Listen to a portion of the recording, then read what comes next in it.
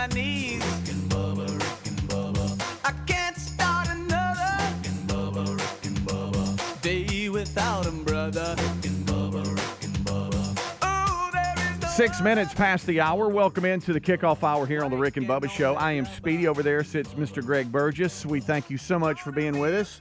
Today, not just any day, we'll explain, break it all down, plus take your phone calls, 866-WE-BE-BIG. That's 866-932-3244. You can call and text that number, and it's there for you. If you want to maybe go, I've always wanted some Rick and Bubba merch, see what you got, but hey, how you get there, what do? You can actually text STORE to 866-932-3244, and in a reply, you'll get the direct link to our store at rickandbubba.com. Also, if you want to know where the staff's going to be as far as events go, you can also text events to 866-932-3244, and you'll get a return link to events, and that's just a direct line for you to communicate. Or, of course, you can go to rickandbubba.com and look under all of those tabs that we have there on the website. You can also connect with us on social media and other platforms, email, all that kind of stuff by going to rickandbubba.com on the homepage. All of our information is there.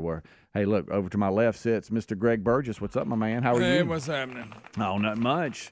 Fired up, ready for another day? Yeah, man. It's already Thursday. That yawn looked good. It wasn't a yawn. It was more of a stretch. Yeah, it was. That looked like that? That looked satisfying. Was it? Yeah, okay. My lower back, it actually helped it. Yeah. I didn't think every now and then when the boys are home, one of them will grab me from behind, and kind of, and try to fight. Oh yeah, just kind of. And I think we're over the wrestling stage because they're men now. Yeah. But Reese grabbed me the other day, and I think when he popped my back, I don't know how many times it popped. Yeah, you can hear it. But I was like, oh son, I didn't know my back needed pop. That looked great. It felt great. But all right, so we have a lot happening today. Today is Rick's 60th birthday celebration. Your big brother. 60. Have you already called him and told him happy birthday? Yeah, I woke him up about 3 o'clock this morning. He would have loved that.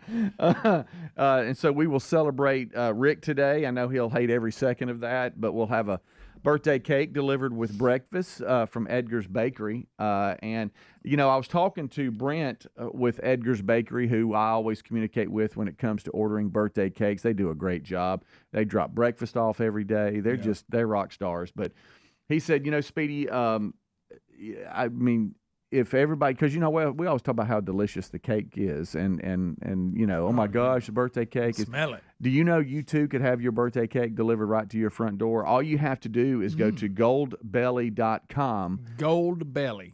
And search Edgar's Bakery. And when you do, you'll see a variety of cakes and other things that you can order right to your door. I went there and tried it out myself and just typed in Edgar's Bakery, and boom, there you go. Wow. So you too can enjoy Edgar's Bakery birthday cakes if you would like, delivered right to your door. So. Just like the Rick and Bubba Show, we get them delivered on all of our birthdays. You too. That's it. You too. And have Edgar's right there on the porch. That's right. So we'll celebrate that today. No RBU today. That's a birthday gift to Rick. Oh, okay. That he doesn't have to do an RBU on his birthday. So that's our little gift to him. But we have a lot happening today. We have some updates, and let's get to the more serious and most important of the updates, and that is the Hurricane Helene relief update that you came on the air, talked about a connection between you and some folks that are making some trips back and forth to Hendersonville, North Carolina. You have an update for us. Yeah, I do. They've opened up. First of all, I had a great response yesterday. Thank everybody. We got companies getting involved that are sending trucks, and it's just a great effort. And I was watching again on the news last night. This is devastation. Yeah. There's people trapped that can't even get off their property because there's bridges are out everywhere. This one guy was rappelling up the side to take them. I mean, this is bad. Yeah. It's horrible, but had a great response and hopefully continue. We've added 3 more drop-offs or 2 more. You can, if you're, I told you Oxford, there's one there, like I say, at Southern Finance Adjusters in Oxford, and then at Alexander's Great Events in the Quintard Mall. Mm-hmm. Mike's one of the ones that's heading it up. His son is actually the pastor at the church. You can drop stuff off there, and then we have at follow this title here: Trussell, Funderburg, Ray, Bell, and Ferguson Public PC. Mm-hmm. That's in Pell City, Alabama. Okay. And then you also in Talladega, Southside Baptist Church in Talladega, Alabama, has said that they'll take drop-offs too. Okay. On these efforts. So, again, and now they're talking, I actually had some wrong information. We was talking about somebody taking fuel for a generator. We'll kind of find out they don't have a generator. Okay. For the church. So they have no power. So they're talking about they need like grills, just like the portable charcoal grills, charcoal and grills and stuff like that, because they're going to try to start bringing some food in so they can, cook it and stuff like that. Or if there's anybody that's got a big giant generator you think could power the church, I don't know. I'm just anything that can help. Yeah, everything's look. There's nothing off the table. They'll take and get the help however needed. I saw an interview and a big story yesterday with Samaritan's Purse that was on the ground in different communities. But there was an interview that everyone was playing, and they said, look, we're here in a massive effort. But what's making a difference is the local churches that are communicating with other people that are bringing things in. And the first thing I thought of was what you were talking about yesterday, and that's what's making a difference right now until others can get on the ground and the feds and FEMA and all that. That seems to be taking and they're working pretty good amount of time, and so there's this gap. Yeah, and they're working in, like, say, First Baptist Church in Hendersonville. They're like a hub, one of the hubs. Others also, it's not just their people; it's everybody. Right. They're just like, if you need something, they're one of the places you go. That's why all this is going there, and there's other ones too that the people are doing. But basically, like you said, they're trying to just keep everybody, fed and clothed and just whatever. And I'm sure they need, like we said, non-perishables, even formula, diapers, anything, all that stuff. Think of anything you use every day. They need it because they have nothing. They got nothing. And it's not just even though we're focusing on Hendersonville, North Carolina, and you've seen Asheville, North Carolina in the news,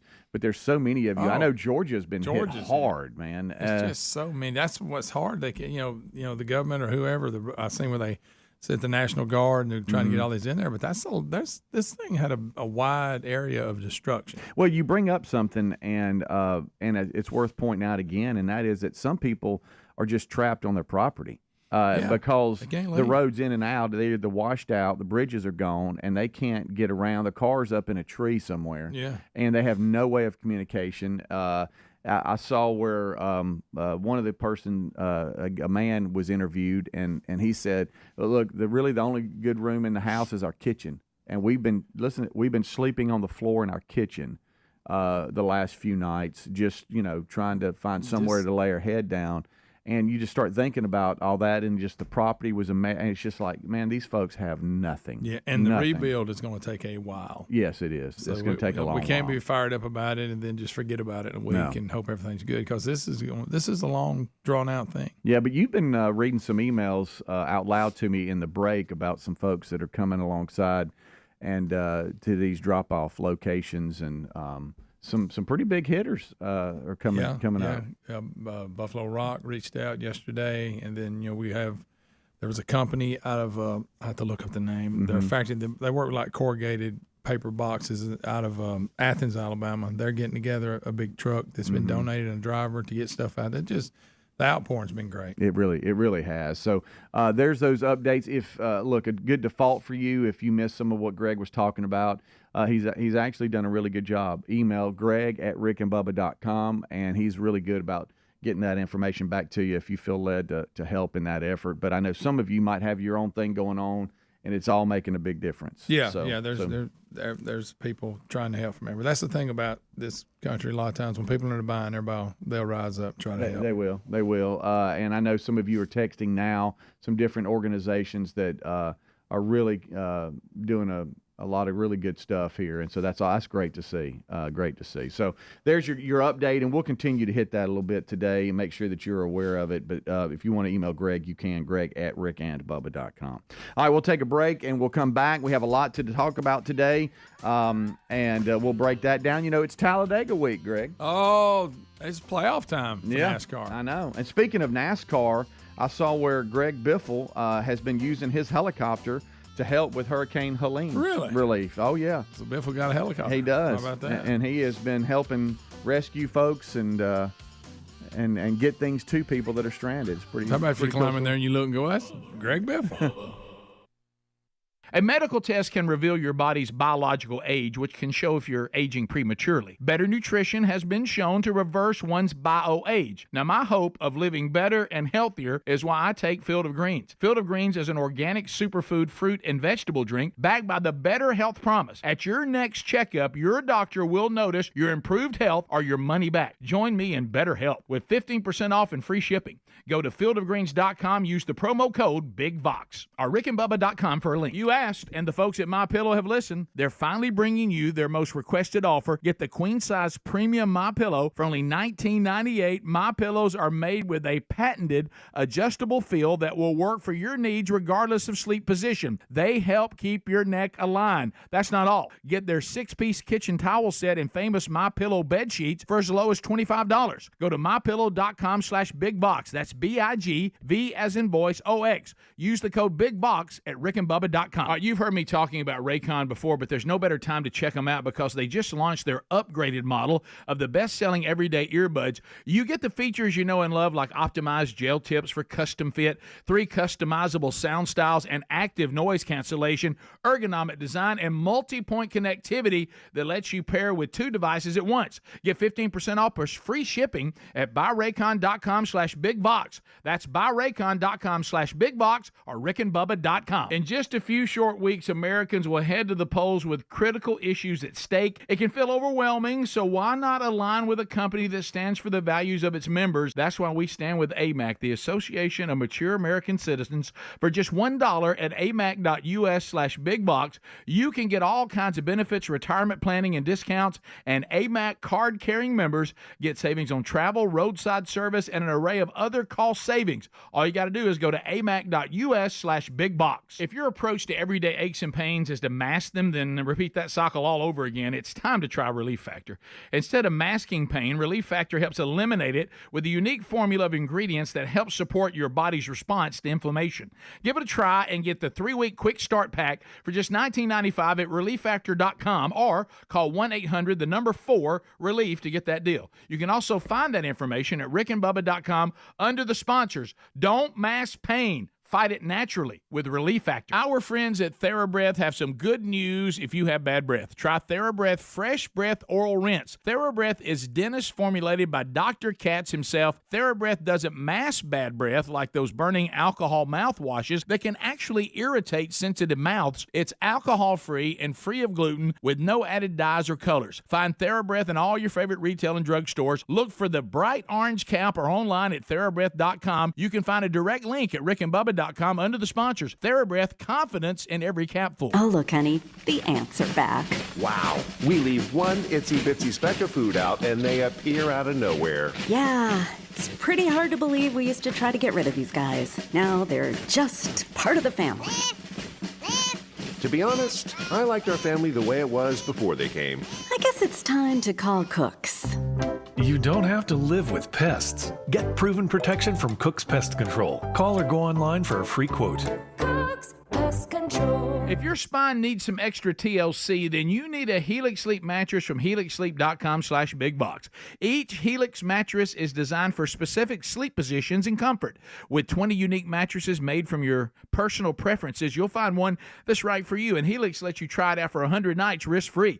Take the 2-minute Helix Sleep quiz to get matched with the perfect mattress. Head to helixsleep.com/bigbox to save 20% off your mattress order, or go to rickandbubba.com. With Helix, better sleep starts now. Do you owe back taxes? Still haven't filed your tax returns? Did you forget to file an extension? The October 15th deadline is coming. Once it hits, the IRS can garnish your wages, freeze your bank accounts, or even seize your property. You need Tax Network USA to handle your IRS tax problems fast. They've already helped taxpayers save over $1 billion in tax debt. October the 15th is days away. Schedule your free consultation. Call 1-800-780-8888 or go to tnusa.com/bigbox or rickandbubba.com. Feeling secure in your own home shouldn't be a luxury, it should be a given. That's why Simply Safe Home Security is dedicated to providing protection and peace of mind to all families. With LiveGuard technology, Simply Safe's 24/7 monitoring agents can act within 5 seconds of receiving your alarm. Visit simplysafe.com/bigbox to save 50% on a new system with a free indoor security camera. Find the link also at rickandbubba.com under the sponsors button. There's no safe like Simply Safe.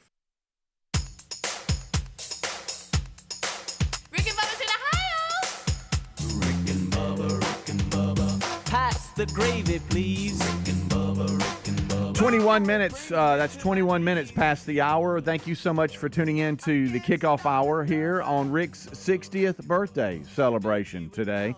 60. I thought you actually looked at him as he just walked in and were pretty sincere on telling him happy birthday. 60 is a milestone. For some reason, you created a song and started singing "I'm 60" to him. I'm 60.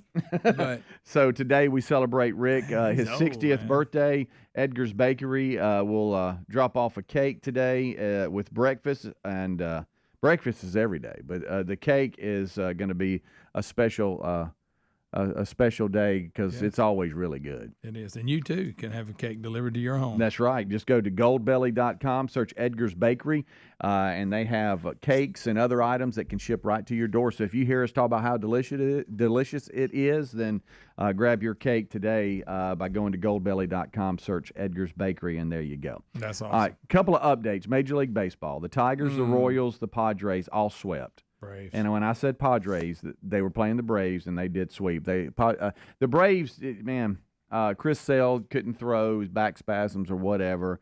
And for game one, they just kind of got beat pretty What about good. the Mets? And the Mets are, that's what I was getting to. The Mets and the Brewers are headed to game 3 today. So But the Braves tried. They lost 5-4, but they I thought they might try to make a pull it run at out. the end. But yeah, so I watched one inning because it come on so late, and it was 1-0. Yeah. But I've heard that didn't last. I know we have a lot of folks that love Troy and their football team, and they play Trojans. tonight. Texas State at Troy, ESPNU at 6 p.m. Central. And the game that you don't like is the Amazon Prime game tonight on the NFL. 7:15, the Bucks come to Atlanta and play the Falcons. It seems like every time I turn the TV on, the Falcons are on. Yeah, I know. And I mentioned Talladega week, and it is Talladega week. We were sitting here looking at the schedule, and it's a busy one. I got to step my NASCAR game back up. Yeah. I've kind of faded. The NASCAR Nothing Craftsman against Truck it. Series is Friday with the Love's RV Stop 225. How about those truck races on that track are usually really good? Yeah. Then Saturday, you've got the Xfinity race, the United Rentals 250. That's Saturday. And then Sunday, you've got the Yellowwood 500 as part of the NASCAR Cup Series playoffs at Talladega. So What there's your a NASCAR. weekend. So welcome, NASCAR fans. Welcome, my I know friends. you pass the track every morning. I do. Are you so sleepy you don't look over, or can you see activity? I see it more on the way home. Yeah. And when I go that way. Okay. So a lot of times I exit before then, but it just depends on what mood I'm in. Whenever I'm traveling with a family member, I know they get tired, but I'm like, "Hey, coming up on the track, There it is. Take a look," and they're like, "I got it, Dad." It is quite a sight. It is. That's a big one. That's the real big one. big one. It is a real big one. Does Kate still work on those weekends? Yes. Okay. Yes, he does. He's got him. We got him a gig. He gets after it. we won't go into it, but You it is may precious. run across him at the track. You could. Yeah. If you run into a person at Talladega Super Speedway that seems to be working for someone, and he's very loud, Yes. And very cracking happy. jokes, you could just ask him, "Hey, are you Kate?" Yeah. and he Is might that you? say yes. He might. Or he may be incognito. Yeah. But let's go back real quick to something we just mentioned. We were talking about the Hurricane Helene relief, and I mentioned Greg Biffle. And you know, flying a helicopter. some of these guys and others, that was actually a part of some things that I saw in an interview of people that own, you know, that have a plane, they're a pilot, a helicopter, or whatever. All those people are making a big difference because they're jumping in and trying to help when it comes to people just getting supplies or getting rescued. They're trapped on their property. The stories are just coming in. They're pretty crazy. horrific, but. They did have a story out here, and in social media, Greg Biffle actually posted him talking about it, standing next to his helicopter. But over this past weekend, he shared a post on social media channels as well as Facebook and Instagram that showed him using his private helicopter to deliver donated supplies to hurricane victims in western North Carolina, and it shows his little helicopter, and they were talking about how big of a difference he was making, and it was just something I You can remember. get to those people that can't, the bridges are out and all that, and just pluck them right out of there. Yeah, and that's it's sad, Greg, but really the only way to get to some of these people is by air. Yeah. Because there's no way to drive to them. A lot of them. There's no way to drive to them. Yeah. But that was a very inspiring story where he was jumping in, trying to help as best he could. Yeah, Biffle, he's been out of the game for years, but he's got a helicopter. I'll tell you that. Yeah. So anyway, so that was just a quick finishing up to that quick mention as we went to break. Old Biffle. But Talladega Super Speedway, it's got quite a history with the show. Oh, we've had a lot of events. We have even before the show. Yes, I've got history from there because I grew up 20 minutes from there, so we would go. I don't want to hurt anybody's feelings, but I didn't grow up a NASCAR fan. It's not that I ran from it. It was just never really part of my routine. Listen, but I grew up in Mississippi, nowhere near a local track or anything like that, and so it wasn't until I went to Jacksonville State that I was introduced to NASCAR. And a couple of buddies of mine, I'll never forget it.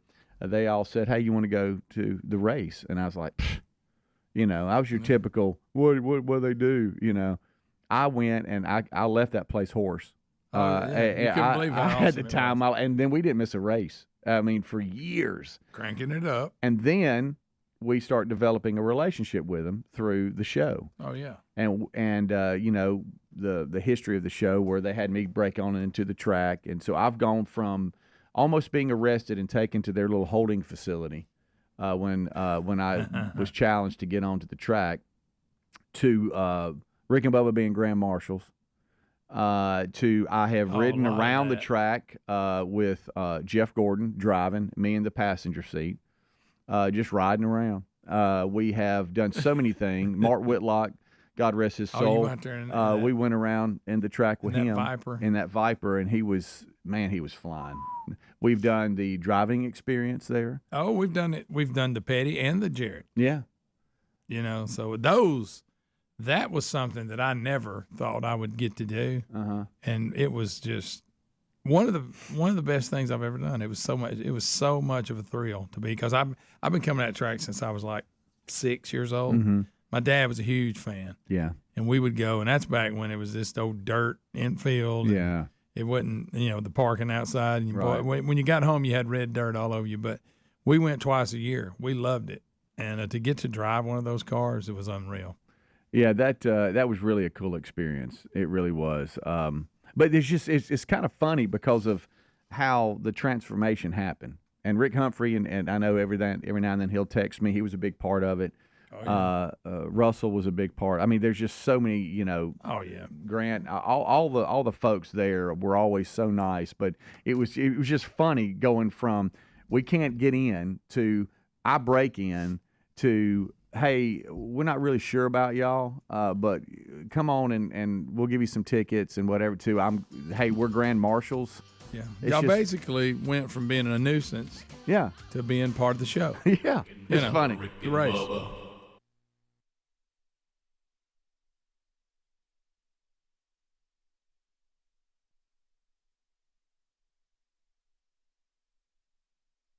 We all have two ages, our true age and our biological age. Our bio age suggests how healthy or unhealthy we are inside. You want your bio age years younger than your true age. Let me tell you how Field of Greens is helping me do that.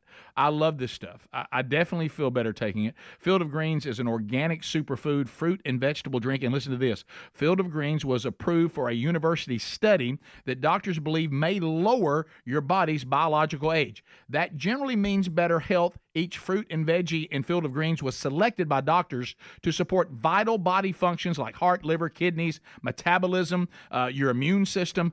Only Field of Greens is backed by the Better Health Promise. At your next physical or checkup, your doctor will notice your improved health or your money back. So why don't you join me in Better Health with 15% off and free shipping? Go to fieldofgreens.com, use the promo code BIGVOX, or go to rickandbubba.com, rickandbubba.com, find the link under the sponsors button. If your spine needs a little extra TLC, then you need a Helix Sleep mattress from helixsleep.com/bigbox.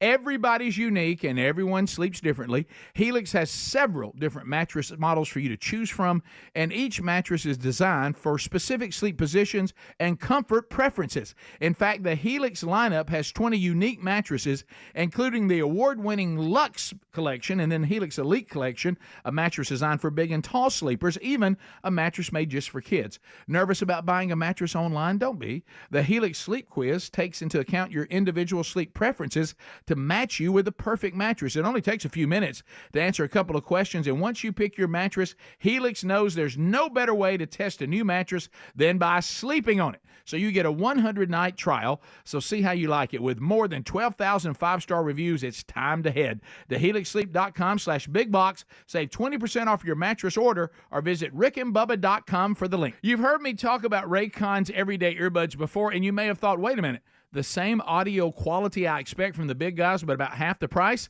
Sounds pretty good, but if you haven't pulled the trigger on a pair of Raycons, now is the time to check them out because they've just launched their upgraded model of the best-selling everyday earbuds. Now, this means you get the features that you know and love. Optimized gel tips for a cozy custom fit and 3 customizable sound styles, but now you also get active noise cancellation, ergonomic design, and multi-point connectivity that lets you pair 2 devices at once.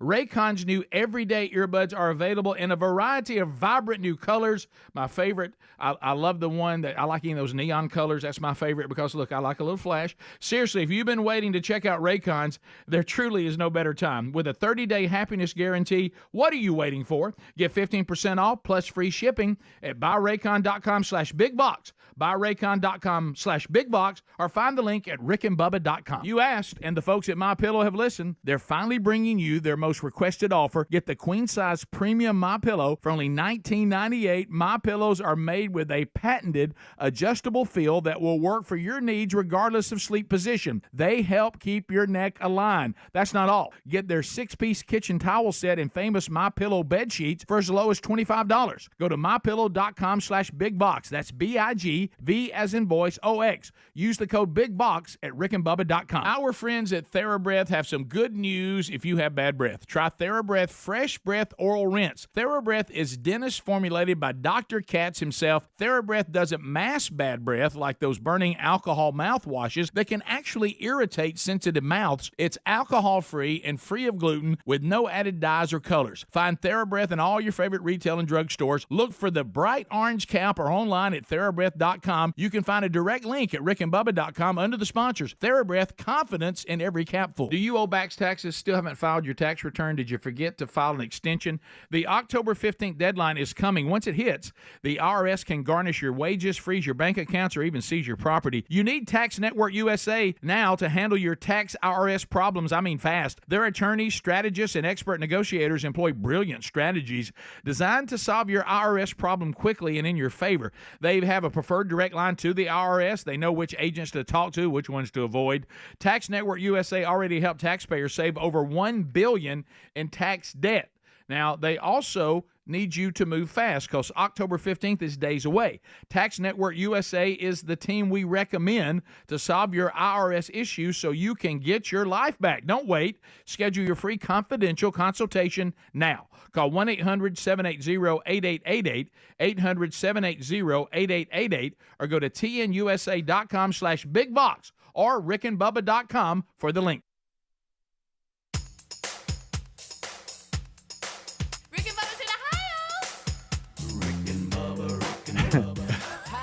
It is 25 minutes until top of the hour. Thank you so much for tuning in to the Rick and Bubba Show. It's Rick's 60th birthday celebration today.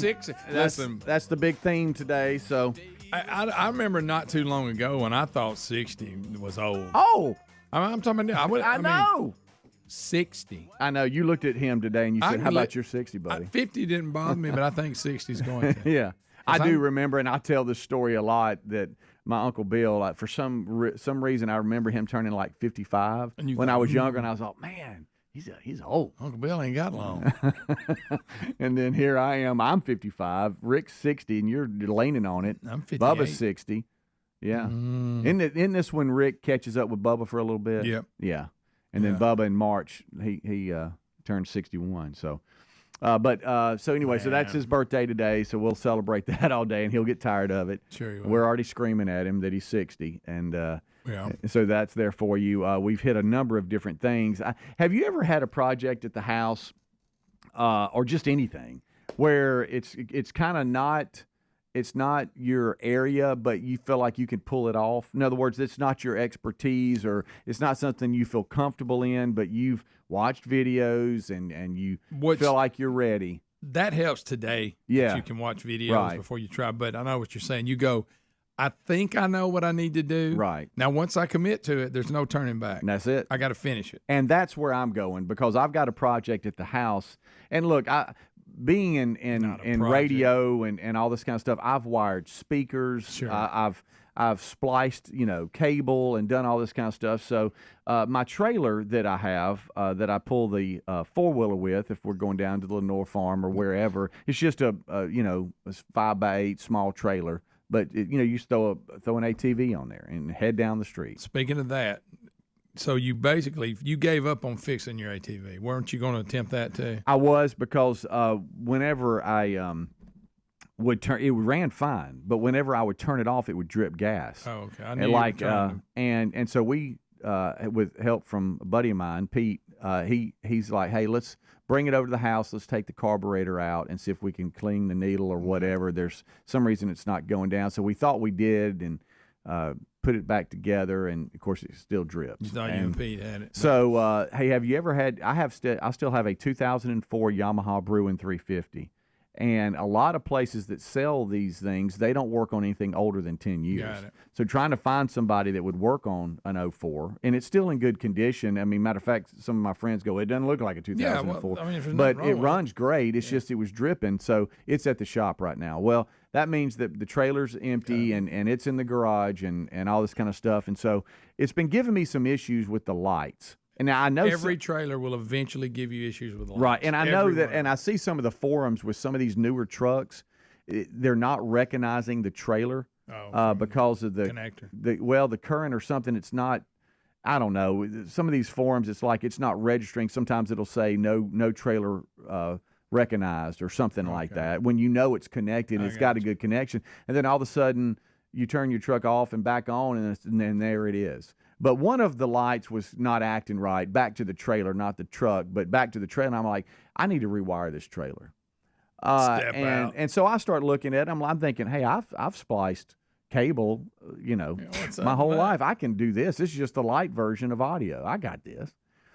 And then you start looking at it, and I wanted to add some side clearance lights to it as well, because we're gonna get fancy. And so I'm like, And so I also needed needed to fix it. I'm gonna add a little. I needed to replace one of the pieces of wood on the decking. It was acting like it was maybe starting to rot a little soft spot in it. So I need to go ahead and pull that up and replace it.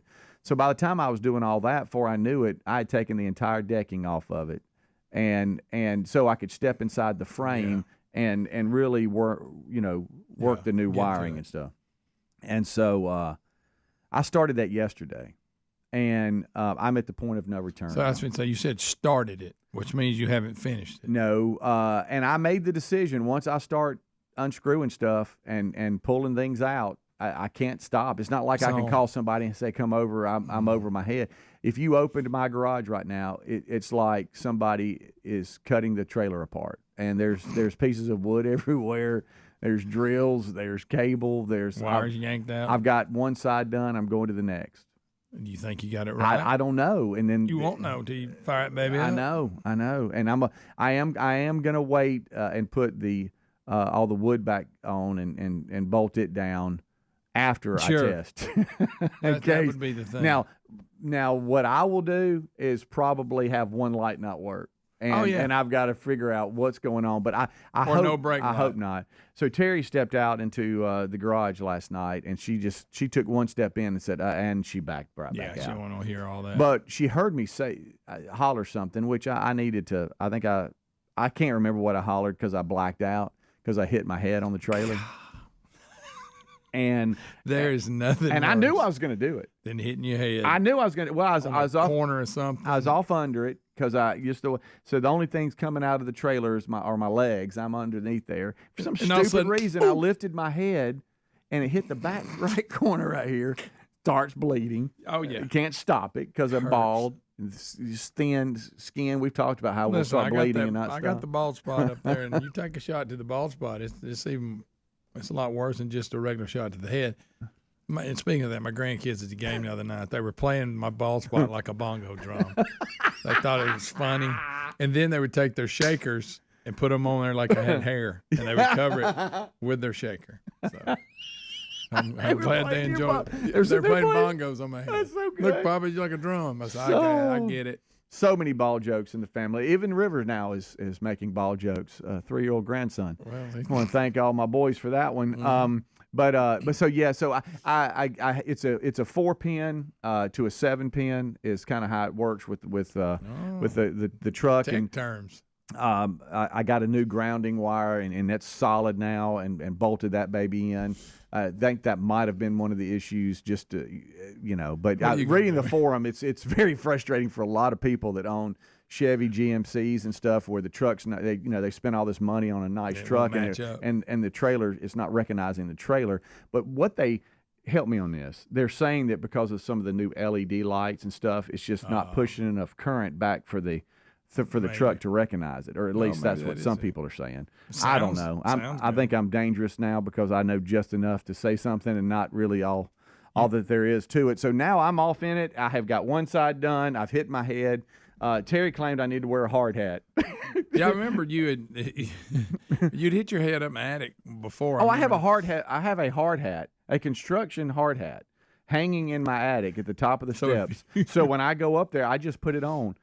Because every time I'm in the attic, I would hit my head on a beam, and gosh almighty, and it just scrape up and start bleeding everywhere. So I look like I'm a construction worker when I'm in the attic. Well, you may have to go borrow that to finish this job. Look, if you do some real good on it, you may start hiring it out and doing it for other people. Yeah, well, I'll tell you. Trailer repair. I'll tell you this right now. We have a lot happening, and this is here's what's going to, you ready for this one? Here's what's going to happen. And they said it would take a couple of weeks just because they're backed up and everything to fix the four-wheeler where I took it. But what's going to happen is now that I've taken everything apart, they're going to call today at probably noon and say, "Hey man, your four-wheeler's ready. Could you come get it?" Mm-hmm. And my trailer's going to be in pieces. You got wood laying everywhere. I'm gonna say, "Hey, could you give me a second?" Yeah, hang on with that because I'm not sure if these lights are going to work once I get this thing put back together. Could I come get that tomorrow? How about Monday? Yeah. Would it be in your way? I could come pay today, but could I come get it later? Yeah, just leave it there because I'm still hitting my head wiring the trailer at the moment. I like to do things in projects, but I'm also one of those that I've stepped off in things and made mistakes and regretted it. And if I would have just paid to have it done right, I would have not been in the mess I was in. And I was really thinking about it. I tried it with the four-wheeler, but then I was in over my head, and it needed to be done. Out. It needed to be done professionally. You said, I've gone as far as I can go. I can't rebuild a carburetor. No. I can't do it. And the choke cable came loose, and it was over my head. Leave that alone. But the four-wheeler, when it was on, it ran great. But when you turned it off, you had to turn the gas off or it would drip. Yeah. And so after 2 hunting seasons of that, I'm like, okay, something's got to be done. So anyway, we'll see how it plays out. There's the feeling when you start in it and you go, okay, this ain't bad. I think I know what I'm doing. Then there's that feeling when you start in, you get about halfway, and you go, I'm going way too far with this, and I hope I can go back and call the pros, let them come fix what I've messed up. Terry, she came out and tried to have a quick conversation with me, and I don't think I was paying attention to her too much. She's like, "Why aren't you paying attention to me?" And I said, I really have to focus here on what cable's going where. I got brown and yellow over here. I got green over here. I got to go to the right spot. Now I'm going to a clearance light. That's brown. I got to split my brown and get back to the. I'm like, I'm sorry, honey. If I'm a little bit short with if I connect the wrong wire, we're in trouble. That's right. So this whole project's gone then. I did think I was sharp when I bolted an official ground to the trailer. I got felt pretty good about that. Yep. Cinched in really nice. All right, we'll take a break. We'll be right back. So if you see at the top of my head, if you ever standing over me and you see a big red mark, that's from where I hit my head yesterday. Yeah, that looks good. Rick and Bubba, Rick and Bubba.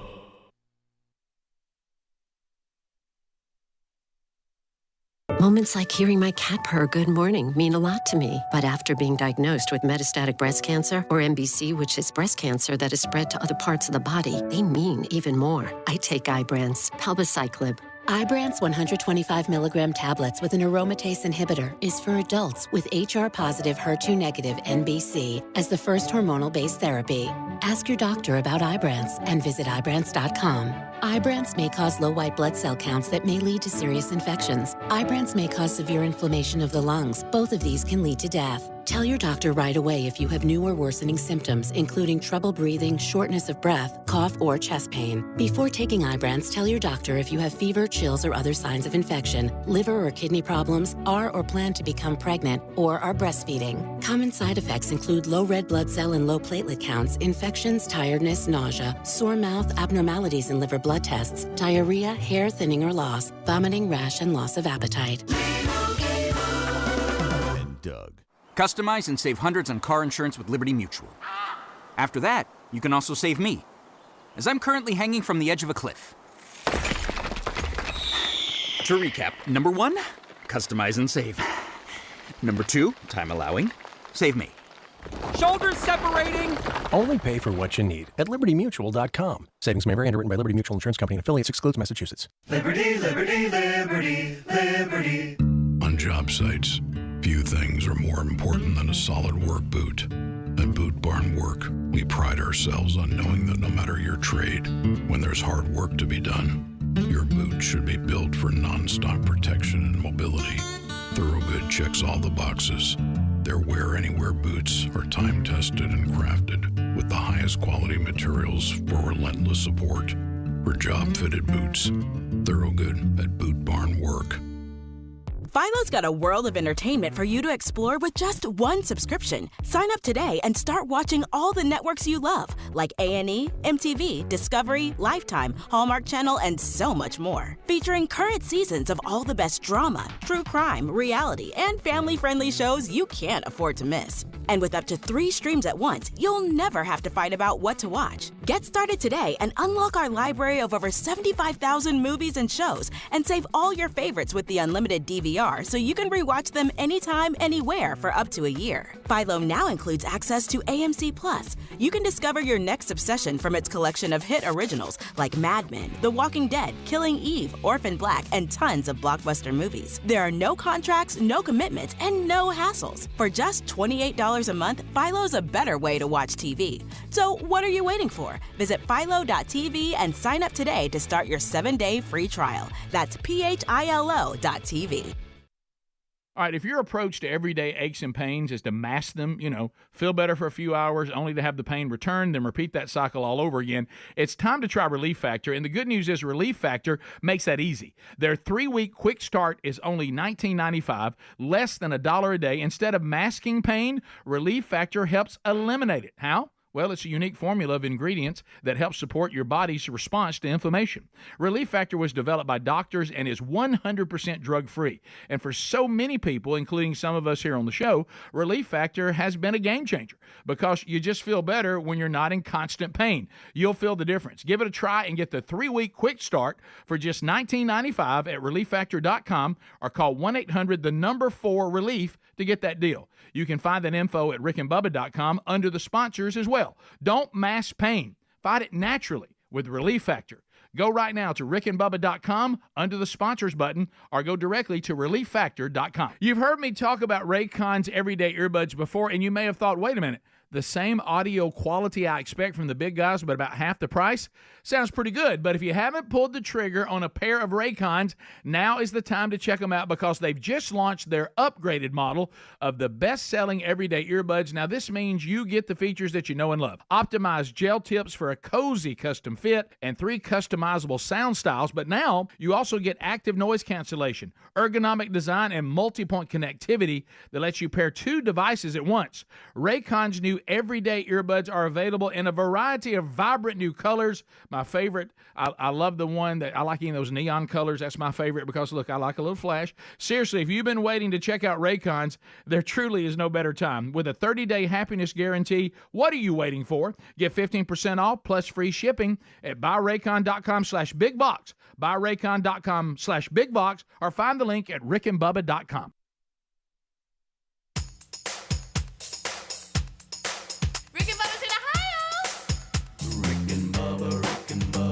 Pass the gravy, please. Rick and Bubba. Ooh, it brings me to my knees. Rick and Bubba. I can't start another Rick and Bubba. Day without 'em, brother. Rick and Bubba. Ooh, there is no other Rick and Bubba. Waking on their blubber. Welcome in. It is 9 minutes until top of the hour. We appreciate you tuning into the Rick and Bubba Show's kickoff hour. We have discussed a number of different things. If you're just joining us, Greg did do a really quick update from yesterday's discussion on Hurricane Helene and the relief efforts that are taking place with some family and friends of his that he knows in the Oxford, Alabama area that were taking some stuff back and forth to Hendersonville, North Carolina. And he updated, there's a couple of more drop-off spots in the central East Alabama area, and it's Pell City and Talladega. Yes. In addition to Oxford. Yep. And you can email him, greg@rickandbubba.com, if you feel led to help, and a lot of you have, and he'll connect you with those that are doing that. And then that kind of splintered off into others that are helping, because I know a lot of you. Yeah, a lot of organizations are helping, which is good. Yeah, through text messages and stuff that, a lot of you are tied up to folks that are helping in different organizations as well. And then also just a lot of individuals that just go, hey, here's 3 or 4 buddies or a couple of families, and let's do our part. Let's go. And it's devastating over there. And not just in North Carolina, but, Georgia, South Carolina, North Carolina. Guys, also down there in Florida, it came in. Yeah, Florida. We're hearing a lot about it, but there's got to be bad damage there, too. Virginia, Tennessee, some parts of Alabama. But you're right, you don't hear a lot. I did see, it was kind of interesting that Governor DeSantis said, not saying that we don't need any government assistance federally, but we were ready.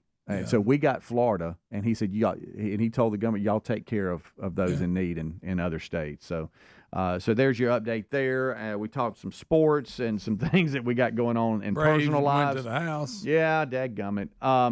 I did see this story and thought of you. Anytime, and I just want you to know this, anytime I see anything about music at all or bands or anything, I think of the Burgess boys. Yeah, we have a lot of useless information. That's well, for sure. no, I've learned a lot of useless information. Yeah, I don't know why. We always like the music business and different things. My dad exposed us to good music when we were young, and I think it went from there. Yeah.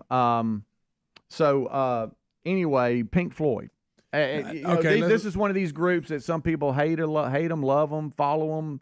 I probably like 3 songs, maybe they did. I'm not a huge Pink Floyd fan, but they have been around forever. Mm-hmm. And The Wall, which was weird. Yeah.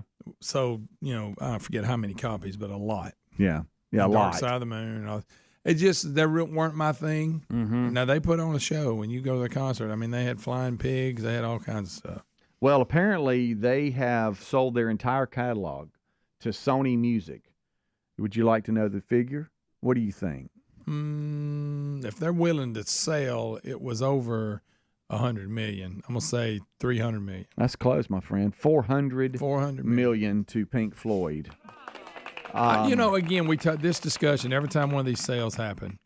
Okay, I've paid $400 million. Mm-hmm. Now I got to recoup that somehow. Right. I'm willing to give you $400 million because I think I'm gonna make some serious money. Yeah. It's just hard to. You think, well, how you ever? I guess the numbers just seem too big for me. But obviously they're not. They research it and they buy this stuff. Sony is a threat to buy somebody out. Yeah. And it's never. I mean, it's all north of $100 million every time. Yeah. They've had a lot of inner fighting over the band's legacy. Roger Waters and Gilmore guy. Yeah. They were kind of the two main guys. And Roger, he was the bassist, right? Yes, and he sang too. All right. Well, both of them did. I know that they have said some things and had some inner fighting. However, Sony Music, who also did similar things with Queen.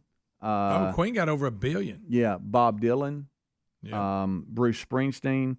they says will not retain the copyrights of the songwriting, but it will have the rights to merchandise, film, TV spinoffs. Financial Times has reported yesterday, according to this article. They must turn profits because they're buying them all the time. Yeah, yeah. And how about this? Boy, they got some buying power, don't they? They can drop that kind of money. So the members, they have to be. Are they in their 80s maybe? Or They got to be in the 70s at least. And I understand it's probably legacy for family, but because at this point, what is too old to sell? I mean, should you have done it a little earlier or to enjoy it? But I mean, hopefully they live 10, 20 more years. But I understand it's a legacy thing. Yeah.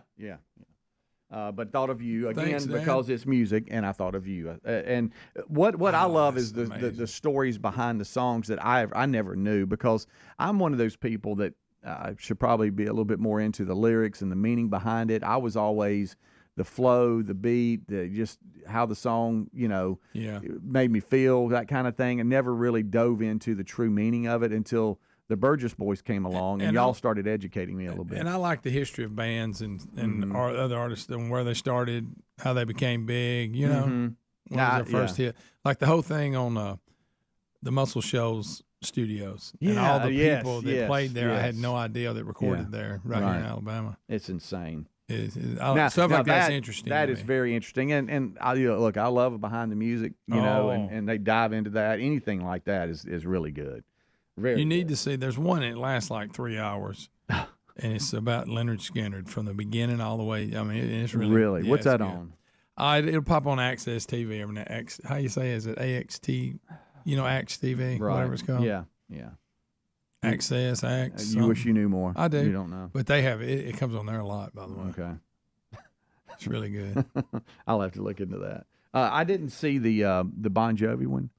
I saw the first two episodes. I started it, and Terry said it made her feel weird. She said, "I want to remember him." Not that there's something just tragic about it, but she said, "I'm not into this." And I'm like, that's something I needed to go back and just pick up on my own, and I haven't. It was pretty good. Yeah. I got one more episode, and then I'll be done. I think there's three episodes. Okay. We're also on the text line. We're getting hit with, have y'all seen the Dave Ramsey Donald Trump interview? We had some clips that they teased when Trump and Dave Ramsey shook hands and they were about to do the interview. I haven't seen the interview. I saw all the hype of what it was going to be like, but we'll have to dive into that and see. They say the Skinnerd bio is on Prime. Thank you. Okay. Thank you, person who texted, because Greg Burgess didn't know. It's a good one. Thank you so much. Appreciate that. Well, I knew it was on something. And it was on Access. How you call it? Cuban used to own it. Yeah, I'm just letting you off in it. It's got a lot of good music stuff on it. AXTS, I think is how they spell it. Maybe I'm wrong. Or AXES. I don't know. I have no idea. I know it's got some pretty good stuff on it. Right. Well, let's go back to this. The reason we brought it up, Pink Floyd sold their entire catalog for $400 million. $400 million. $400 million. So, I mean, Sony Music must have said, okay, there's some things that we can do through advertising, film. People pay the rights for certain songs to be in movies and all that. So, I mean, I'm sure that they're going to get it back. They're going to get it back. But that's a lot of money. Yeah, it's a lot of money to recoup. Man. We'll take a break. We'll be right back. It is Rick's 60th birthday celebration today. 6-0. So when you holler at us, say happy birthday, Rick, as we celebrate him today. And we look forward to hanging out with y'all all day long. We'll be right back. Rick and Bubba, Rick and Bubba.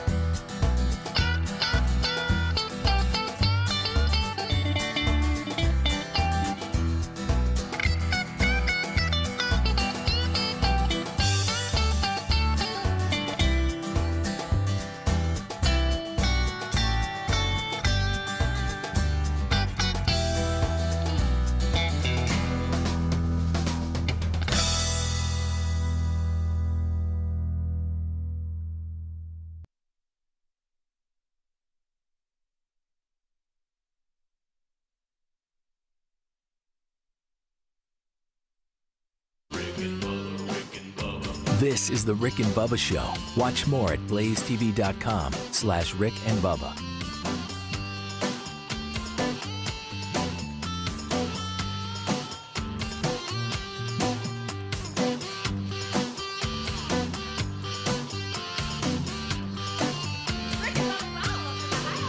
Rick and Bubba, Rick and Bubba.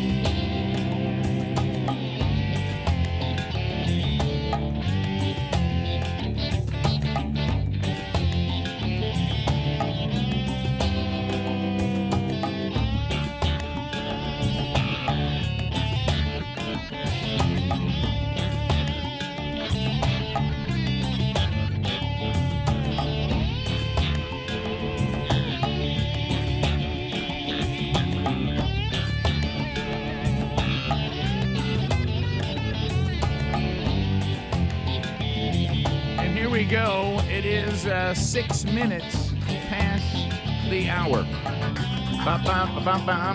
And we are fired up and ready for another hour on a brand new show. Here's the national anthem.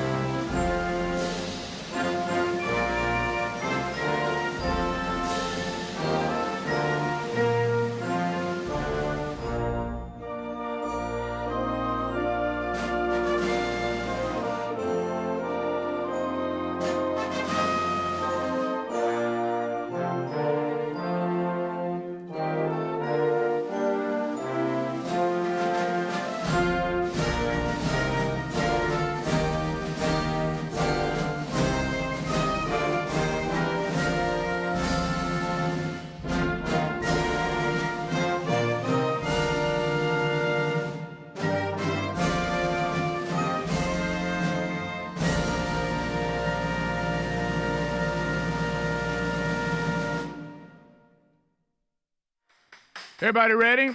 Let's go. Brand new hour on a brand new day on a brand new show. And we're glad you're here. The kickoff hour is behind us. Speedy and the real Greg Burgess have knocked that out for you.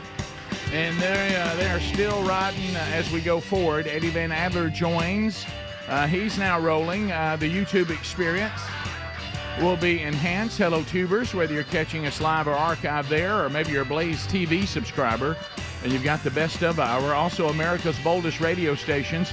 Another live option, the Rick and Bubba TuneIn app, a streaming option. And then on the audio archives, you have the Rick and Bubba podcast channel, where the show is archived daily. You get a best of hour there as well. So the table is set. We're missing one, the silver-tongued one, the man with a golden voice, professional lunch eaters, man of the year, the inventor of pizza in a cup, Shakespeare's worst nightmare, and the master out of King's English. Ladies and gentlemen, put your hands together for Bill Bubba Rossi!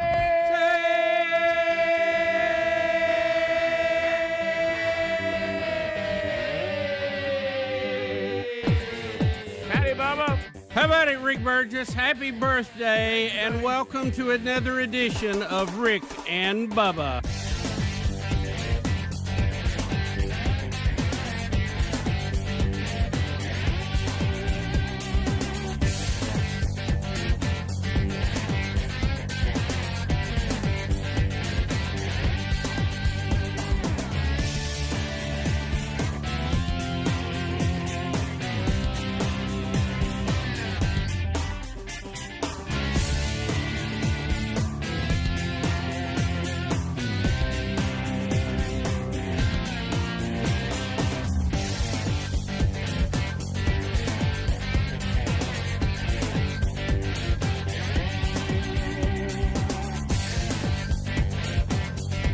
Walk like a man.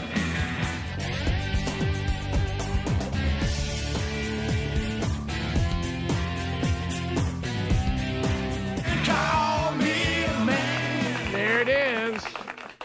Grand Funk Railroad, Walk Like a Man. There you go. A little girl asked me, what am I going to do when I get old and blue? So here we go. 60's a big number. That's a big number. Happy birthday, Rick. That's your big number. The big 6-0. That's your big number. Thank you. That's a 6 and an O. That's all right. I thought to myself, I or said, a 0. O is a letter, not a number. How about I'm 60 today, and so I was thinking, so my two older children are 30. Are they 35 and 34? 34 and 33. So they're two, and then of course there is my mother, who is still here. Those are the only three people that have spent more time with me in my life than Bubba.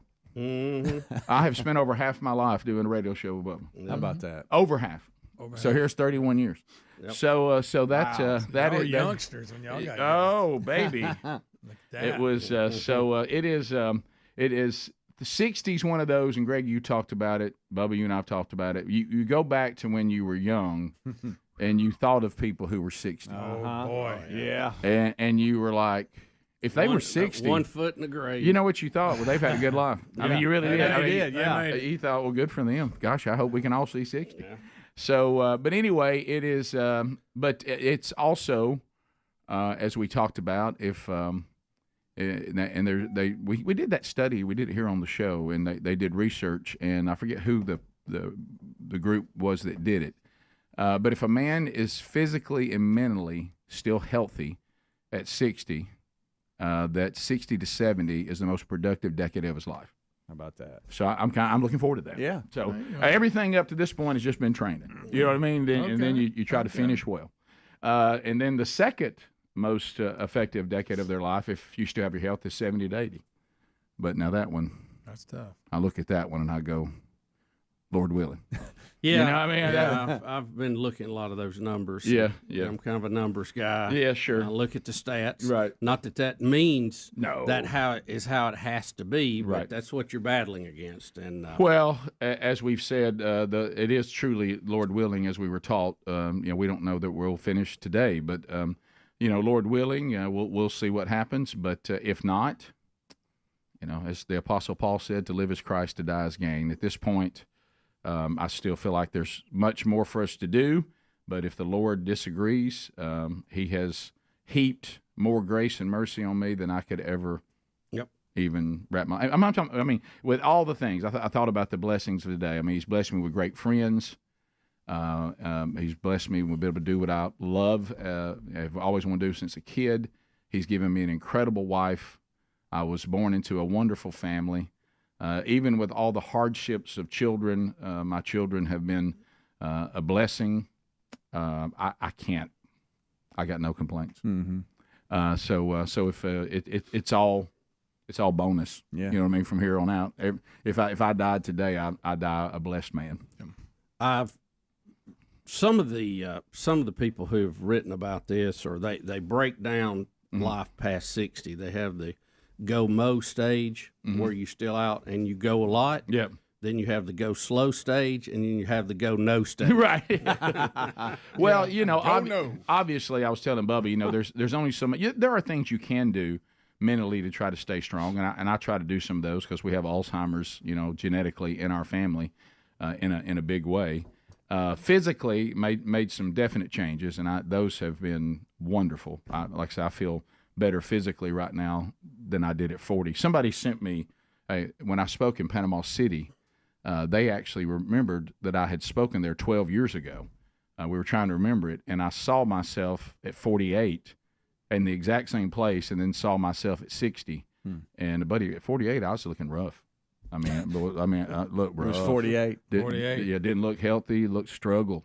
And so anyway, I'm glad I made those adjustments. Those are paying off. But there's some of it, you're aging. There's only so much you can do about it. So I tell Bubba, but I have gotten wiser on, even things like that. I don't put myself in situations where I pretend that I'm not 60.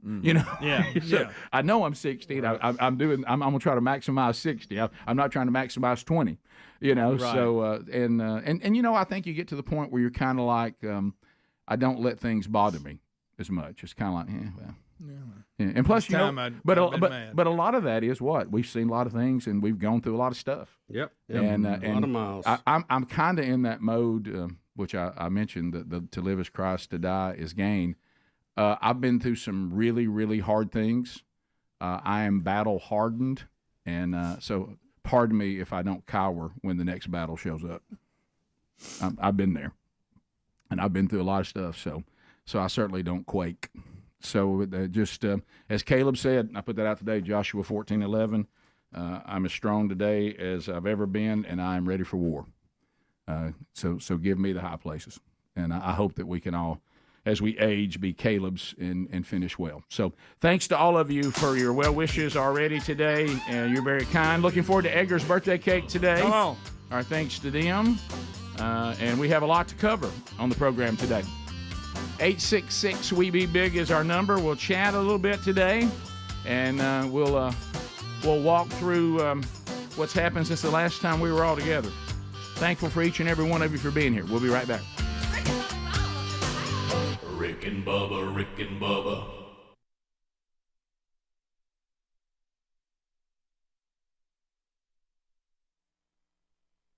Chastity will join us out of Huntsville. Chastity, you got 30 seconds. Go ahead. Okay, here, Gigi. Go ahead. This is Gigi.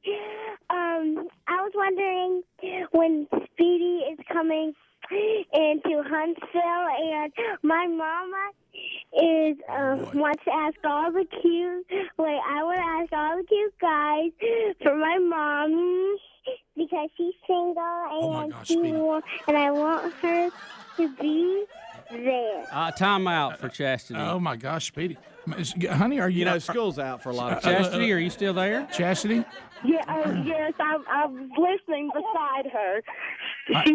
Now, what was she's your a huge fan of Speedy. Yeah, it sounds like it. Not the only one in the family. Yeah, I mean, it's one thing. It's one thing to be a fan of Speedy. It's another thing to desire him to be your daddy. I think that's more her pimping me out is more of a side note. Right. I would like to make very clear, Speedy's happily married. Yes. Well, I think she meant that towards other people. Right. God love her. God love her little heart. Well, maybe we can bring you out to Turkey Toss and find you a man. There we go. Okay. But, what could I have a message from Speedy to tell her when he's coming to Huntsville? That was her main. We know you're doing that just for her, but go sure. ahead. Sure. Well, Chastity, I hope to be up to Huntsville soon to see my family. You know, my parents live there. My sister. When your wife comes with you to see you. That's the mother's name. Yeah. Chastity is the mom's name. No. That's the little girl's name. Right. You sure? Yeah. Okay. And probably really around Thanksgiving, Chastity. I'll be up in Huntsville. Mom, and, what is your name? We're confused here.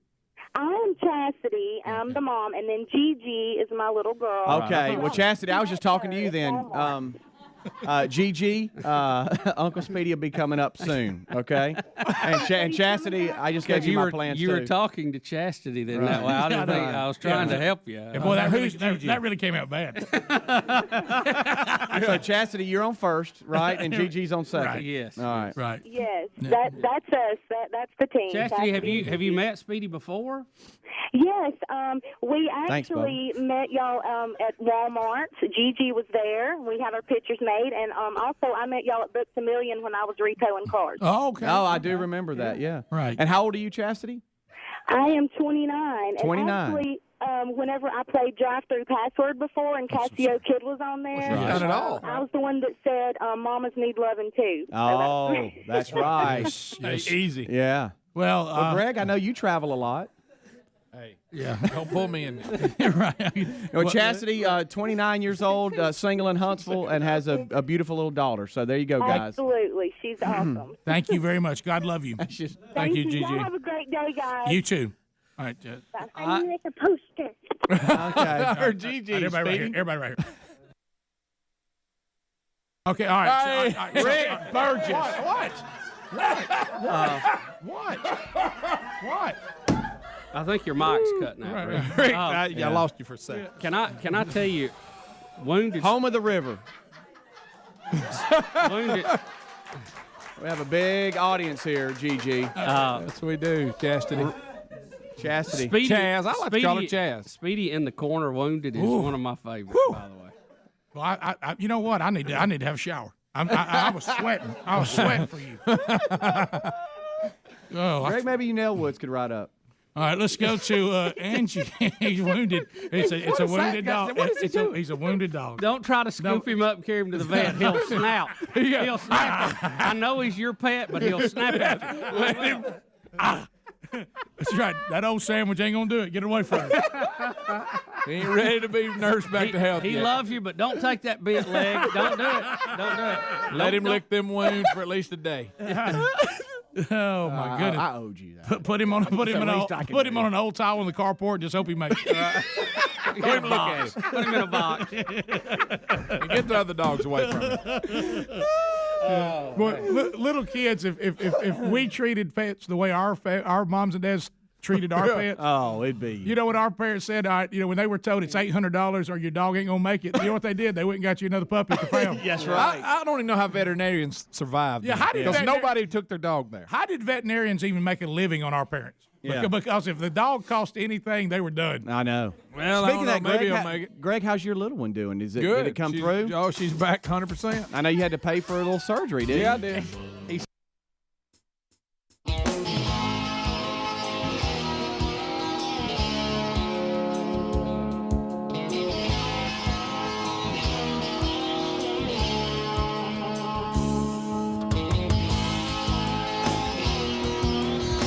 Here we are in our 31st year. Bubba and I both 60 now. We spent over half our life doing this, and it has been a blast. Thank you so much. What a blessing all of you have been, and we continue to celebrate. So we'll get into other things going on that are just kind of inside the show. But one thing that's happening as far as our country is concerned, and Bubba's kind of got an update on this. So, and thanks to all the textures and the stuff you guys are sending. Thank you so much. Biden, you know, what an old fool. Goes into these hurricane-devastated areas and decides to lecture all of us on man-made climate change. You know, the foolish part about that is that when they talk about the damage of Helene, they say not since Katrina, you know, then Andrew in '92, and this is not unprecedented. It's horrible, it's terrible, but it's not unprecedented. And then they even go back into the '60s, and you know we've had Category 5s in Galveston, and I mean it's just so disingenuous. You can't act like this is something that's never happened before because it's just not true. And then Bubba made the point yesterday, the government, if they would just put their money where their mouth is, maybe we would think they would have some conviction. Rick, if you really believe this, now Biden yesterday, he said, let me get his quote right here, Americans are brain dead if they don't think Hurricane Helene was caused by climate change. No, you're the one that's brain dead. I started to say, if I was Joe Biden, I wouldn't talk about anybody's brain not being right. Okay, stay out of point one. Stay off the brain subject. But you're talking about time and place. I mean, let's say you believe that. Now's not even the time to say that. There's people that have lost everything. But you would have to have clarity of mind to know this isn't appropriate. Yeah. Y'all want to hear it? Now, there were yes, please. Okay. It's real quick. Let me close with this. Nobody can deny the impact of climate crisis anymore. At least I hope they don't. Yes, we must can. be brain dead if they do. Okay, good grief. This is not They new. must be. Trust me, I know a thing or two about being brain dead. Yeah. Speaking of that, I'm an expert on being brain dead. Right. did y'all see the memes too, where they had renamed North Carolina Ukraine so they could get money? Oh, that's great. Gosh, That's good. fun. That's good stuff. That sounds like a Babylon Bee right there. So here are some facts, and these are old numbers, by the way, because you can't get recent numbers. The government doesn't get them out as quick as you like for them to. Oh, there's a shocker. The largest number of people driving cars in this country, far as a group, is the U.S. government. Of course it is. How many cars do you think the U.S. government has? Bub, I can't even wrap my mind around that. Cars, trucks, and tractors. They own 498,815. Good grief. I was going to guess something like 15,000. It's just a smidge under 500,000. Good gracious. Now that's just the federal government. If we go to state and local governments, what do you think they own in our country? And these numbers I'm quoting are over 10 years old. Wow. I promise you they're much higher than this. Wow. They own 3.4 million cars, trucks, and tractors. Cars, trucks, and tractors. So you're looking easily, when you talk about government combined, federal, state, and local, I mean, you're way over 4 million. 4 million. Now, they operate like nobody's business, because guess what? They got fuel to burn. Oh, and who provides the fuel? That'd be us. Okay, just checking. But they're telling us that our minivans and our trucks are the problem. Unbelievable.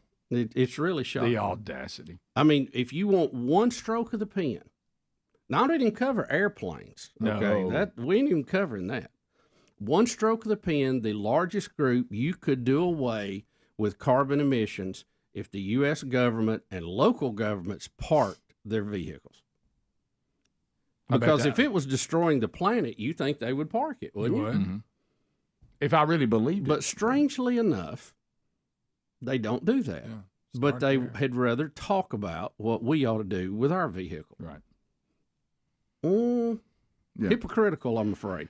Well, and really, as you have Show me. Don't talk about it. Yeah, as you have pointed out so clearly, all of us can take our minds and look at the point that Bubba's making. And we've made this point so many times. You can profess one thing and do something else, but you can't truly believe something and not live it. Tell it, Rick. It's not. Look, right here, we use this analogy all the time. I use this when I'm making this analogy about our faith, when we claim a certain thing about our faith that there's no fruit of. If I kept going on and on and on that, bottled water, as some people are doing now, is going to destroy the earth and destroy all mankind, we won't exist. But every time you looked around, not only was I drinking bottled water, but I was buying cases of it. Do you think I really believe that? Well, no. And this is exactly what they're doing. Exactly. I mean, and to Speedy's point, this is not the time or place. These people need shelter, food. Some of them need rescuing still. Yeah. Even the debate. I mean, when the moderators brought up the hurricane, I mean, they focused like this much, and I'm showing just barely on the hurricane and more on climate change and talking about it. Yeah. It's just that's how the left thinks, and it's just sad, to be honest with you, especially this close to what's happened. What do you think? What do you think?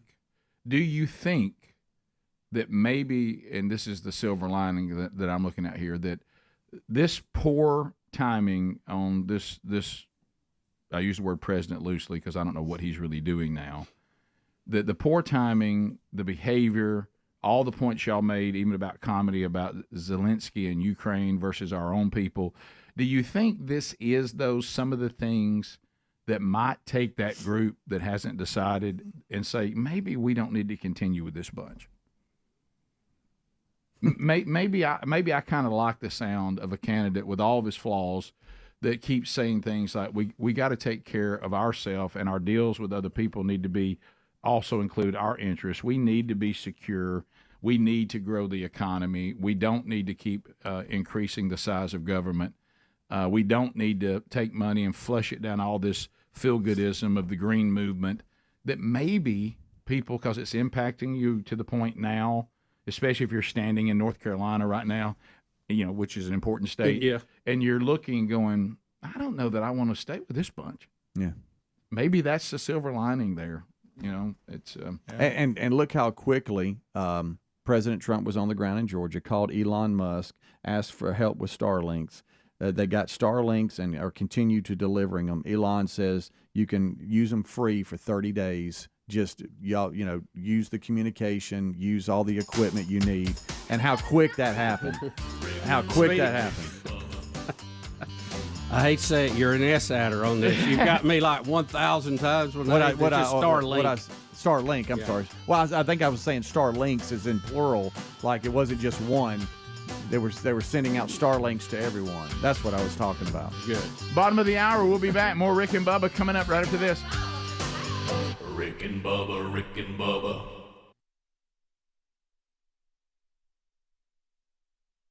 Well, Rick, I've heard of reclaiming something, but this is getting ridiculous. And can I tell you something, ladies? This is becoming a new trend.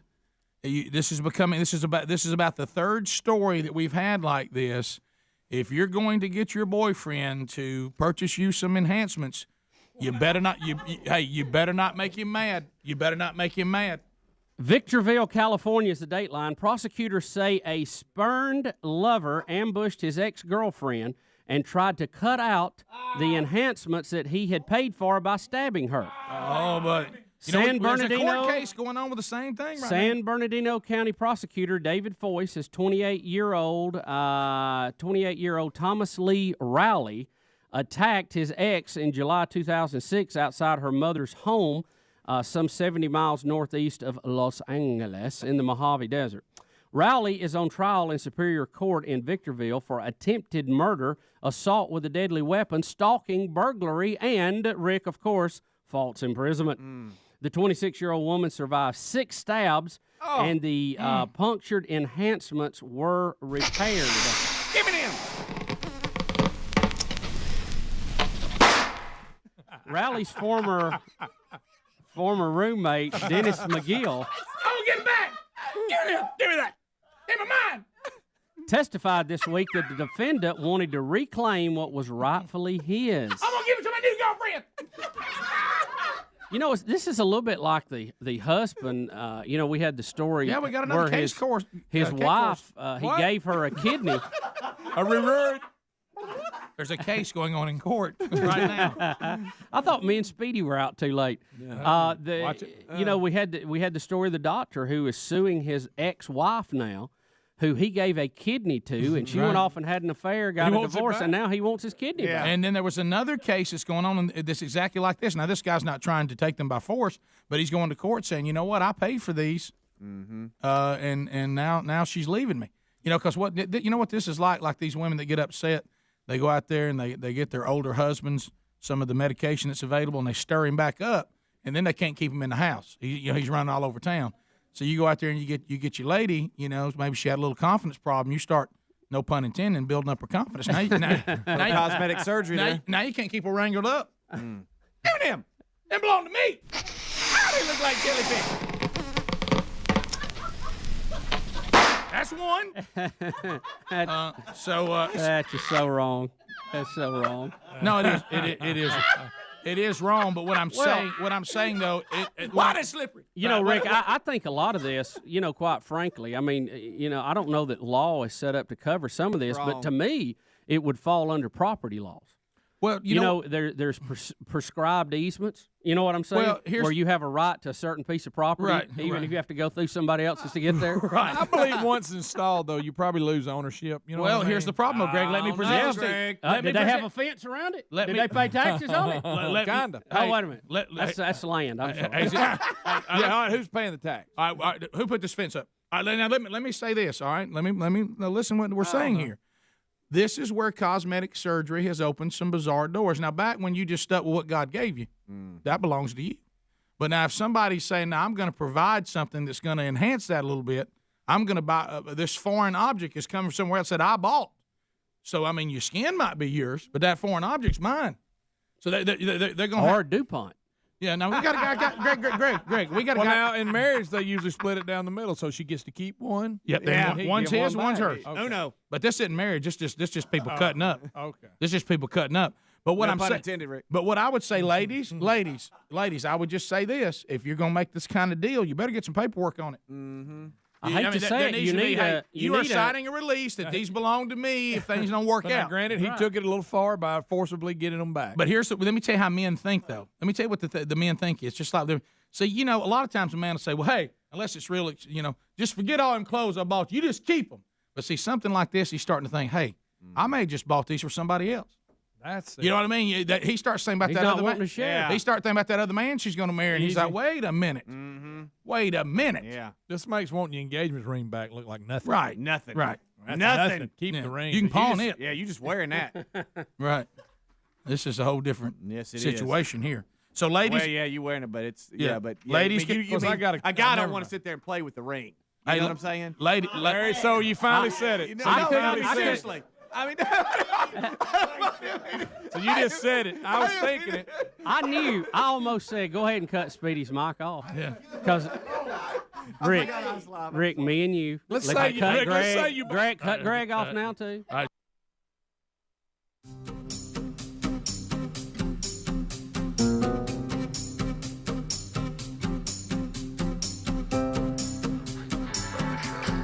Yep, I don't think there's any improving on it now. All right.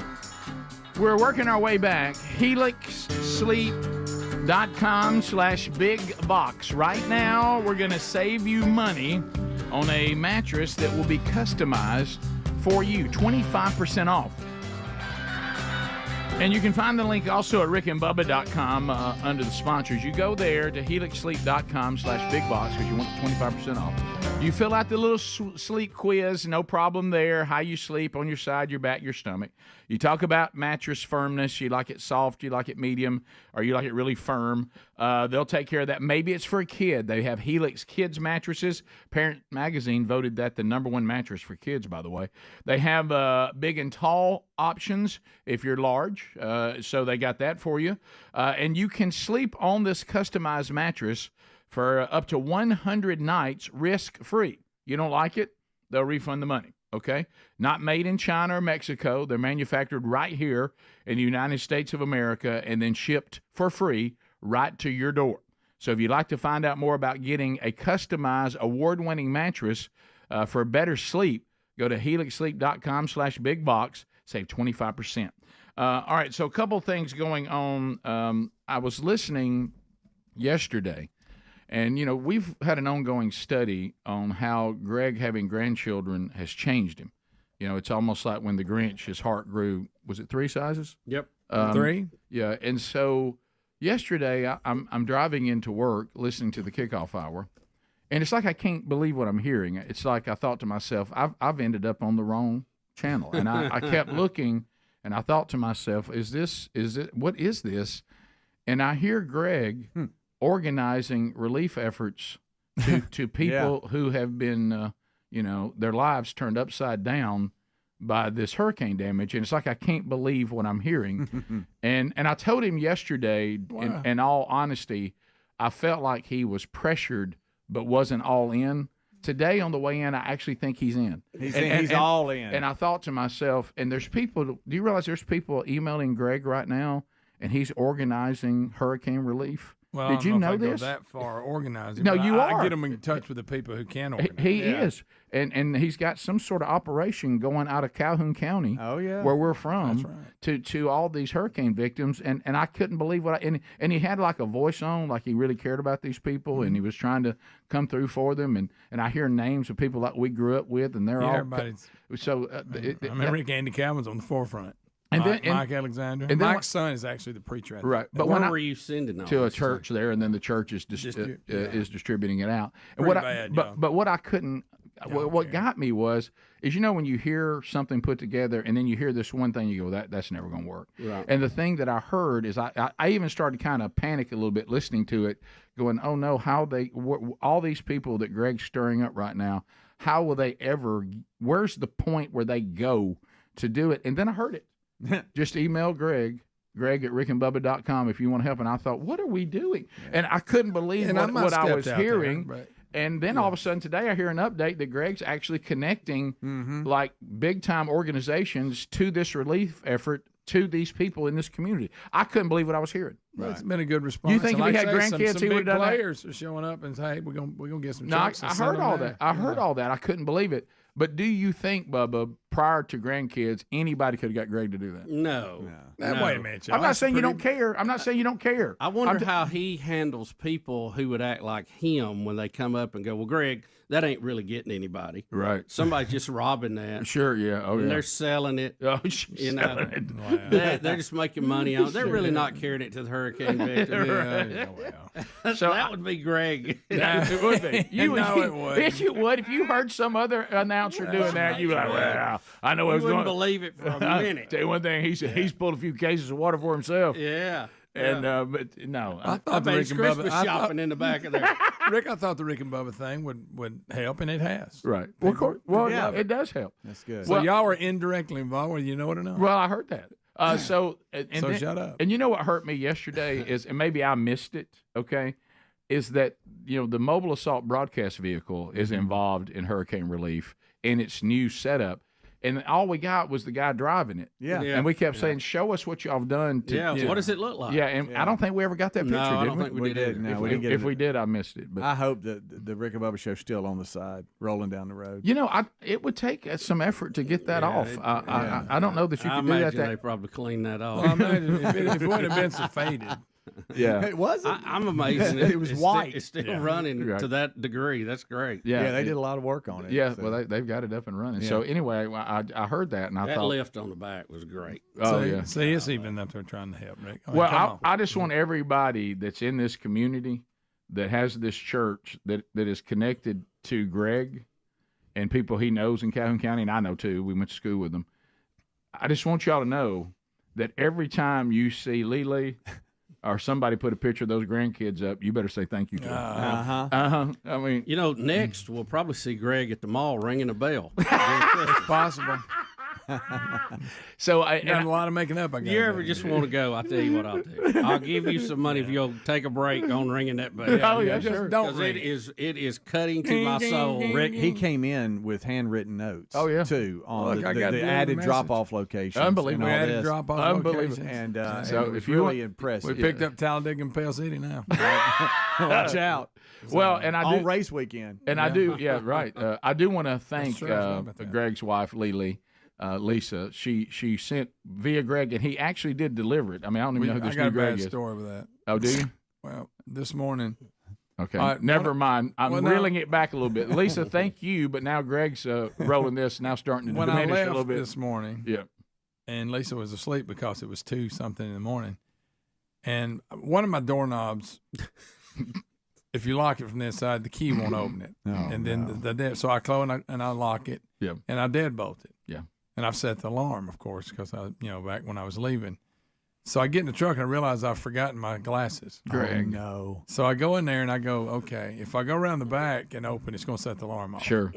This is my door. I can go in for just a few seconds and disarm Right. it. Sure. Disarm it. But that I can't open it up with the key, so I had to call Lisa and wake her up. Oh my goodness. And she come let me in. And not only had I left my glasses, I'd left your gift too. Thanks. So Okay. the gift would have been left at home if I hadn't have realized I didn't. Feels a have little glasses. more real now. So feels a little more real now. But anyway, but she goes in a sleepy voice. The glasses in there by Rick's gift. Right. Well, how about Lisa? That is one of the coolest coffee mugs on the move that I've ever seen. It's a design cool. I've never seen before. All right. It doesn't. It's not. It's got a good foundation where it doesn't spill. It looks like a miniature coffee pot, like you use in there. And she gave me some dress shocks that has circle dodge on it. The has hands the doing hands. circle dodge. Of course, when she was explaining to me what she got, she goes, they got the hands doing circle dot. I said, circle dot? I said, first of all, where'd you get socks with a hand doing circle dodge? But you're kind of serious she could be. Let's do that circle dot. She's gonna love that circle Thank you dot. for my circle dot socks. Hey, wait a They're my minute. After coffee hearing that story, let me see that note. Is that in her handwriting? Yes. Okay. You know I can't write all this down. Yeah, I don't know who you are. I really don't. Now I feel better about the gift because you really had left it. If it hadn't have been for your Thank glasses, my glasses, yeah. I wouldn't Thank have his it. glasses, Rick. I wouldn't have it. So I do feel better. That feels a little more real. And somebody just used the text option, and they said they saw the truck doing hurricane work, and Look at there. and it still has There it everything on is. it. They have not taken the Rick and Bubba stuff off of it. So it's looking good. Yes, on the side. look at it. One side's white. Well, you know what's cool is the back. Get them some Yokohama tires. How about on the back? It really stayed quite yellow. But the sides, the sun just beat it. They beat it to death. And it just took all the color out of that. So and it used to be under a shed at the old place. Right. Sure, it didn't help. It helps you. Of course, the people that were not fans of some of the things, the stands we found made, stuff out there. Some of the things people wrote there. And you know what? Some of the things y'all said were really awful, but your spelling needs a little work. It does. Of course, a couple of them left us a package or two out there. They did. They certainly did. Yeah. They certainly what did. kind of person takes time to do that? Greg, a low class person. I mean, I'm talking about. took effort. I'm talking about bottom of the barrel. Bottom of the barrel. So we'll be back. 15 minutes to the top of the hour. 866 We Be Big is the number. More of the Rick and Bubba show continues right after this.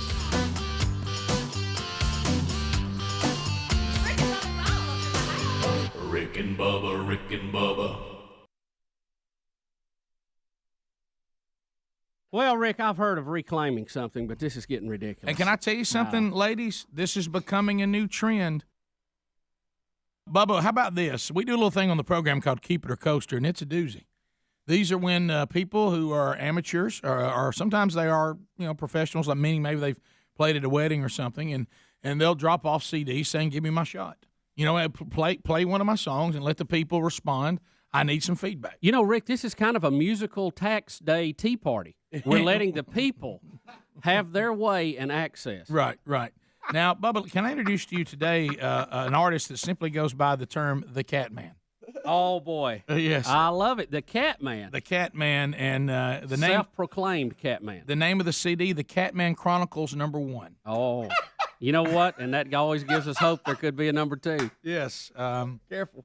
The song, Bubba, here for us to listen to and decide about is a little song called Father You Believed from The Cat Man. Here he is on Keep It or Coaster.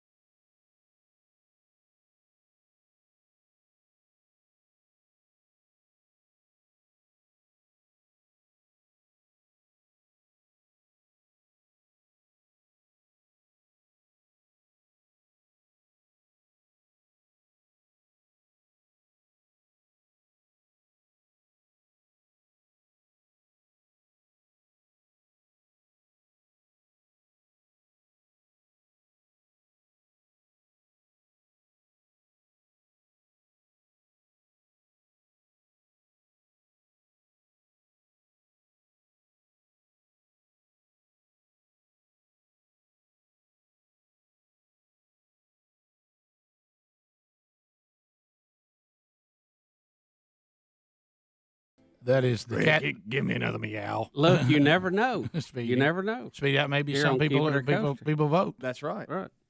It'll grow on you if you can't let it keep going. I couldn't get out of my mind the term hairball. I didn't know Louis Armstrong still recorded. Right. Well, I'm sure it was an influence. Had to be. Wow, the Cat Man. Oh, how about that? From the Catman Chronicles 1. Love it. Which means there's going to be a 2. Yeah, who brought that in? By the way, that'd be one big head Chuck brought that one to us. He's one of our talent scouts. I Ice cream and talent. That's Chuck's department. Gotta love it. Yep. Hello, you're on the Rick and Bubba show. Keep it or coaster on the Catman. That's definitely a coaster. Okay. You sure about that? Yeah, I'm sure. I couldn't understand hardly anything he was saying because it was like, rah, rah, rah, rah. Okay. All right. Well, what's wrong with that? Okay, you guys. Rick and Bubba show. Keep it or coaster.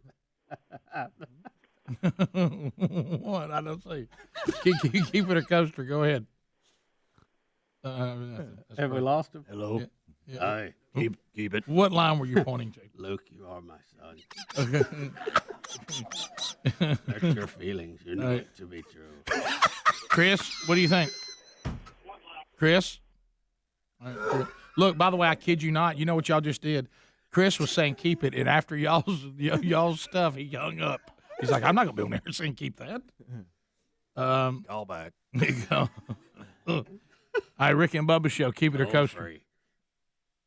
Hello. Can no one hear me? Hi, Rick and Bubba show. Hello? Go ahead. Keep it or coaster. Coaster. You sure about that? Yeah, I'm sure. That ain't good.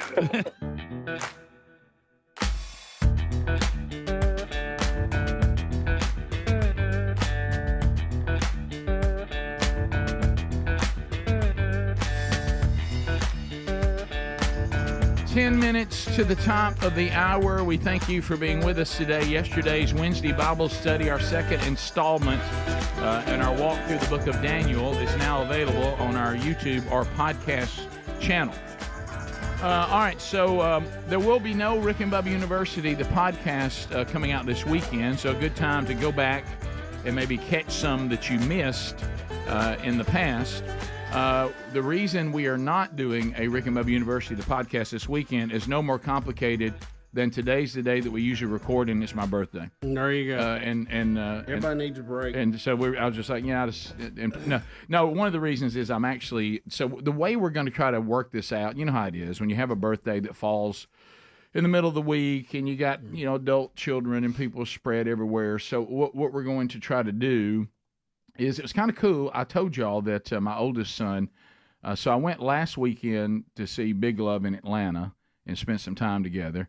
And then today, when the show is over, first of all, I want you to know, and this is something that Bubba and I started this tradition a while back, if your mother is still alive, really, she's the one that did all the work today. Yeah, she's the one that ought to get the attention and the gifts. Yeah, you really, I didn't do anything. I don't remember being born on the west side of Birmingham today. All you had to do is lay there. Right, and so I've already sent Mom a text saying, thank you for what you went through today. Thank you for carrying me in your womb, and thank you for delivering me today. And so we're going to try to, Mama, there's very few times that your mama will just declare something once you're grown. Usually it's not as straightforward. You know what I mean? But Mom didn't do any of her, well, y'all don't worry about me, I'm fine. She just said, if there's any way possible, I know we're going to do a family gathering later in the month when everybody can get down to the farm and family and friends and all that. And I'm working on, I want to feel good enough to be there. And we're going to say, Mom, that's your goal. Let's try to make that so you can be with the family. And but she said, well, if my baby turns 60, I need to see you on your actual birthday. Yeah. And she said, I know y'all got a trip planned, and so So what we're gonna do is, after we finish the show today, which is why there's no RBU, is Sherry and I are gonna take a quick lunch over to Mama and see her because she needs to see her baby boy at 60, and then we're gonna get on a plane and go to Massachusetts. Hey. And Brody, young Broderick, and his wife, Camtastic, are going with us, and we're going to go watch Blake, my oldest son, tonight in the $1 Million Quartet. Okay. As he plays Johnny Cash. That's great. So that's we're going to go do that because it's getting toward the end of its run there, and so we'll, Lord willing, get up there and see that tonight, and then be back here tomorrow. Well, now I know how your family says you like to get somewhere and get settled. Mm-hmm. How's the timeline? Already getting pressure on that. We have dinner reservations with Blake Boomer at 5:30 at a restaurant near the theater. Oh, boy. And the theater, by the way, I looked at it. It's really cool. It's in the round. So, you I know, like that. the, is the cool. guy playing Elvis, guy playing Jerry Lee Lewis, and Carl Perkins. in the middle of the road. It'll all be in the round, you know. And so anyway, cool theater. And North Shore Theater, I think it's called. So we found a restaurant near there. Okay. So I've already gotten grief. And so young Broderick said, Dad, if it's not till 5:30 and we're not spending the night, we don't have to go by the hotel or anything like that, why are we leaving when we're leaving? And then I said, do you have to ask that? He goes, we're going to get settled, aren't we? I said, you're darn right we're going to We get got to settled. get settled. We can't just walk in and go to your seat. Well, you don't know what's ahead of Well, you. here's the thing that young people don't think about, but at 60 we think about. And I start the list, and he goes, Dad, I said, okay, so here's in your mind. Do you think the plane flies to the restaurant and we just get out on the sidewalk? Is that what you think? I said, it lands at an airport, okay? Has to. At the airport is a rental car, okay? We got to get all that done. And I said, you know what they don't do? They don't just let you drive off. You got to go sign something. You got to take a picture of your driver's license. Yep. I said, do you young people not think about these things? And I said, so we're going to, and then of course I brought up what the texter saying. I said, hey, we lose an hour going. Yes. He said, Dad, you've already accounted for that long ago. And I said, well, that is correct. And I said, so things don't just happen. If the airplane could land in parallel park in front of the restaurant, and us step That'd be out, great, wouldn't and it? us step out and eat, and then get back in it, and then it just do a little jump over to the 10 minutes to the theater, Yep. drop us off there, and just wait on us, and then we come out, get in it, and take off down the street. I said, I guess your plan would work. Yeah. I said, but that's not the way it works. Like, it actually goes away out far away from the theater because they don't let people land right in downtown. Right. And I said, so we got to go out there and land, get in a car, drive from there to the restaurant. Okay? And all that driving is probably going to take as long as probably the flight. When all said and done. Thank you. You're probably right. Thank you. And so Did you tell the family part of your gift is for everybody to be on time? Yeah, I said, no drama, please. I said, this is supposed to be a gift to me today. Can we make it a gift? Yeah. And, Can it really be? Yeah, can everybody work hard? On time, Yeah, and let's go. I'd like to see everybody Let's make on it time. actually be a gift. Yeah. And I said, and I told Brody this, and I said, and I'm he's, Johnny Cash. and he's worse. I don't even blame Camtastic because you can't. She's Camtastic. Yeah. She's actually really on top of things. And I tell young Broderick, who's totally one of these left brain types, I said, it's okay. It really is. It's okay for you not to come into the airport on two wheels, flying, while I'm standing out there by the airplane waiting on you, pull in, jump out where your hair all messed up, dragging some bag. You don't have to do that. Why don't you get there early, park, get out? You might even run it because I know what you're going to Stretch your say. legs. I know what you're going to say. Got to use the bathroom. Of course you do. Allow for it. Yes. Allow for it. Go ahead and get that out of the way. Of course you're going to use the bathroom before we fly. We all are. Okay? And don't go buy me anything. Just be on time. yes. I tell you what your gift can be for me today. Don't hassle. Somebody help Daddy. Yeah. Don't Settle with hassle Daddy. Oh, hassle. Then I get in that mode. It's so funny. And Sherry called this so perfect. He goes, I know that normal people. She goes, no, and I know you love us. She goes, that's fine. But I know normal people, part of your family going with you on a trip like this is supposed to be part of the gift. For you, that's the issue, isn't it? She goes, the greatest gift would be if we all just let you go by yourself. She goes, you get to the plane when you want to. You fly up there. You probably get out, probably sip a cup of coffee, walk around the airport for a minute. Settle how you like. Yeah, go in, you get settled. You probably walk the streets of the Rick. town. Oh, Rick. You know what I mean? And I said, yes. I said, no. Yep. I said, when I said to that, I have no comment. Yeah. You tried to keep from smiling and shaking your head. No, I want y'all to be with me. Oh, no, it wouldn't be the same without y'all with me. This will be a lot of fun. Yeah, and Can't wait. I can't wait to travel with my family. I love traveling with multiple people that can't all get on the same page. Yeah, the more the merrier. Nothing confusing about that. If we could turn this into Moses and the children of Israel, that'd be awesome. Yeah, Rick, that thought was going by yourself. Wow. Wow, when I said that for a minute, how'd that feel? It jumped right out, didn't it? But how did it feel to everybody? I felt pretty good. Didn't it? Yeah, Rick, woo. It had that woo. Yeah, so anyway, but I do look forward to it, and and it's going to be one of those things where And for all gonna look forward. I do. Well, let me tell you this. Brody knows me like the back of his hand. And Sherry too. He goes, "You've already factored in, haven't you? Like Blake, if he wants to get that time with you, that's what the dinner's about." because you're going to vapor when that play ends. Yeah, and gotta get back. I said I will be vaporing, and I said so we get an hour going back. Yeah, So, you gain an hour. yeah, so that's and, good. and I said, but no, Blake knows that. I got to work the next day. We're not staying for the weekend. And I said, so we're going to catch up with Blake, all this kind of stuff. That's going to happen at dinner. I said, now when this play ends, anybody that starts to meander, it's going to be problematic. Let's go. Yeah. How gotta go. Because see, for Blake, it's pregame. So he's trying to get ready for the night. So you're kind of a hound how friend. nervous is he about like everybody being on time? Not really. Blake is kind of a when it comes to this kind of stuff. See, the play's been running now for probably 10 days. So they have some multiple days where they do more than one show. So he's probably done this thing 15 times. Okay. Yeah. So he's he'll be fine. He'll be ready to go. All the working out the kinks has already happened. Yeah. He says sometimes when they do them, and that's why I don't get. A lot of people say you want to be there for opening night. Not necessarily. Right. He said a lot of times they don't have it dialed in. Yeah. Takes him a little time too. He said especially the sound and all that. Yes. A lot of moving parts. Yeah. Top of the hour. We'll be right back. Rick and Bubba, Rick and Bubba.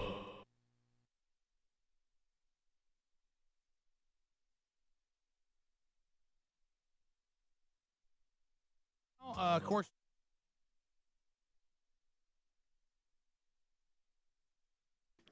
Okay, so covenanteyes.com, we've been talking about this a good bit, and a lot of you have responded. And it's one thing to acknowledge that there is an issue. It's another thing to actually do something about it. So, and pornography is just, good gracious, it's everywhere now. The old days where, you had to go into some CD store and go back to some CD area and buy some of the, that kind of put a lot of obstacles in people's way. But now you with just the click of an online link, off you go, unfortunately. So temptation is everywhere. So there's a powerful tool for protecting your eyes and your heart, and it's called Covenant Eyes. And some of you out there may be thinking, well, I don't know that I need that. But the truth is, whether you're battling the temptation or you just want to guard your family from all the junk out there, the good news, one of the ways that you can keep this from being a problem in your house is to never let it in. So Covenant Eyes is a game changer, not just at blocking stuff, but real accountability. They're an ally. It's a word that we're going to talk about a lot when dealing with this, because accountability, God designed us, for community, to help each other out, hold each other accountable. And that's what Covenant Eyes is all about. Someone in your corner saying, I'm here. It's not about shaming you. It's about living freeing yourself from this garbage. So go to covenanteyes.com, use the promo code Rick to get the first month for free. And you can start now. Get Covenant Eyes, set it up, and free yourself from all these traps that are out there, and your family as well. Covenanteyes.com. Use the code Rick. Fight the battle. Let's do it together, and let's win the battle, not be defeated.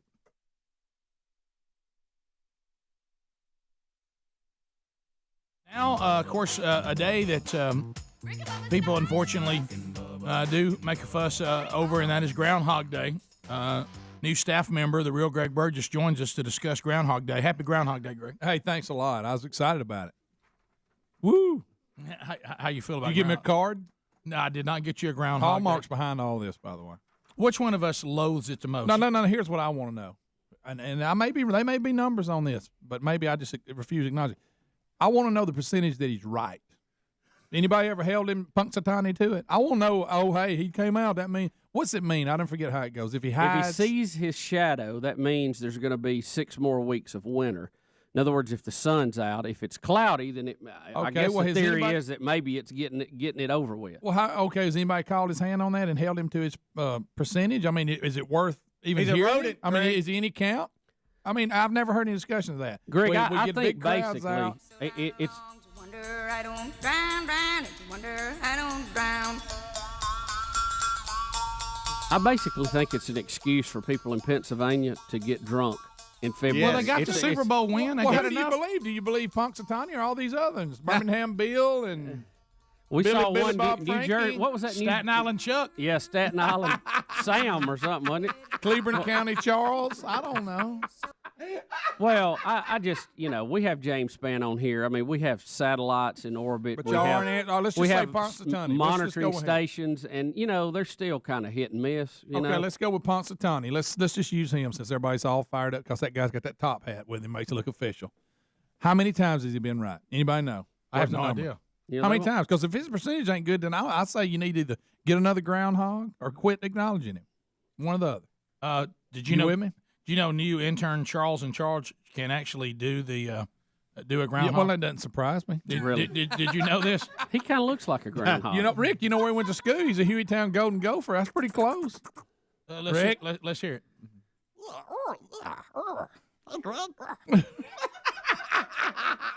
Make Scott the tech guy jealous.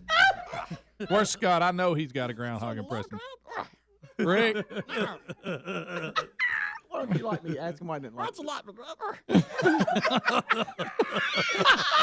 Do that other little sound you were doing. The groundhog sound. Oh, really? Well, y'all just no, you did some sound. Barney, would you do me a favor? When he's dancing. Well, can Barney sneak up behind me with a baseball bat and just put me on my misery? Seriously. Greg, you know you like Groundhog's Day.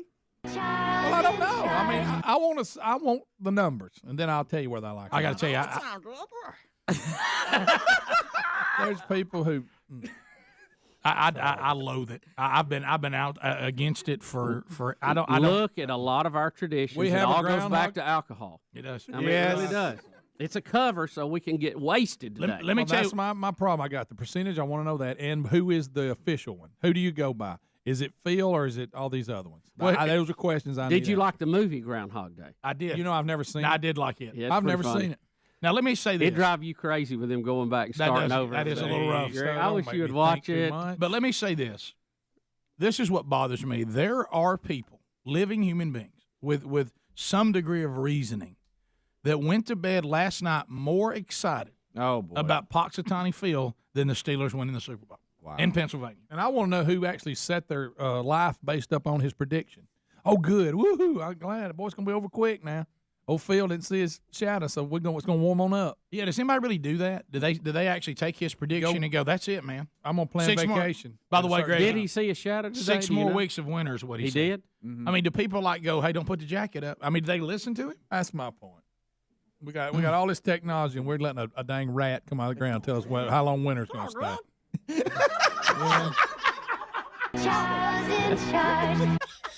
Man, come on. Killing me, seriously. Good night. Rick, I've created a monster over there. Created a monster. Did you see this morning when the guy tried to get him and he bit him? That was Staten Island. Yeah, the Staten Island one bit the guy. Yeah. I'd like to see Punxsutawney Phil clamp down just one. I wish he'd come out of that hole wide open, go after somebody's jugular, and try to kill somebody. Hey, look, and they had like a flying squirrel come off the stage into the crowd. And then they had to call the SWAT team, and they take him on out. Oh, yeah, it'd be great. I wish he'd come out foaming at the mouth, and we have to have an old yeller scene.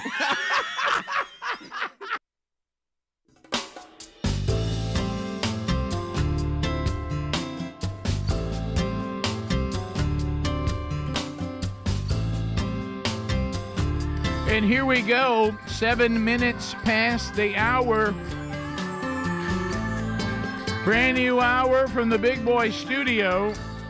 Thank you for being with us as we celebrate 31 years of the Rick and Bubba Show. And the gang's all here.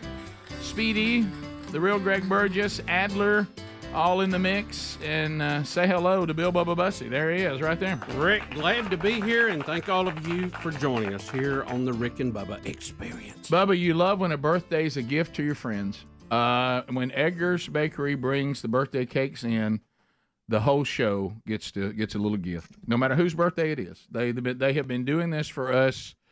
Good night. I don't know how long they've been bringing cakes. How long do you think they've been bringing cakes? Rick, I know 16 years. Yeah, so at least 16 years, maybe closer to 20. But anyway, so that I know. Here's something new has happened with this wonderful group of people.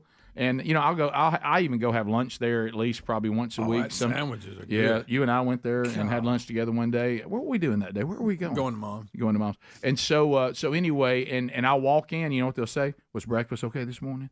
And they bring Of course us. it was. They bring us breakfast. They take care of us. There's a location right near Rick's it. got a bunch of 60s. Now, and so they've given me a birthday cake here today on my 60th birthday.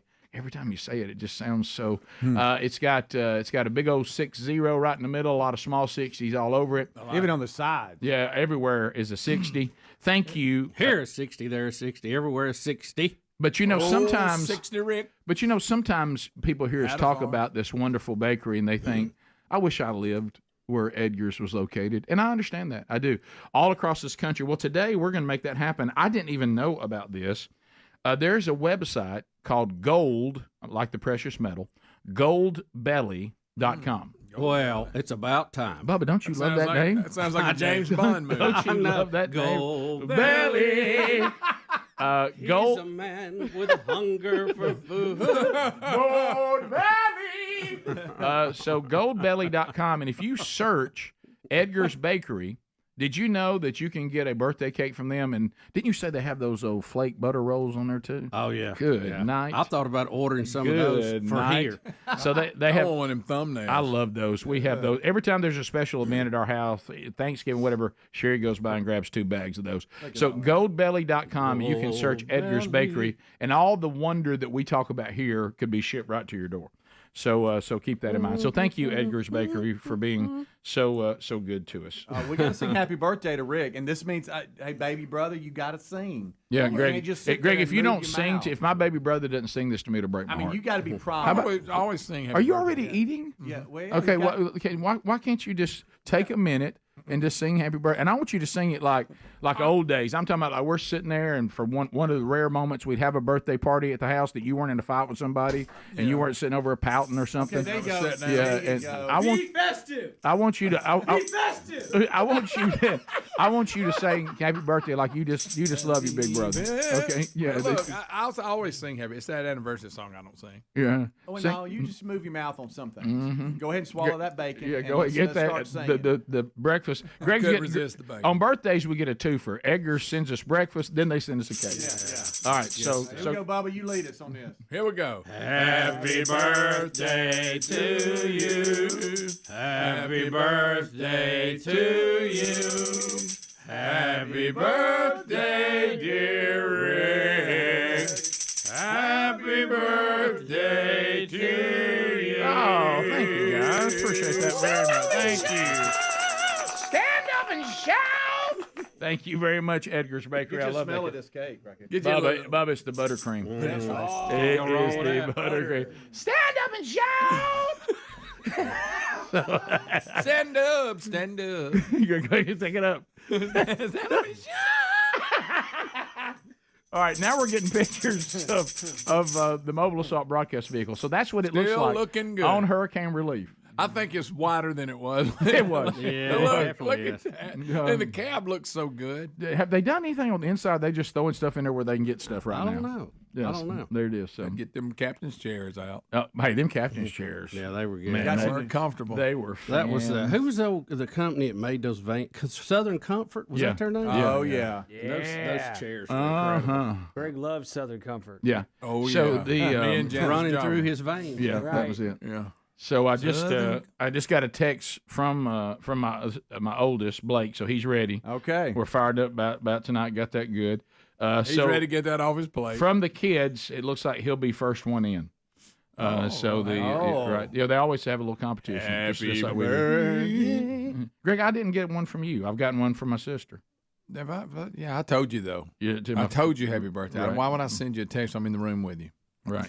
Well, it's because you know what we've said. I mean, what have I told you, Greg? I'm When the you one walked in this morning, no, but what's I'm the first one. thing I I'm the said? one that taught you this truth. What was it? The heartfelt text goes a long way. An encouraging text. Encouraging text. Everybody loves a little encouraging That's text. true, but I knew I was going to see you. I'd I was asked the first him- one. You hadn't even spoke to anybody. You walked I in asked the door. him. I asked him when we started the kickoff hour. I said, "Have you already contacted your brother? Tell him happy birthday." Mm-hmm. I'm going to see him in a minute. Well, you want me to wake you up at 3? No, because you just won't a wake me up text, because Greg, it wouldn't do anything to wake me up. It probably would have made my morning.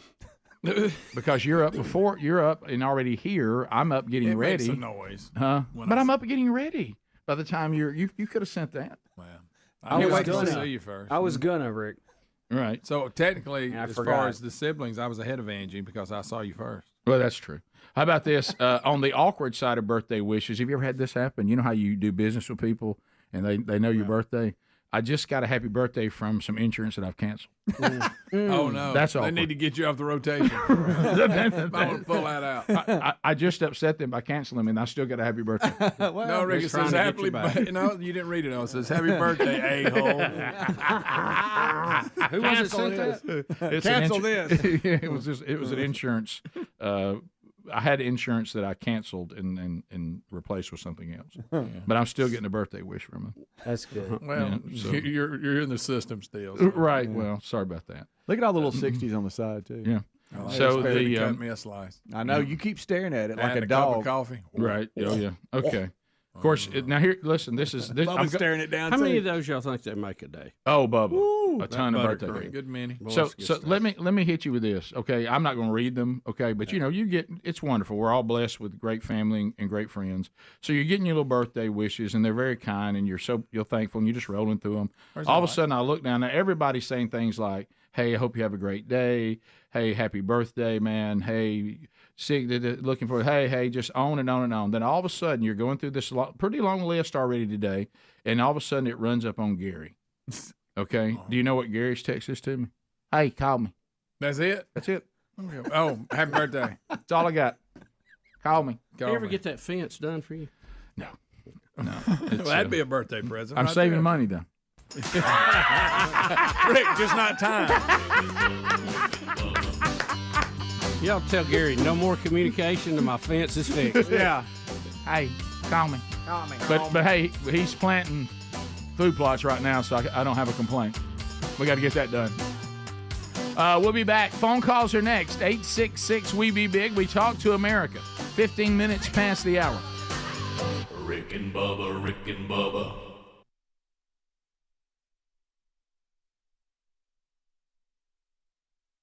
Some more celebrity news today. Yes, Rick, we have quite a few of them. When you get into it, You're ready. Lady, how old are you now? I'm 40. 40. Bubba, you're 44. These two men were fighting over what Miley Cyrus song we would play because they both had multiple We songs. had our favorite.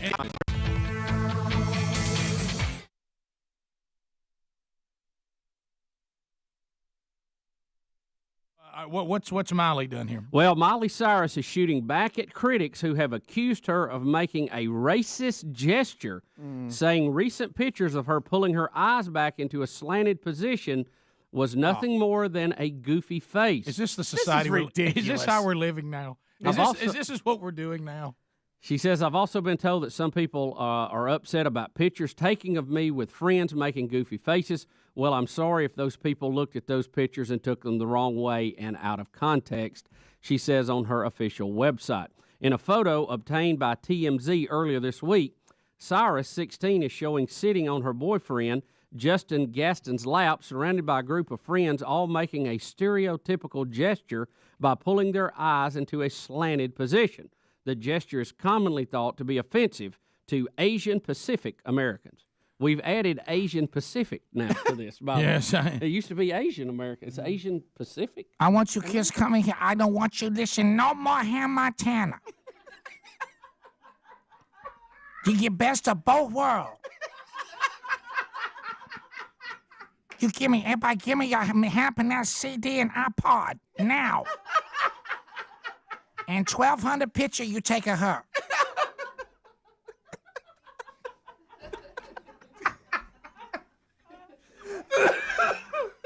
Hey, Rick, hold on real quick.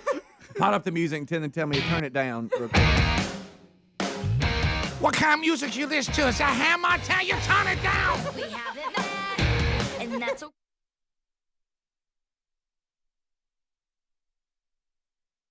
Make Asian Pacific specific gesture. I tell you, you gotta have a full-time education and get through the landmine of political correctness nowadays. I never like achy breaky. I knew it bad. It's a spawn of achy breaky. She says, you guys know my heart and know the most important things to me are my friends, family, fans, and God. In no way do I want to disappoint any of you. but you have made mistakes in the past. I feel like I owned up to them. I've made mistakes in the past, and I feel like I've owned up to them and apologized, she added. I knew she trouble. She make a funny picture with her daddy. You see the picture? She not have a shirt on. I knew she trouble. Give me her pictures, all of her. So anyway, there we go. I know you are a big fan of this one, Rick. Oh, you guys, y'all's obsession with playing these songs. Optimistic because he always knew he was going back to the ranch. Well, y'all don't know Newt loves her though. Yeah, there you go. And what is this? That's Billy. See, I knew when this song came out, I said, please don't let him have a daughter.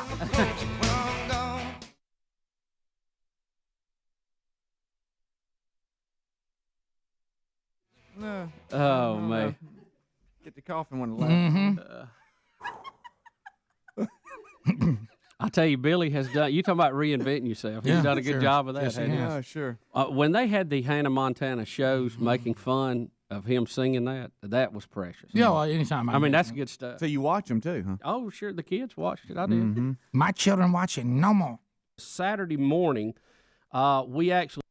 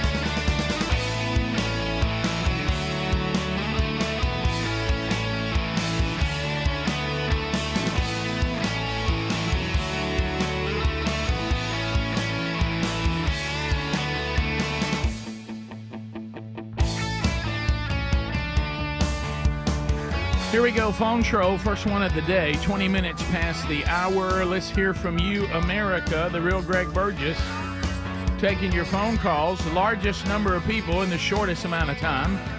Our friend, the buzzer, will put up one of those barriers, which are a blessing. That no meaningless shout-outs or shameless plugs. You can just bring information to the table, ask a question, make a comment. It's just an opportunity. I saw somebody put on the text option just yesterday that they think the phone troll is one of the greatest gifts to talk radio ever given, because it keeps people from rambling on. It also gets a lot of people on. You're not in line very long. So 866-WE-BE-BIG. If you move now, you should get in. Don't forget, coming up this weekend, Speedy and Greg emceeing Benisa's Foundation crap run in Piedmont, Alabama, downtown. Go see Speedy and Greg there. Lily may be there too, and say hello to that wonderful team, as Speedy and Greg will be gripping and grinning. Little injured, not sure they can make the 5K, but they'll be there to encourage the rest of you. And then also coming up this weekend, a man church in Mobile, Alabama, West Mobile Baptist Church. Scott Dawson will be there on Sunday, and you also can plug in to one of our curriculum. All right, let's go to the phones and get started. Looks like Garrett will be first up. Trolling. Keep them phones a-trolling. Here we come, phone trolling, phone troll. Garrett, welcome to the Rick and Bubba Show. How are you? Hey, we got the Renfro family, Russell, Garrett, and Campbell, and we wanted to go, happy birthday to you. Happy birthday to you. Happy birthday, dear Rick. Happy birthday to you. Oh, Garrett, hey, thank you. Boy, I mean, it'll be tough to top that one. Thank you so much to the whole family. Mike, welcome to Rick and Bubba. Mike, go ahead, 30 seconds. Happy birthday, Biggin. Thank you. Go ahead. I would just like to hear a replay of something before y'all go off the air.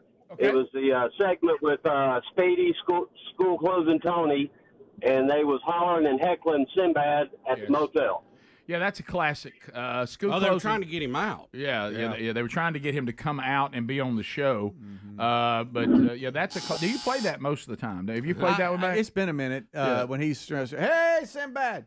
Yeah, Sinbad. Yes. And it is echoing. It is solid gold. Solid gold. Only we would be asking a comedian to come out like we would be calling beagles. Yeah. Ethan, Birmingham, Alabama. Ethan, 30 seconds, go. Hey, how y'all doing this morning? We're doing great. Hope you're okay. Yes, sir. We were just sitting in the work truck talking. Was wondering if y'all think Helen Keller was a conspiracy theory or not. What? Helen Keller was a what? A conspiracy theory? Yeah, if she was really deaf, blind, and mute, or if it was all just a hoax. You know, I've never heard anyone suggest that her claim to be blind, deaf, and unable to speak was a hoax. No, I don't think it was a hoax. Right. I think what you should be concerned with was the fact that she turned into a raving communist later on. Here he goes. Here we go. Bring this up. Here Release Bubba on Helen Keller becoming a communist and a mystic. Yep. A lot of issues there if you look past it. Look, what she was able to accomplish, remarkable. Right. What she did with it, not impressed. And there he is. You know, Bubba's throughout the years, his Helen Keller commentary. Well, but you never said it was a hoax, though. No, I don't think it was a hoax. No. Seth in the free state of Florida. People back then didn't do a lot of hoax because they're trying to survive. Munchausen, that's no. Seth, go ahead. 30 seconds. Green Acres. Thank you, Seth. Go ahead. Picking up a couch yesterday and loaded it up in the bed of my truck, and the guy at the store said I was putting a ratchet strap on it. He said, "Oh man, I don't think you need a strap on there." And all I could think about was Greg. I said, "Oh yeah, man, we're putting a strap on this." See there? See the good. Greg's just doing good services He everywhere. is. You know, Greg lost a couch. I had one come off of a truck and almost hit me. You know, going up the hill over here one time. So that I've been on that end of it. Oh no! I saw that thing hanging on. I thought, man, that'll be bad if that breaks. And I didn't more think that than, hey, here she comes, end over end down the lane. Oh, you serious? Oh gosh. Derek I out of told y'all about Sweet it. Home, Alabama. Derek, go ahead. I do remember that story. Hey, Rick, you know there's a song that Cody Jinks has come out with. It's about Willie and Wanda. No, I'm not familiar. No, I didn't know It's that. called William and Wanda. You guys should give it a listen. So it is called Willie and Wanda or Wilma and Wanda? It's called William and Wanda. Oh, wonder what inspired that. And who is it? Coincidence? I think not. You have to, Wow. have to ask Cody about this. I've one. never heard about this. It's 5 years old on YouTube. It has 700,000 views. It's from the album After the Fire by Cody Jinks. Huh. Did not know that. William and Wanda. Wow. He made you on too. Okay, hey, texters, let me just stop you right now. We're not doing Helen Keller jokes. I mean, just stop it. Just settle. Tuscumbia, Alabama. Thank you for all your birthday wishes. Now let's land that. Okay. My go-to is how she burned her cheek. Please don't. Okay. Let's go to Frank in Huntsville. Frank, 30 seconds. Go ahead. Hey, just to wish you a happy birthday, and I'm gonna miss the show because I listen every morning. Thank you, Frank. I But appreciate thank it. you for all you do. Thank you, Frank. Very kind of you to give me a birthday wish. Bubba, just stop reading them. Just stop looking. That last one Stop. got me. I know, and I knew it seconds would. from losing Bubba. I knew it would. Bubba, please look the other way. The positioning of that screen right now could not be worse. Bubba can see it so clear. Sweetie, go ahead and read it. So 866 We Be Big. Let's go to Dale in Huntsville. Dale, 30 seconds. Go right ahead. This is not Dale from Huntsville. I'm from Gadsden, but I want to wish you and my lovely wife of 22 years a happy birthday. Well, thank you very much. And apparently your phone somehow is still part of Huntsville. 866 We Be Big. We go to John in Georgia. John, welcome to the Rick and Bubba Show. You got 30 seconds. Go ahead. Happy birthday to you. Happy birthday to you. Happy birthday, dear Rick. Happy birthday.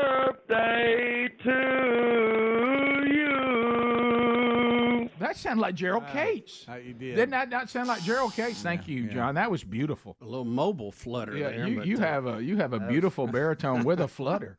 That was tough. Happy birthday, Rick. Yes. Nanette, she's a majorette. Welcome to the program. 30 seconds. Go ahead. Thank you. Happy birthday, Rick. I hope your day is wonderful. Well, thank you. Forgive my voice. I've got bronchitis. I'm allergic to everything in Limestone County. I'm so sorry. And I have a cat. So when I wake up, I feel like I've got 2 cups of cat fur in my throat. Oh, I'm sorry to hear that. But anyway, I'm from south, not north-south. But my husband has been in Huntsville, so that did. So sorry. Thank you so much for that well wish. Brett, welcome to Rick and Bubba. 30 seconds. Go ahead. Hey, sorry I sound a little rough this morning. I forgot to wear my CPAP. But anyway, sure. All the parents got a text this morning saying that the schools had heightened security for nationwide, and I just thought that was pretty interesting. Nationwide caution at all schools today? Well, that seems no, I don't know. I don't have anybody in school. This keeps happening.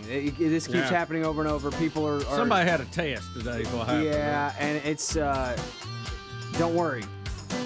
Live your life. We'll be back. More Rick and Bubba coming up right after this. Rick and Bubba, Rick and Bubba.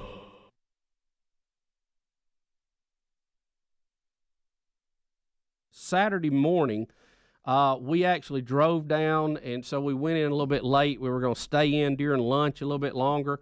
It's only me hunting at the hunting camp, which is Barton Ridge, and we'll try to give you a link to that. 5,000 acres, and I'm the only one on it. Okay, you're the only person out there? I'm the only person in the middle of 5,000 acres. Good Ryan gracious. is back down the street a little You see way. Ern? And, man, I am just so into it. I'm glad to be out there. Christmas is over. The pressure of that's over. I'm looking forward to the big week. And, I'm just out there. I'm catching up on my praying, like I like it. And just have a great day. Don't see anything. But, I enjoyed the experience. It's about 1 o'clock, so I decided it's time to come down. And at Barton Ridge, we're very fortunate in this hunting club that we have some of the nicest stands ever made. They are hydraulic, okay? You walk into it on the ground. With the stand. No You wonder walk didn't see into it nothing. on the ground. You push a button. You go up 20 foot in the air. I wasn't playing with it. I wasn't. I wasn't. I didn't see nothing. I didn't see Ern. Hey, I'll tell you. What I heard, Ern? Hey, I wasn't playing with it, and I'll tell you how you know. It gets 1 o'clock. Ern heard it. Time to come home. I push the button to go down. Nothing happens. See, because you ran the battery out. Dead as a doornail. Wait, they don't have you in the skate? Dead as a doornail. Surely they got a little ladder you pitch out. I remember Mr. Barton telling me that the back of the bracing, this thing goes up, these arms, and it has cross bracing that is that if you do get stuck, you can climb out the window and climb down the cross bracing and get to the bottom, and then you've got your hands on the controls down there. Well, I started out trying to call people to see if anybody was around, and I called J.J. Mays, that you know Speedy very well. Sure. And J.J. says, well, I'd love to help you, but I'm in Chattanooga. Right. I go, well, that's not going to help me down here. That's a few hours out. So, and I think, well, I'll just climb down this thing. No big deal. I'll just hold on tight. And I opened the window, and I tried to get, I got my leg out, and I was like, hey, I won't fit through this window. Dubs couldn't get through the window. And I thought, you better get back on that Wii Fitness. So I check your Wii age. I thought it must just be that window. That window's that's a small window. Right. Yeah, let's go to the bigger window. I start trying. I got 1 foot in the chair and one out the window, and I go, hey, I can't get out of this thing. So I thought, well, the whole side must come out. And I start looking, and it looks like it's welded together. So finally, I go, well, hey, I'm stranded. I can't. You can't. They have it designed to get out the windows. You can't fit out the window. I cannot get out the window.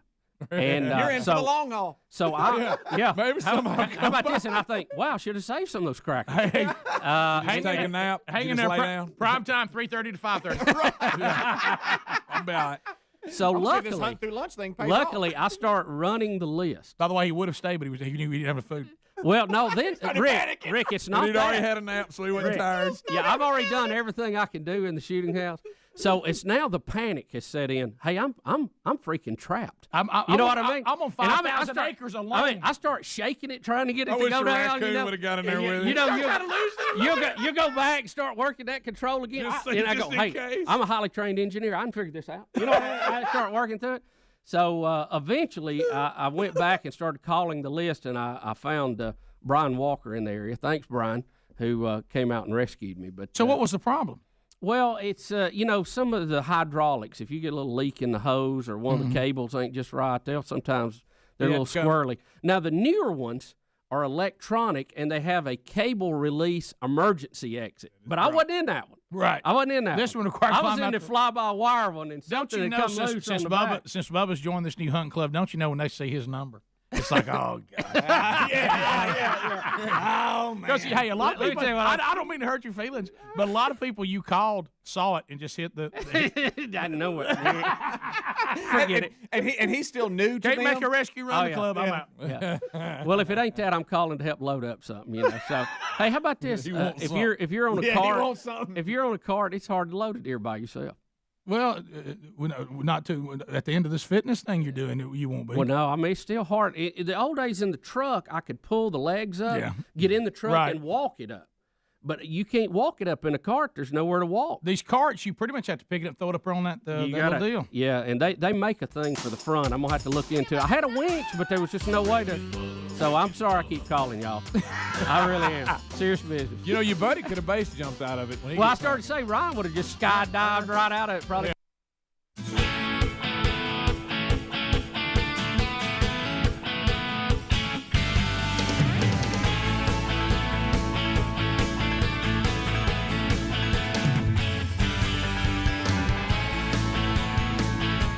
Be a blast. All right, so as we work our way back, relief factor. Yeah. You know, there was a time when we talked about relief factor and we were talking about it was for anyone of any age, but its original origin was Dr. Mixon and the gang looking at the aging process. At 60 today, I think maybe that category is more important to me now than ever. Let me tell you, if the problems are inflammation, relief factor is the answer. All natural. It has been a game changer in my life. Thankful we got it. Take it 2 packs a day. And if I try to do a little better, or maybe, I tried to train for a 5K and my body can't do it, I'll take a third one. Nobody in here in that situation. Hey, the 3-week quick start packet's ready now. 3 weeks for $19.95. Get that in 3 weeks. You'll know whether this is an all-natural game changer for you, and I sure hope it is. If inflammation is the root of the problem, this gets to the root of the problem. ReliefFactor.com, and it does it naturally. Also, there's a link at rickandbubba.com under the sponsors. So, Bubba, speaking of getting old, you told me that you had a comment. Your birthday made me think about the Golden Bachelorette from last night. And not that I'm watching it. No, you can't watch it. You can't watch it. Only Adler watches it. My wife is watching it. So no spoilers. If I'm going to be in the room, well, it can't be a spoiler. It already happened. Right. Well, I haven't seen it. But that's not on Bubba. That's on you. I have to wait till the weekend. No, you don't. So Bubba didn't have to cater to your schedule. So, but I thought you would like this because we were just talking about one of these players the other day. They announced they were going to have an athletic event. And, you got all these old guys, and they're out trying to stretch and get ready. And they're going to have a competition, and they don't know what it is yet. But they bring out 2 NFL legends to help them to get into shape and get ready and stretch for this.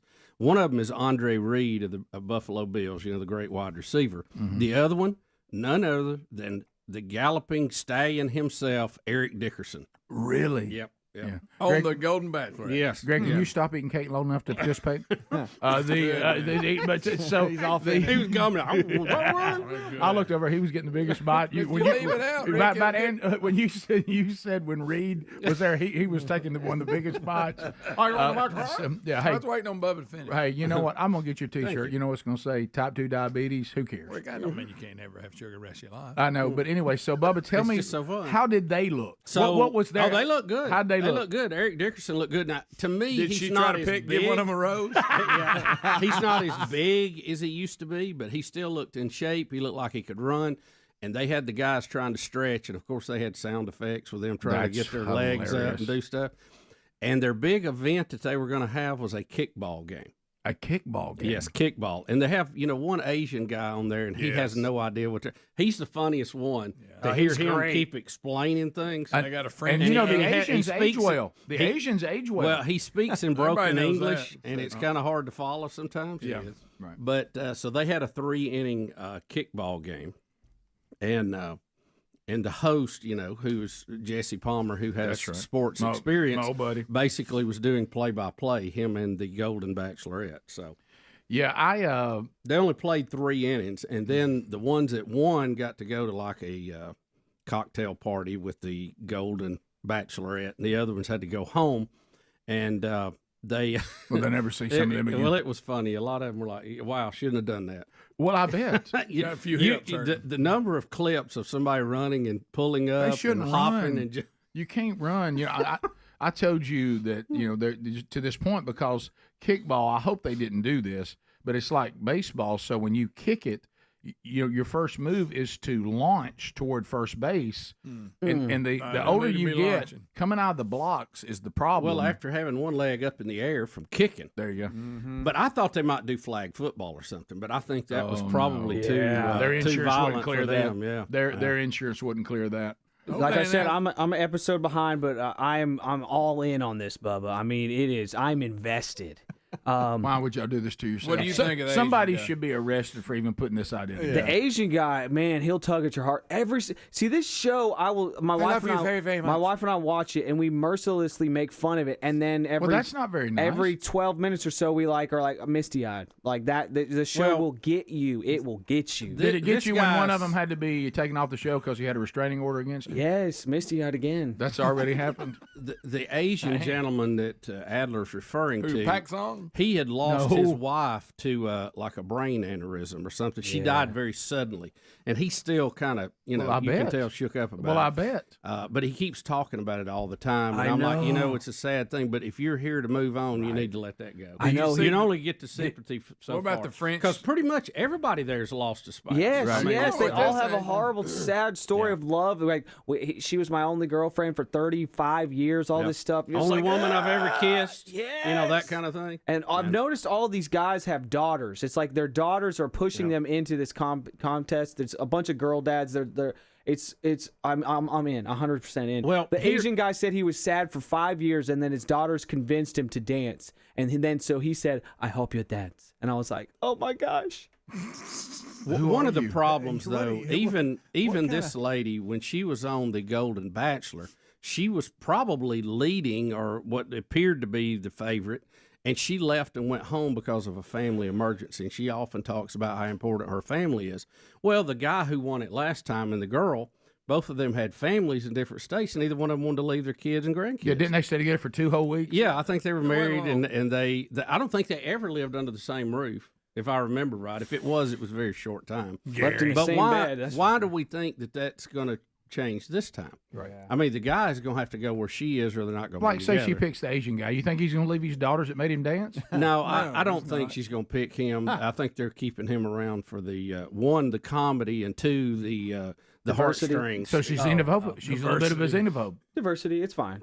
I mean, you can say that. That's why Eric Dickerson. Yeah. Hope I didn't ask Andre Reed about the relationships. Didn't his girlfriend burn his house down? You remember? No, that's that was Andre Rison. That's Andre Rison. Greg, Andre Reed played for the Bills. Don't hang that on Andre Reed. Okay, I take it back, Andre. I'm sorry. Reed was straight up. Yeah, he played for the Bills when they got beat 4 years in a row. How old are those two now? Did they say? They didn't say, but they, Dickerson was there. I see. He was at SMU when we were in. Had to be high school or college, so he's probably about our age. I mean, give or take 4 or 5. All right, here we go. Here's a reference point. Let's see. Wingo played against Dickerson, and Wingo is, I think, 67. So in pro, he's he 64. Him, right? Eric Dickerson is 64. Yeah. I may have just added some years on Wingo. Sorry about that, buddy. Sorry, man. Sorry, buddy. Mid-60s. I do need to correct the record on one thing I said about the Golden Bachelor.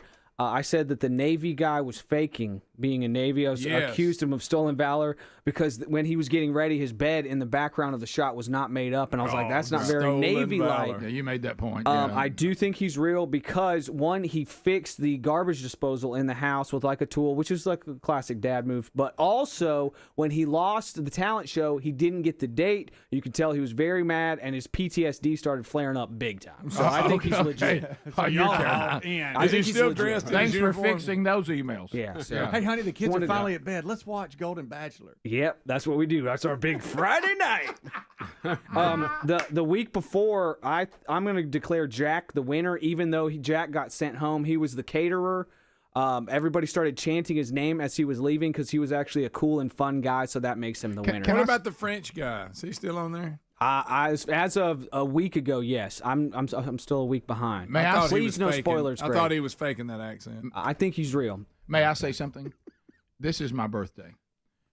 Bubba was at least trying to talk to me about Eric Dickerson. Yeah, we were trying to bring up Andre Eric Reed. Dickerson. Yeah. Now y'all taking me into the fine details of the Golden Bachelorette, which I have zero interest in. And I was actually enjoying the Andre Reed, Eric Dickerson discussion, but I'm not enjoying this one. Let me bring the it chiropractor. back. Y'all are sucking the life out of my birthday party. Adler, see if you can find footage of Eric Dickerson running. Okay. You know, he still holds the record, right, for the most yards in one season. Is that true? He broke OJ's record. Okay. Yeah, 2,105 yards. What's with the rec specs? 6'3", 220. I forgot he was that big. He's tall. What's with the rec specs? Oh, he was known for that. Thanks. I know everything about the Golden Bachelorette, but I don't know about Eric Dickerson. This is not. He'd hit that Jerry curl. Not good for What's you. up with a chiropractor having the worst posture out of everybody?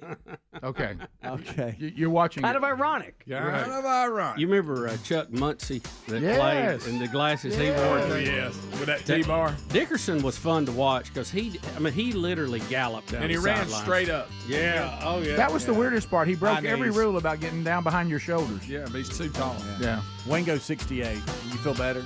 I do. Okay. I do. We'll be back. More Rick and Bubba coming up right after this. Rick and Bubba, Rick and Bubba. You know how we demand Christmas cheer? Yes, I do. We don't know what's wrong with the real Greg Burgess today. Yeah. He's in some kind of foul Yeah. line. Something happened. And, well, Greg, what what is it? Listen, we want to have Christmas spirit, and you're walking around like you got a Christmas burr. What are you talking about? And what's wrong? Get that burr out from under your now y'all saddle. stretching, now you're uncomfortable, bringing it up. What's wrong with you today? Nothing. I'm just sleeping. I found Bruiser's head down the hall. He bit it off while ago. Oh, that ain't true. In the audience, has anybody noticed Greg a little foul today? Yeah. I mean, have you got just a little bit? Yeah. Oh, okay. Yeah. Greg, share it with us. I mean, if there's something wrong. I mean, what is it, Greg? Yeah, I don't What know. happened at the house? I mean, Nothing. I'm dogs. good. It has to do with dogs, I'm No, sure. the dogs actually. Is it something Somebody in well? Pleasant Valley hurt Greg's feelings. Right, is it something? Yeah. Something to do with something. Quarterback club, what? Yeah. What is it? Booster club gone Booster bad? club. Y'all are wrongly accused You me. having to work the concession stand too much? Yeah. You No. go get the food and concession stand and it wasn't done right. What's wrong? No, I'm good. I don't know what y'all I mean, talking about. y'all ought to be Why y'all hating y'all on me? Hey, y'all are heading out. I mean, Friday. How can I you know not be we happy? got to turn that I mean, Greg, Ronnie look, face. Greg, look upside down. right here. Look what I'm holding out in my hand. It's blinking. Hey, here's a beacon. That's right. We're gonna be all right. We're gonna fly Friday, go kill a big I mean, we're deer. going to end the year. We're going to take vacation, and we'll start the vacation by deer hunting in Texas. Oh, that's what in gonna the be good. world are you upset about? Yeah. I mean, Deep go have- in the Are we going heart this- of Texas. Are we going this afternoon? Or, Okay. Oh, see, he it played is popped something- off to you then. it's something today. I know. What is it? What is it? You need to have a talk with yourself. If we were going this afternoon, he wouldn't go anyway. I know. I mean, you got to take him to Texas before he'll go. I know. Ooh. All right, here's the thing. Here's what I think it is. These are the things that annoy him. these awkward family photos have helped. All right, listen. There's something that's wrong with his house. Some kind of plumbing. Some kind of yard. something, yeah. Something. So it's either that because that really Yeah. frustrates Or him. those people that have the dogs brought them back. Yeah, it's running them. It's something to do with his something to do with animals and pets. No. Right. Something along those lines. his truck, some vehicle. Yeah, oh, could squeaky. Be, Yeah. Squeaky stove. Teenagers, you like, bump the truck into something. There's something's Right. going on. Yeah. It's one of those kind of things. Don't you feel? Yes, It's one of yeah. those frustrations. Yeah. Well, I have no idea what y'all talking about. Yeah. Somebody. Here's another one. Somebody barked off at him an email. Oh. Could be that one. Well, that's every day. Well, I know, but I mean, it could be. There was one in there. There was one a little frustrating. Not enough coffee. Not enough coffee. Early this morning, one a little frustrated. Some people just like banging your head on a tree and ain't listening.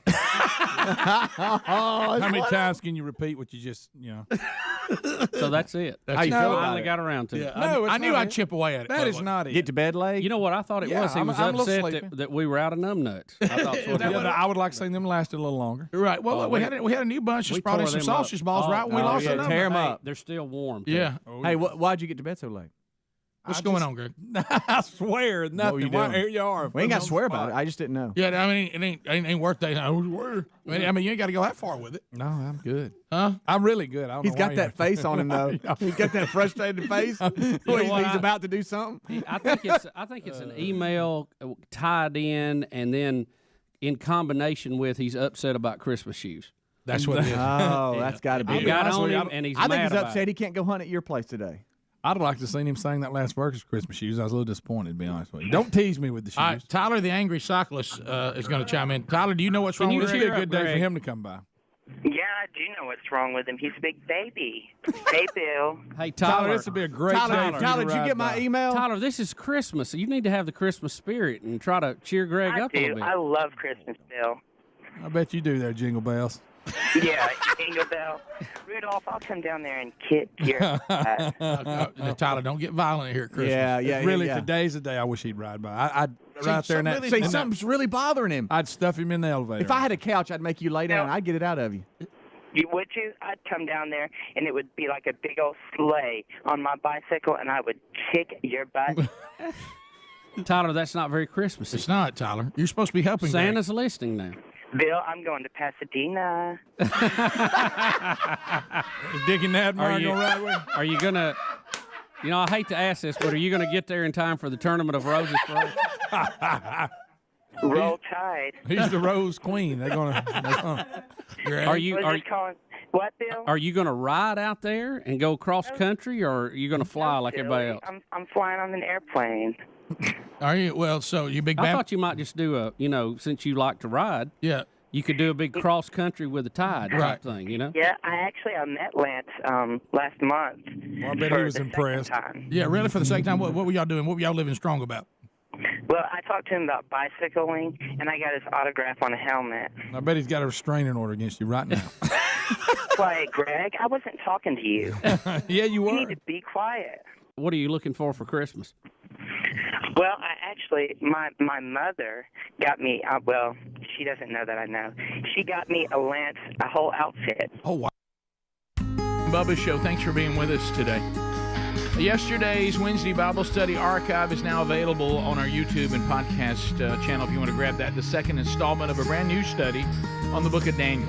All right, so we brought up Bubba went kind this of is for you, Rick, because of your birthday. Thank you. And I'm trying to bring you back from the depths of the Golden Bachelorette. All Bubba was trying to do was let me know that Andre Reed and Eric Dickerson made an appearance last night. He didn't want you to unpack all the different drama of the Golden Bachelorette. Until I thought Adler was the one screaming, "Don't spoil it!" Yeah, He's right. got all the details. Then all of a sudden, I had to be taken on the latest commentary. I just hope Joan finds love. You're right, and so, but anyway, this we brought up Eric Dickerson. He was a different kind of running back. He ran really straight up and down. He was 6'3", but he had such a unique style, and as you said, right, we think still holds the record for the most yards in a given season, one season. And he probably would have gone on to break a lot of records if he'd played longer. But I think Adrian Peterson got close to it, but he didn't break it. Right, and I think didn't Emmett get close 1 year or two, maybe? But anyway, I think so. And he's famous because he was on the Golden Bachelor? No. Yeah, but anytime you're talking about great running backs, Eric Dickerson is in that conversation. Yeah, no doubt. Yeah, so here he is talking about his running style. Hall of Famer Eric Dickerson's running style was so smooth and fluid that at times he made it look too easy. That's a big running People back. used to say that I didn't look that fast and I wasn't running hard, but I ran track and my strides were so long and I guess easy because when I came to the Rams, John Robinson said, Eric, come here. I said, yes. You have to run full speed. I said, Coach, I am running full speed. I said, I tell you what, get out here and try to catch me. So I went after my first big run that I had against the Jets, 85-yard run. He said, you were running full speed that day. Wow, his stride is amazing. Yeah, it is. Yeah, leaving those DBs behind.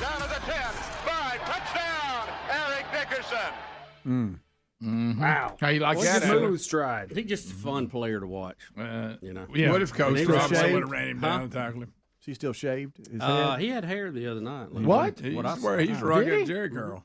All right, Eric Dickerson, Golden No, Bachelorette. no. Golden Bachelor. Right.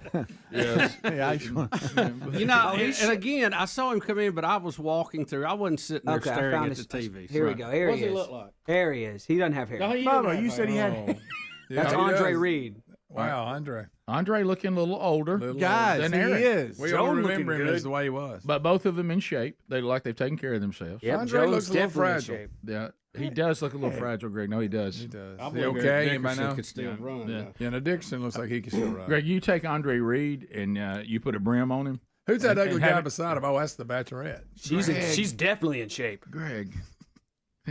Can you, Adler? Can you just show one little still picture of the kickball game? Bubba, Yeah, please let me don't see do here. this. Golden- I'm telling y'all, somebody needs to get in trouble for putting together this idea. Yeah. And Y'all- then I doubling was so down. hoping it was going to be flag football. Do you I think thought, they this said will be fun. what activity can we do that I'm they worried about won't pull a Andre Reed. muscle on? No, I'm talking about the whole idea of this kind The of golden thing. bringing this Oh, yeah, category yeah. into what was already. Rick? Yeah. Oh, my. Joan can rock it. Okay. You know, she can launch it. Still. All right. She's still got it. Okay. Show the guys in the game though, Adler, when they had the red and the blue team. I want to see the They Asian only play. guy. Hey, they only played 3 innings. Okay. Hey, Good Bobby, Asian- hey, Give me an Asian guy. Hey, guy, I just want to everybody. Rick's turning 60 today, and if we got out and played kickball, that's what we would look like. Yeah, I told just you. wanna- I was I just wanna laughing They're at it. older than us. I was look laughing worse. at. I No, just- there's one guy my exact age. I know. I just wanted to like- remind us all of that. The guys and the ladies they're putting in this, which should have never been a category. This show itself is bad. The only thing that makes this show worse There we is to are. put old people in it. But but when you start thinking to yourself, we're their age. Yeah. Look, I tell you, We look like that. Dickerson's looking on. He does not look impressed. It's That's like us. they signed up. They probably thought they were going to play flag football too. y'all, are we trying to hurt people? This is the Asian guy. I love this guy. that's so I hope great. the Asian guy wins. He's too funny. Too funny. Adler's pulling Who's for the funny? Asian guy. The Asian guy. He is. Okay. Because he speaks in broken English and he just says things that you can tell he's not really. He didn't know what kickball was. They took quite a bit of time to Pretty explain to self-explanatory. him. Oh what gosh, Kick I the got ball. that does not look good. I'm trying not to spoil this for myself, but it looks like somebody goes down. Oh, no. Oh, that's a hammy That's right the there. Bachelorette, actually. Oh, my goodness. They were Hammy, diving or for was that a- balls. They were God love wanting 'em. to show that they God still love had 'em. it. You know, God there's love 'em. professional kickball leagues. Have y'all seen any of that? I know there's local leagues around here. I've seen them playing. You know, that was one of the things, because we've talked about on the Ocho 8. hard to go back and remember this now because it is the day I was born. I was born club-footed. And, we Were you really? Yeah. And we What does that mean? Do you remember when we did that deal with the bowling? Yeah. And so one of the things that I could do early on when I was still trying to get my feet straightened, when I had to wear the little the corrective shoes. Like Forrest Gump, kind of. Yeah, and all that. But I had something I did in kickball. Remember us talking about this? And so even though my feet The were swinging gate. that's correct. Yeah. So people were like, well, there's certain things you can't do yet. There was even talk where I would ever, go on to be 075 and all that. But in kickball, hey, I had it, and I kind of developed the swinging gate. You had that foot. Then I would be like a gate that you're shutting, like like on hunting land or something. And I would just swing that gate, and buddy, boom, and I could boot it. What was the kicker? Dempsey that had the half foot. Yeah, and What half arm. What was his first name? Tom. Jack? No, that was It wasn't that was Jack the boxer. Is it Tom Dempsey? Tom Dempsey. It was Tom. Yeah, you were kind of the Tom Dempsey of I was. kickball, I right? was. People thought they looked over and thought, bless his heart, but they didn't realize the team that picked me, secret weapon. Hey, pick that guy with the funny shoe. Yeah. One guy even said, you ever see him do the swinging gate? Huh, what are you talking about? Just wait. Did you ever take up for Big Brother? Oh, he was fine. Mm-hmm. How about? Actually, I was with the crowd making fun of him. Can I tell you? That's the way me and him were. Can I tell you what was kind of, you ever have one of those things where, and of course, Dad's gone on to glory now, but it happens now. Your kids will get you in trouble with your wife by bringing up a story. Your child will go, no. She don't think it's funny. So I really was born that way, and they had to put full cast on my legs. I mean, as an infant, as a the tiny baby. Yeah. And so Dad, of course, she was talking about the different deals. I don't know how to break this to all the dads out there now. Our dads didn't go to anything. Yeah. You might. They didn't change diapers. They didn't go to doctor appointments. They didn't go to appointments with their wife or their kids. I don't remember my dad ever being at the doctor with me. No. And things like that. And so. If I was, it was something weird because my mom had something going on. Right. Yeah. For apparently, Mom didn't know to the level that they were going to have to do corrective stuff on my legs, so Dad didn't even go. Okay. So I think he was actually fishing or something. It was. I mean, you got to do what you got to do. So anyway, it wasn't like he was at work. No, right. He thinks they're like going to put on like some shoes on me. They ended up putting cast all the way up my entire legs on both sides. So my mom, of course, being a new mother, first baby, she's weeping and getting so upset. Dad's fishing. Yeah. So any time that we're talking and this starts coming, I say, now I had to have full cast. Look, Dad'll just start doing. Hey, when he was still with us, he'd start doing the. Hey, yeah, well, let's move on. Because well, you know what your dad did that day, and then I'm like, oh, Dad, sorry about that. Yeah. You ever had your kids drag you into one of those? Oh, yeah. Hey, Mom, tell us about the memories. Oompa loompa. Yeah. So, but it was just a different era. It was better days, frankly. Now, don't forget diaper I changed last night. Yeah. Now, look, don't forget. Mom has no way to communicate with her husband that they put full cast on our baby. So Dad's just out there fishing. Mom's upset. She's crying. Dad's just fishing. So think about it. He never gets blindsided in those days till he comes through the door. Yeah. Because nobody can contact him. You can't text. No. That sounds like a speech good time. prepared. You think Dad said, I guess this is an awkward time, honey, to tell you I got some fish I need to clean. Top of the we hour. did really good. If you're leaving us, have a great day. Thank you so much for the birthday wishes. Very kind. If you got more Rick and Bubba, stick around. Rick and Bubba, Rick and Bubba.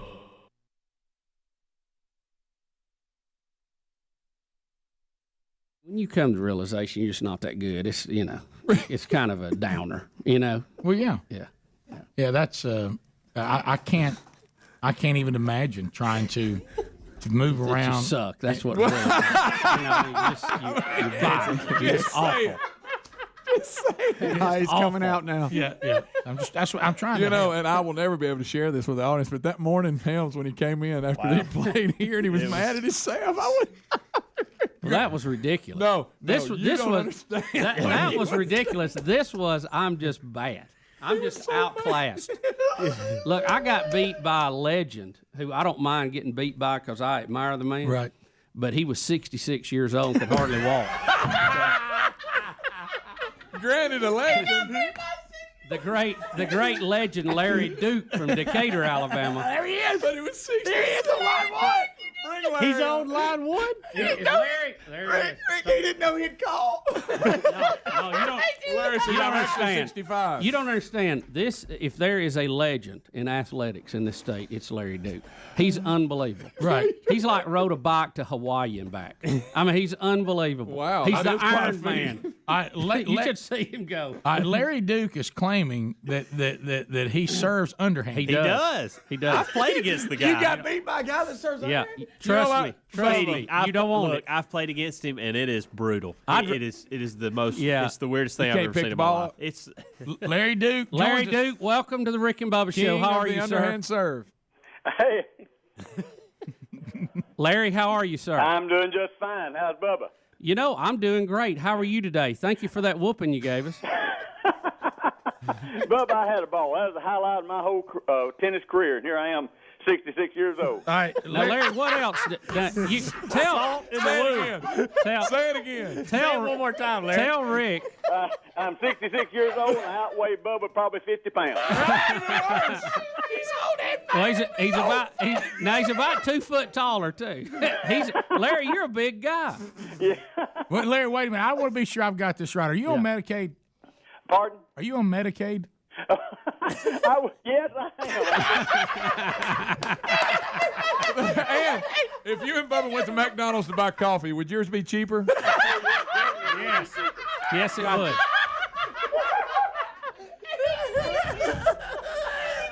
Bubba's got game. Yeah. Somebody said Bubba wanted you to take him to the movie where y'all could get in cheaper. Yeah.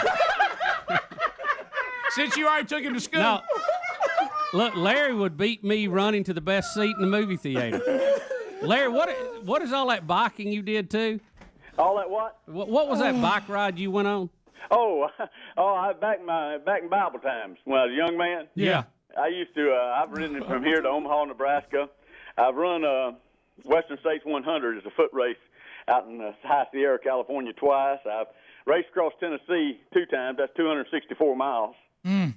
So, but like I said, that's back in Bible times. Now you serve underhanded. Yes, I serve underhanded. And Rick, can I tell you what I equate it to?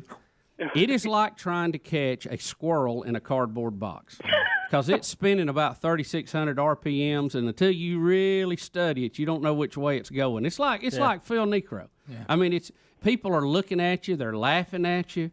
It's just embarrassing the way that Larry, he just breaks you down like a 12-gauge shotgun. Now, Larry, how did y'all finish up in the tournament?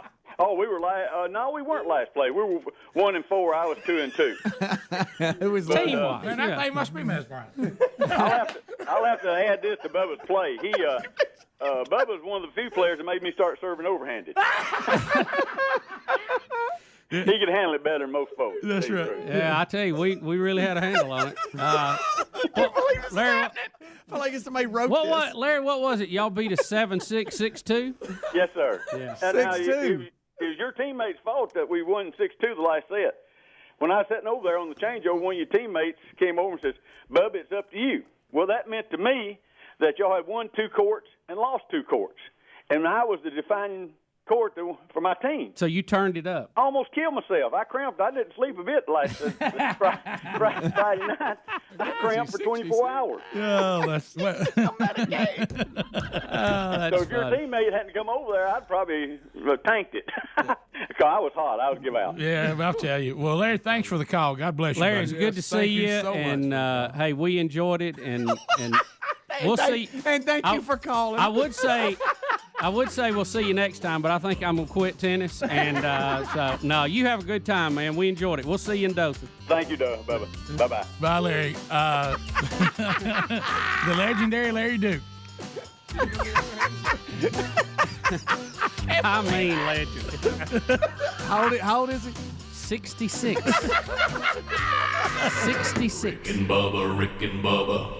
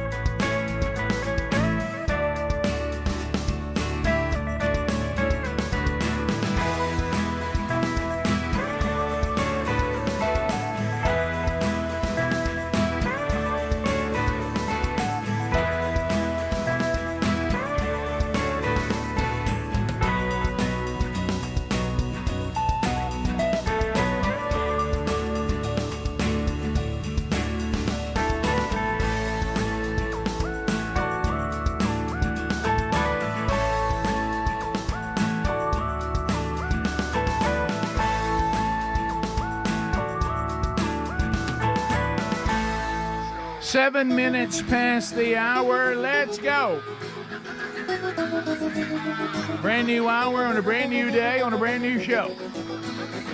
Speedy, the real Greg Burgess, Adler, all here, ready to go. And welcome back, the pride of Cedar Springs, Alabama, Bill Bubba Bussey. Rick, glad to be here. Thank all of you for joining us for 30-plus years. We appreciate it. Yep, it has been a long run, over half our lives, as Bubba and I both are 60 as of today. So we have enjoyed it. It has been wonderful and excited about the things that are ahead. So thank you for all the birthday wishes on email, social media, our text option. Thank you very, very, very much. Very sweet people.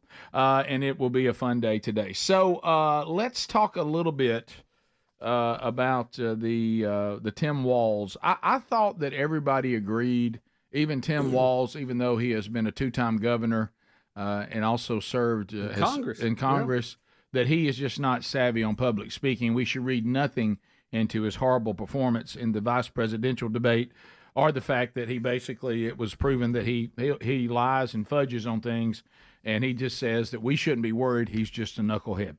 But anyway, apparently we knew this was going to happen. I think when you have performances like this, it always shows just how far you're willing to go and your commitment to the person.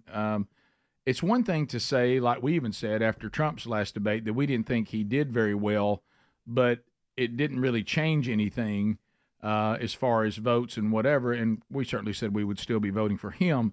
That's one way to go. It's another way to go to pretend that your candidate did well when they just didn't. Yeah. And so now we have all those willing to do this. Now I want you to know, here is the president of college Democrats in Rochester that is going to predict that predicted that Tim Walz was going to win the debate. Yeah. So are we going back in time, or is this her since then? This is right before. Okay. Here's Rose, president of college Democrats, predicting. Right. The college Democrats. You're the president of the college Democrats. Yep. That's how you feeling about the enthusiasm? Your name and how you feeling? My name is Rose, and I'm feeling great. This is going to be a great debate. Oh, sorry, I touched you there. I'm so enthusiastic. Walz is going to do so well. All right, I guess we're gonna have to wait and see. I really appreciate. Was Rose's name once Ross? I believe Rose? so. Mm-hmm. Yeah. Okay. I don't know what you're talking about. Okay, I'm sorry. I mean, president of college Democrat. Yeah, I've never seen a female actually get a larger Adam's apple actually surgically put in. That's a new move. That's a new move. I missed that one. All right, Rachel Maddow, Bubba, she's going to tell you that the debate went to Tim Walz.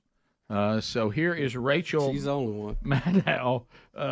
She's got some others that will join her, but I don't know why. So here we go. So different in style and so different on substance. Very interested to hear from the spin room, to hear from all of my colleagues here, to get to all of the analysis that we're going to get to. I think the big picture takeaway from this is that one of these candidates is much slicker than the other, is a much more practiced, kind of professional debate style speaker, and the other candidate won. There was one bad moment for Tim Walz in this debate where he got mixed up and embarrassed in answering a question about exactly what month he had been in China in relation to the Tiananmen Square protest. But then on guns, on January 6th, on Obamacare, on the economy, on blaming everything on the border, back again on health care, on abortion, on every issue on substance, J.D. Vance was very polished and very slick, and Tim Walz beat him on all the substantive points. At least did he? Yeah. Did he though? Look, no one saying that. She couldn't even say it. She couldn't. She couldn't. At one point, she hurt herself, and she thought, "My goodness, I'm making a complete idiot of myself right now." You notice there was no round of applause for her position there on the set. You know what? Let's just take what she said. Now let's go back to when Trump debated Kamala Harris. What did they say about Kamala? She was polished. She was smooth. She was slick. Good point. She was able to communicate better than Trump. But now the person who seemed prepared and seemed to be the better orator, that's not what we should look at. So really what they've said is this time Tim Walz was Trump, and he's wonderful. But when Trump had a similar experience, that was bad. And when Kamala was a good communicator, that we should celebrate. But if J.D. Vance is a good communicator, that doesn't mean anything.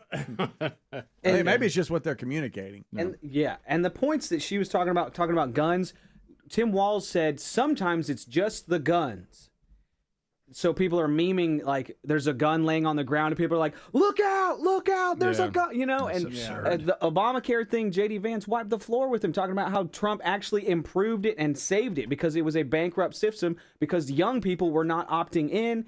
She was just lying about that. Tim Walz lied about the number of immigrants that came through. Speedy, I think you sent me the graph where there's low numbers during Trump, and then it's fourfold during the Harris-Biden administration. Yeah. So she's just lying about that. Here comes Sonny Hostin. We're always waiting. Sonny. What does Sonny have to say about it? On the sunny side of the street. Thank you for your commentary today. Here's Sonny. She wants us to know Tim Walz won the debate despite what others have said. Well, that was the craziest part because no answer is an answer, right? And I think Walz was the clear winner. I'm surprised that some polls are saying something different. He was in command of the facts. He was in command of policies. He was civil. He was kind. He was willing to admit he made a mistake. On the other hand, J.D. Vance refused to admit that Trump lost the 2020 election. He is an election denier. That, in my view, makes him not only unfit, but disqualifies him from the very office for which he is running for. And the Kamala Harris and Tim Walz campaign has taken note of it. You know what's funny? They always call, if you disagree with them, you're a denier. Of course. Which implies that it is clear that you're wrong in this and that they have all the facts on their side, which they don't. You have climate deniers. Now you have election deniers. Yes. Oh, yeah. Which is right out of, if you go back, go to Mao, and when he was turning China into a communist country, he used all this stuff. Yeah, sure. Yeah. It's and that's why young people like Mao now. But let me go back to, which, by the way, killed more people than any other dictator that we've ever had. But anyway, because if you turn, but in his case, Mao Zedong, deniers suddenly became people that need to be eliminated. Right. We can't have this kind of denying going on. Now, remember this, just keeping score. I've already given you the Rachel. How about their economic deniers? Right. Rachel Maddow. Here's what you just heard. Here's what you just heard from Sonny Hostin and other Democrats. Hillary Clinton claims the election is stolen from her. We should all listen. All right. Donald Trump says it was stolen from him. Disqualifies him to ever be a candidate for anything. Jail. I think for the first 2 years, Hillary Clinton can deny it. And wait till you see Kamala deny this next one. Look, they labeled him as an illegitimate president the first 2 years of his term. Of course, but they can do that, and when they do that, it means they're trying to save the people from tyranny. Yeah. When Trump says we allowed cheating that cost me the election, he needs to be just removed, put in jail, and put away forever, possibly hung or quartered. Stacey Abrams still says she won in Georgia. Oh, yeah. To this day. There's a 25-minute supercut of Democrats denying elections that's going around right now on X, Twitter, whatever you want to call it. It's 25 minutes long. 25 minutes. But they're not deniers. They're not deniers. Yeah, it's crazy. Do you realize, too, and Adler brought this up the other day, Adler, and I think I gave you props on it, and I need to give you a standing ovation on it. If Elon Musk had not come along and bought X, it's true, and broke the monopoly that the left had on social media, we would still be told that we can't talk about that, we can't talk about vaccine. Look, if you have the facts on your side, it will eventually work itself out. Okay, so it doesn't hurt for people to have a opposite opinion. If you're right, you know they're wrong. They're just kind of barking up a tree with no answer, right? I mean, it's like and the only thing I can relate it to is these flat Earth people. Oh my gosh! Okay, it's clear to me, obvious that we live on a round ball in space, but some people just can't fathom that, and it's okay because their disbelief in what I know to be fact doesn't hurt anybody. Right now, if they're running the country and they're changing the way that we do things because they think it's flat, then that's a whole different thing. You know, it's fine to be wrong and be out there and have a disagreement. You just don't want them running the country. Exactly. And if you're still not sold that Tim Walz is not somebody we want as vice president, take a look at this. It's only 14 seconds. But here he is again. If just the way he operates doesn't bother you. Yeah, I mean, he's just a weirdo. Look at him coming into the debates. This is how he enters every single political event. All right, I got the real clip. I'll show that to y'all as y'all That was going to Chris break. Farley, That for y'all was Chris can see. Farley, but yeah, here. What was that from? What was that bit? That's funny. Leno, I think it was a Letterman. We'll be back. More Rick and Bubba coming up. 866 Weeby Big's the number. That's funny. Rick and Bubba, Rick and Bubba.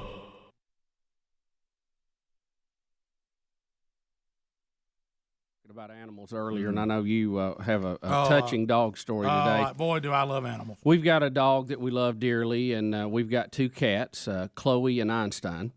And Chloe and Einstein. And, of course, dog Reagan. And Einstein is the new kitten, and he's just full of kitten activities. He likes to run around and jump and get into stuff, as most kittens do. They're pretty funny to watch, especially if you got a laser pointer. Hey, there's a party. You know what? They do love those. They do. I don't know what it is. What did we do for entertainment with cats before we had lasers? I know. Lasers good for a lot of things. Cat chasing, probably the best of all. But I came in the other day, and I really wasn't going to tell this story. But boy. Betty said I needed to share it with you, and she threatened to call if I didn't. So Yeah, I'll go well, ahead. look, bring it on, cat boy. Well, the kids are in the den, and they're watching TV, and I'd been out moving some things, and I had taken my shirt off, just to, it was kind of warm Sure. out there. And Absolutely. I came in and laid stir down. Betty up a little bit. Yeah, do what I can around the house. Great visual. And, I came in, and I was going to cool off for a few minutes, and I laid down on the couch, and we were watching a little bit of TV, and here comes Einstein, chasing the latest, shoestring or whatever he's after. And so I thought, I'll just lay here for a minute, pet the cat, and cool off a little bit and relax. And so I grabbed up Einstein, and I laid him up on my chest, and he's very, he's a very loving cat, and he rolled over and laid down, and I was petting him. He's a little gray tabby, and still shirtless. Yeah. Okay. I mean, I'm sitting, I'm cooling off, just having a great family time. It's me, the kids, the cat, watching a little TV. And for some unknown reason, he rolled over and attached himself to, I don't know how to describe it, my breasticle, and then took his little paws and started pushing. You know how they do when they're trying to get some milk out. And oh my gosh, I will never be the same. No. I will say this: I came off that couch pretty quick. Oh my goodness. Because one, he's got sharp little teeth. Yes, he does. He's not exactly a kitty anymore. The kids start hollering. They are laughing. I've got a hairy chest. I guess he got all relaxed and thought, hey, I'm back with Mom again. This is like the good old days, What's this red thing? So, I think I'll just have a little snack while I'm here. Look. But bless his heart, I had to explain to him, no luck there. Right, you know what I mean? Look, I'm not trying to tell you what to do, nor am I an expert in this area, but based on what you just told me, whatever you are doing to that cat petting-wise, back it up too much. Right. He apparently was a little too relaxed with me, and the term "dry socket" came to mind. And I met that guy. I used to make the joke. Oh my God! About Betty when she was pregnant that she had these prenatal vitamins. Yeah. And I thought, well, we got vitamins, and these are extra good vitamins. They cost a little bit more. They got all this extra stuff in it, so I'll just take them too. Right. What would it hurt? Right. I'll just, why buy two vitamins, hers and my Flintstone? Right, sure. We'll just use hers. And I used to make the joke that, I enjoyed it. I had a lot of energy, but for some unexpected reason, I felt like nursing the cat. Right, yeah.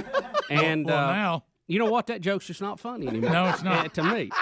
Wow. But, wow. Yeah, I guess the the hairy chest and all, and he thought, well, hey, I'll just I'll have a snack while I'm here. Oh my! All laid back like Willie Ralph and all excited, and Boy, me. Like a rat does cheese. That's one of those things. Well, the kids have had a lot of fun with it. I'll tell you that. That's one of those you got to go walk around out in the yard for a little bit. Oh, sure. How many times do you think a kid's brought me a cup and said, "Hey, fill her up, Dad"? Right, that sure, kind of thing. Sure, sure. So that'll make you start. My goodness. That explains a whole lot, by the way. Yeah, it does. That's where you go out there and pet your dog a little bit and say, "How you doing, big fella?" Yeah. Well, me and the cat, we're very close. Yeah. Now that I'm his mother. You trying to tell yourself it didn't happen? Right. That didn't happen. No, it wouldn't. I'm thinking, come on, you're a cat. You got 9 lives. You could survive in the woods by yourself. Right. You didn't figure out that wouldn't work. Right. Yeah. Right. Bet you that tongue felt good. Oh, that old sandpaper thing. No. The teeth's the problem.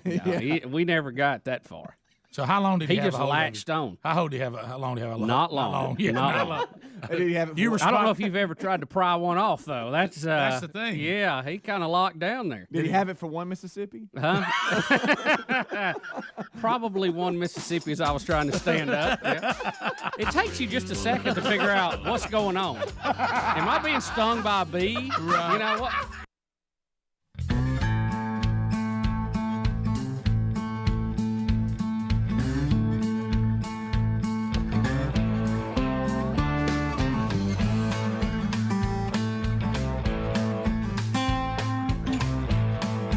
And here we go, 23 minutes now past the hour. Thank you for being with us today.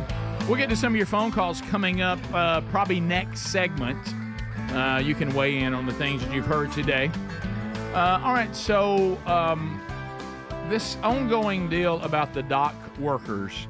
Now, I understand that some of you are going out and you're gathering items to send, some of you through Greg Burgess apparently, to send to people that have been devastated by the hurricane, and for that you are to be applauded.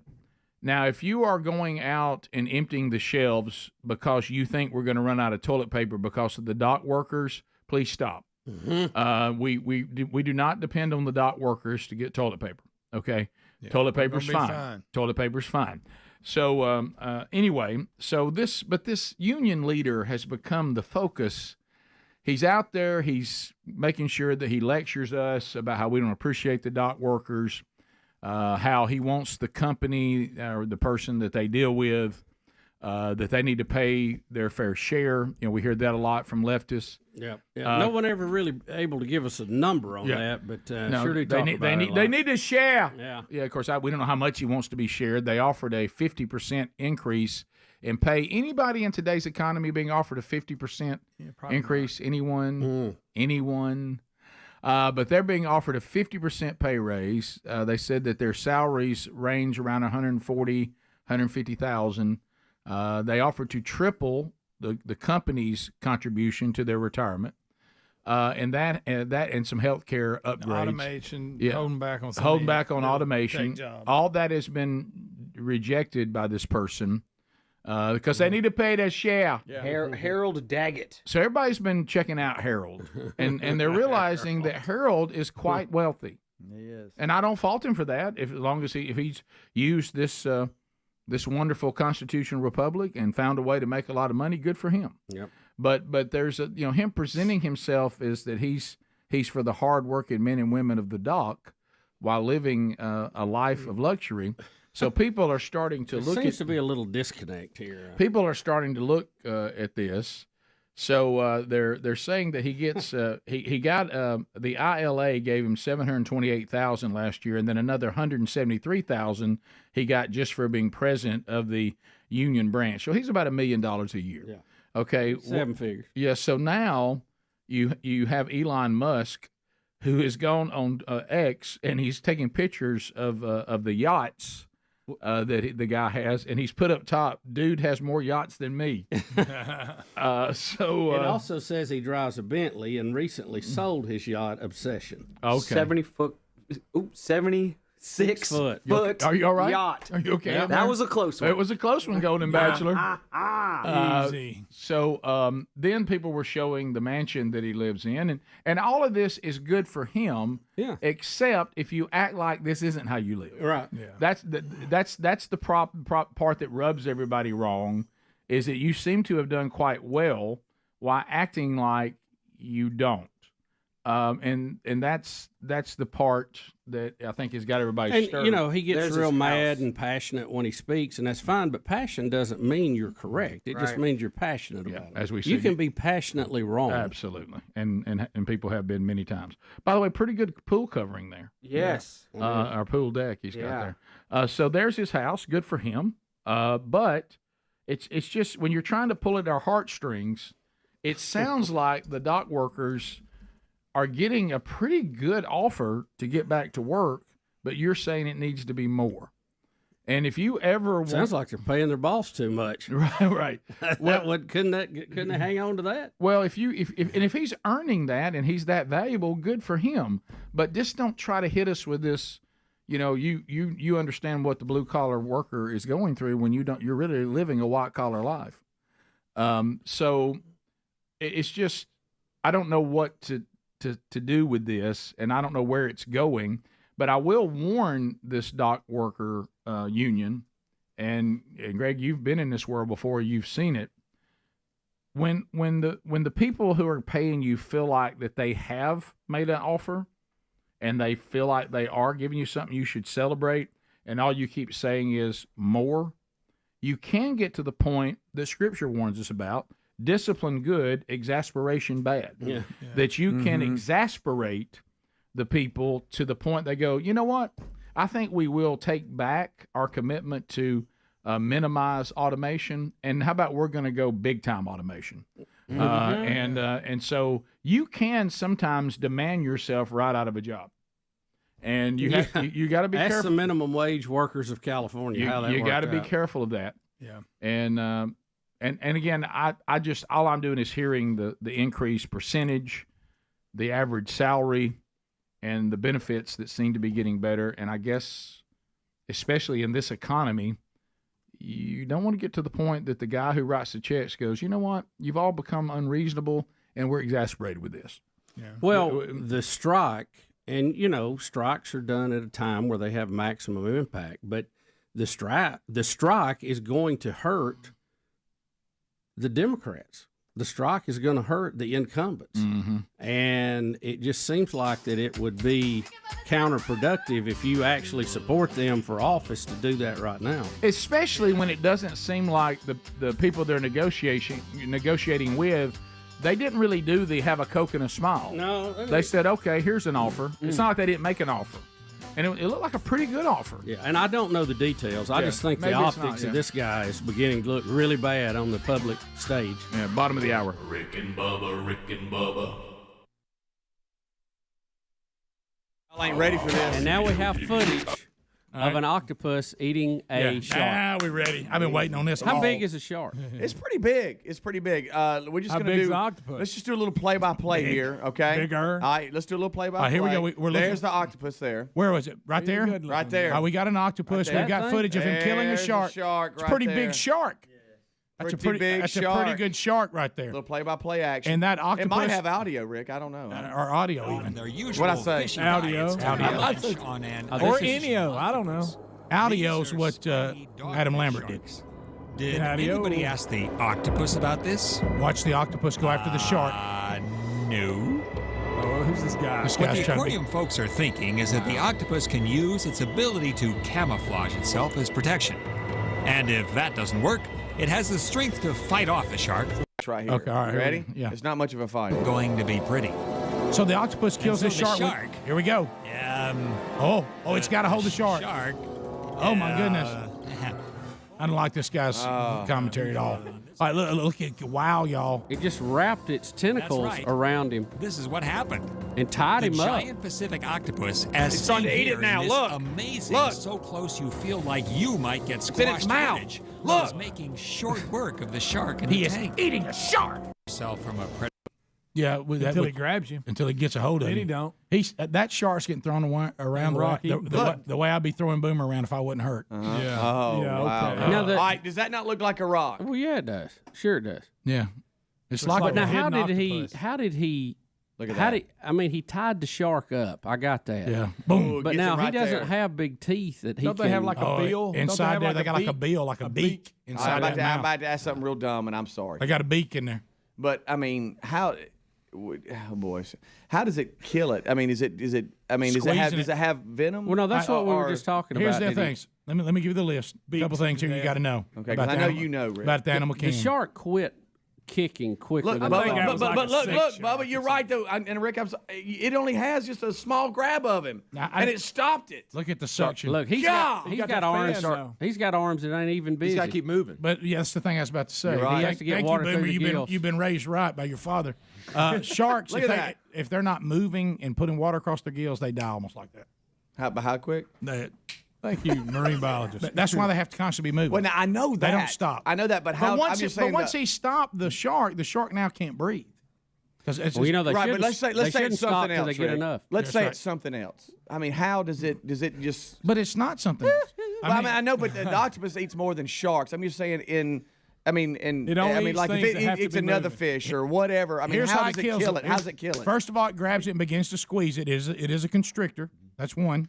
Okay. It has a beak inside that hole, which stabs you, and it does. Yes, and then it just completely overwhelms you. Inside. Their mouth opens up, and there's like a sharp beak type, almost like one big tooth, but it looks like a bird beak in there, and they ram like that a horn. Beak, yeah, it's they like a ram that beak into you. I tell you, an octopus looks like it should be from another How many universe, times on this doesn't it? program? How many times do you have to look at me with that face and then find out? I'm going lying? to search octopus very carefully and check this out. That shark was either sick or that was a complete setup. You remember that time? That thing took it down, man. He fake? Greg, that's not fake. I think it's fake. Greg, not everything is fake.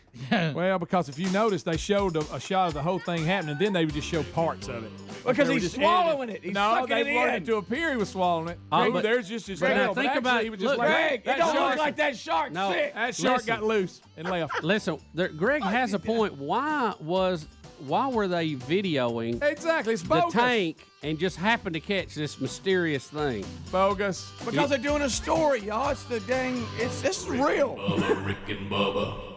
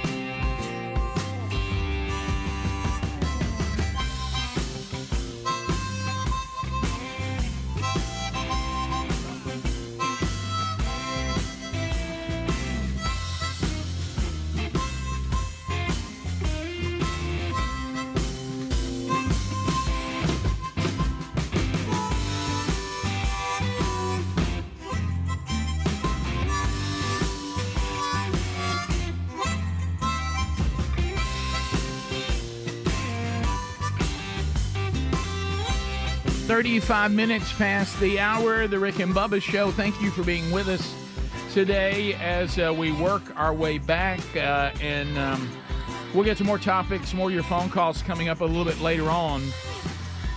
MyPillow.com/BigBox right now. MyPillow, all in this, the thing you were giving Adler credit for, this is another one of those companies that the left tried to cancel, tried to break their ability to even do business, getting them kicked out of retailers with all their protests, and simply because the owner and creator, Mike Lindell, is a conservative person. That alone is what they found to be unacceptable. So MyPillow.com/BigBox, you can still get these great products because thankfully, we're living in a time that if the retailers shut you down, you can just go to the people directly. And now their standard MyPillow retails for $49.98. But to show the world they can't cancel MyPillow, for a limited time, you get one for only $14.98. Take that. $14.98. There's a limit of 10 per purchase. So you're talking about saving $30 and getting a great pillow, and say no to that cancel culture. Take that. MyPillow.com/BigBox, or just look for the link at rickandbubba.com under the sponsors button. Bubba, the catalog is the big thing. Now these bands, as they get a little bit older, if they've got a good catalog, they are now cashing out almost like the ultimate retirement plan. Yeah, You wow. take that catalog and you cash out. Now, I want you to know, Bubba and I have discussed with our 31 years together, the enormous catalog that we put out. Best offer we've gotten so far on it, $1,500. Right. Pretty good. But you know, hey, it's out there. You know, we're for sale if someone, you know, would like to make us an offer for the entire catalog.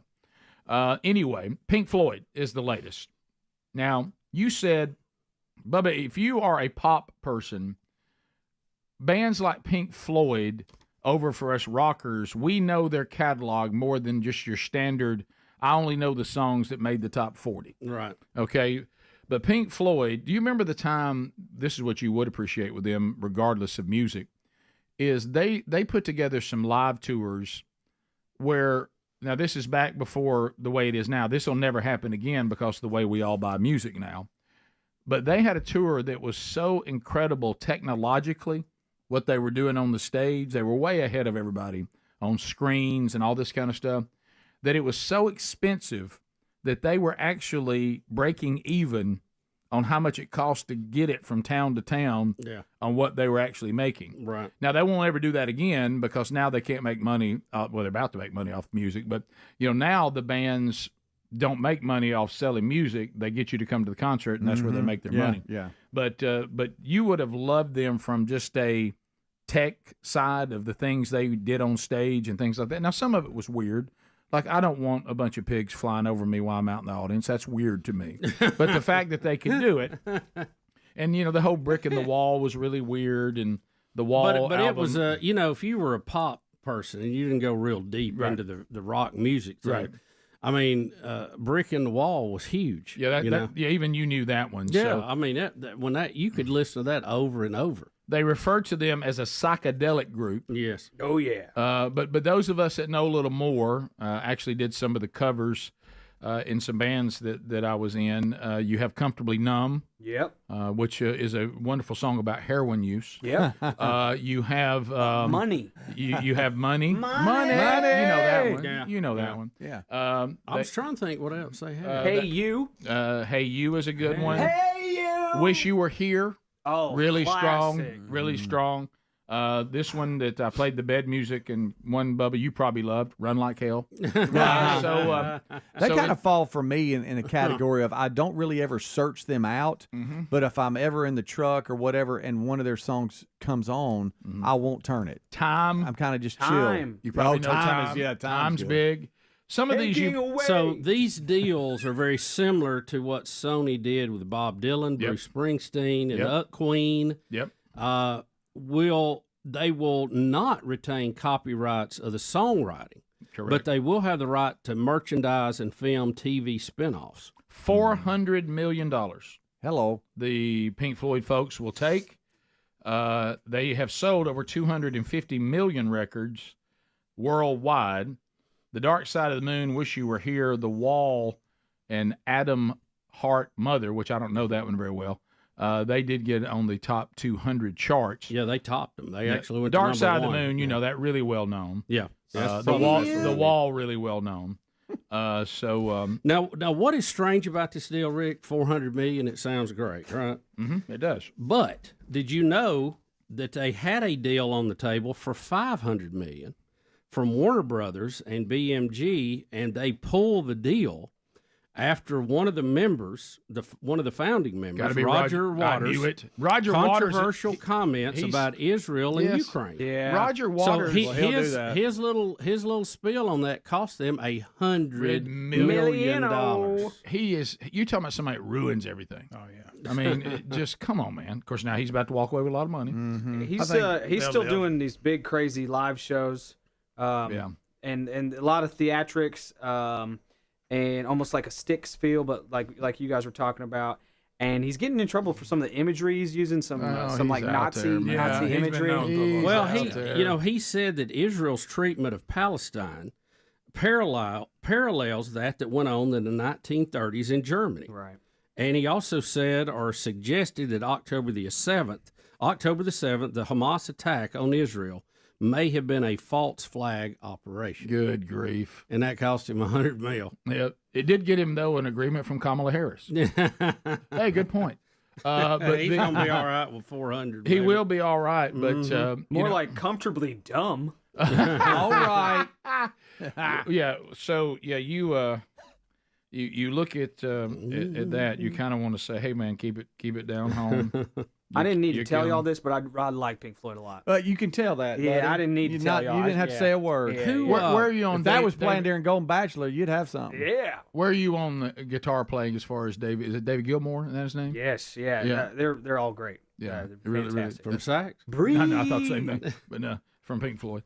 It is David. It is David Gilmour, right? Yes. Yeah. Do you have a playlist like created for them, Adler? Do you like them so much, or you just Not since college, no. Okay. Yeah. So, Rick, I know you're up on this. When they did The Wall and they had the choir of young people singing background, it was what I like to call haunting background vocals. Yes.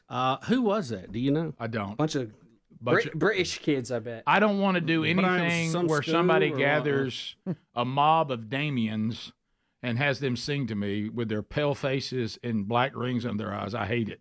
Yeah. I don't like to hear young, white, pale white British children sing together. It's freaky to me. Yeah. I actually did. You know how in the song they're like, if you don't eat your meat, you can't have any pudding. Yes. I said that to Ruby like just 3 nights ago. If you don't eat your chicken, you can't have any Italian ice. How can you have any Italian ice if you don't eat your chicken? So Rick Waters, did you go that far with it? I did, and Aaron gave me nothing. Aaron gave me nothing on it. That was really good. That you wasn't got it. for Ruby. That was for me and Aaron. She gave me nothing. We need to develop that voice into something. Yeah, according to the story, Waters also told Rolling Stone in 2022 that the United States is the most evil country in the world, all by a factor of at least 10, and that Jewish people in the UK and the US are responsible for Israel because they pay for everything. Is he going to take the money in the free market? No telling how much of this is going to come from evil Americans. Oh, I know. Now, I couldn't even spit that out if I had made that kind of money from any country. What a great point. Now, all the missiles that Iran shot at Israel, Biden did actually give Iran those billions of dollars. Yeah, he did. Technically, we did pay for those rockets. Well, it was frozen assets that we had frozen, and when we wrongly, Biden thought that if we unfreeze these and give them their money, they'll calm down, they'll like us, they'll do something constructive with that money. But we knew that was not going to be the case, and the jury is in. Yep. There you go. So we'll come back. We'll take your phone calls next. Yep. America Speaks. 866 We Be Big, the number. All lines are available, and we'll let Calvin Speedy Wilburn get in there and screen those babies up, and we'll chat with you when we come back right after this. Rick and Bubba, Rick and Bubba.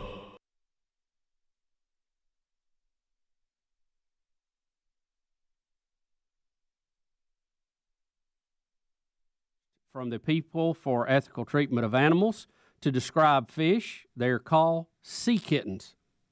Sea kittens. All righty then. PETA thought that by renaming a fish a sea kitten, compassionate people who would never dream of hurting a dog or cat might extend that sympathy to fish or sea kittens, according to PETA's campaign coordinator, Ashley Byrne. All right. So now it's the plight of the fish. Now sea kitten. They say fish not only have the same ability to feel pain as a dog or cat, but they also communicate with one another, she says. God. They have complex social interactions. They form bonds. They express affection by gently rubbing against one another. Mm-hmm. Now, which fish exactly are they studying on this? I got to tell you something. You and I know, and you're saying it too. I catch fish a lot now. And a carp, I can tell you that. And when I'm taking the hook out of their mouth, they don't respond the same way as when I hook the dog with it. Right. Yeah, I heard a fish scream one time. Yeah. Yeah, hook the dog, then hook the fish. Yeah, See the reaction. How about this? Hook a cat, then hook a fish. I'm telling you, it's not the same thing. The PETA campaign boasts and colorful, and I've done it. I know this. A very colorful, interactive website aimed at children and their parents. It offers sea kitten bedtime stories and design your own sea kitten in hopes it will build compassion in families.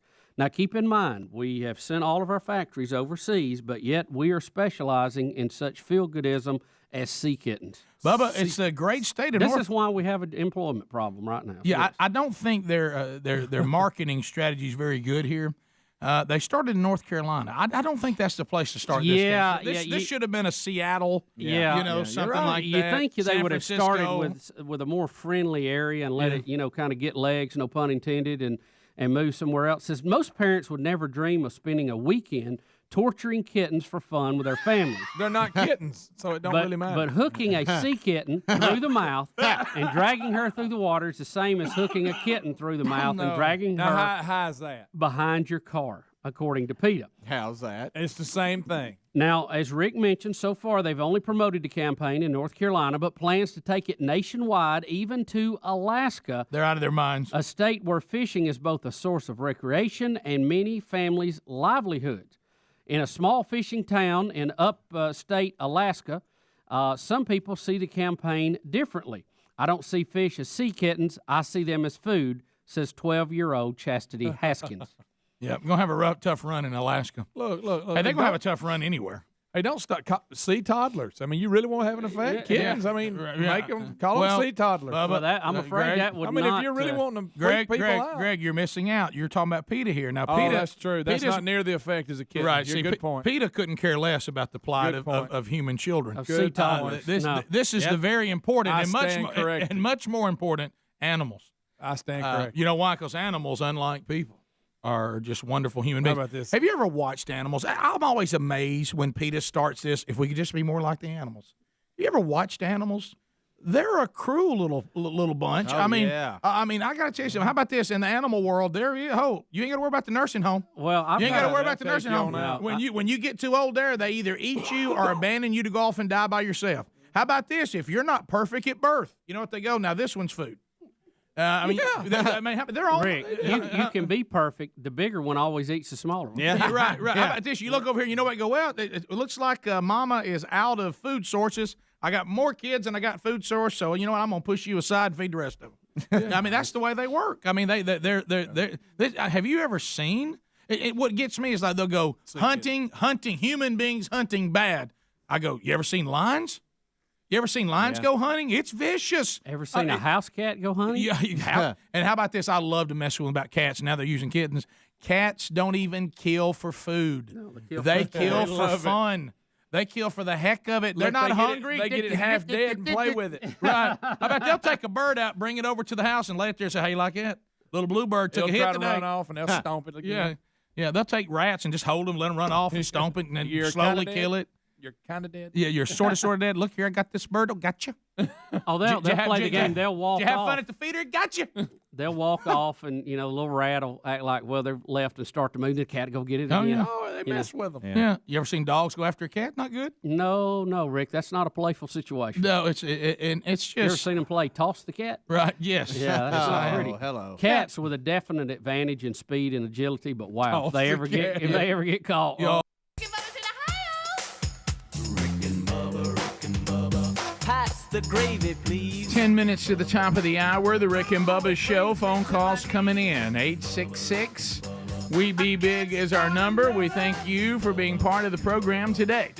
Phone calls, all lines are full right now, but we can get you in if you wait just a minute. Once I start answering and moving them, you can get in. Jody is standing by out of Greg's home community, Pleasant Valley. Jody, go ahead. Jody? Hey, good morning. Good morning. Hey, Rick. You're on. Hey, y'all get Adler to pull up a picture of Richard Simmons coming into the audience. Yeah. That's more what Tim Walsh looks like. Now, Bubba, Speedy could probably tell you a better view of it, but I'm telling you, that's who he looks like. Yeah, someone has shown that before. I think I've seen it. Jody, I think you're right. I have seen that. It's a good point. Sam, welcome to Rick and Bubba. Go right ahead. Yeah, I want to respond to Bubba earlier. I had some good news for him. the Earth is flat. I found this secret out years ago when I was surveying with the Army, and the sky is basically a reflection of the water off the air above us. But the Earth is flat, man. And us flat earthers, once we learn this secret, we relax and we're able to enjoy the day. And I just wanted to share that happiness with you, and God bless you and God loves you. How about that?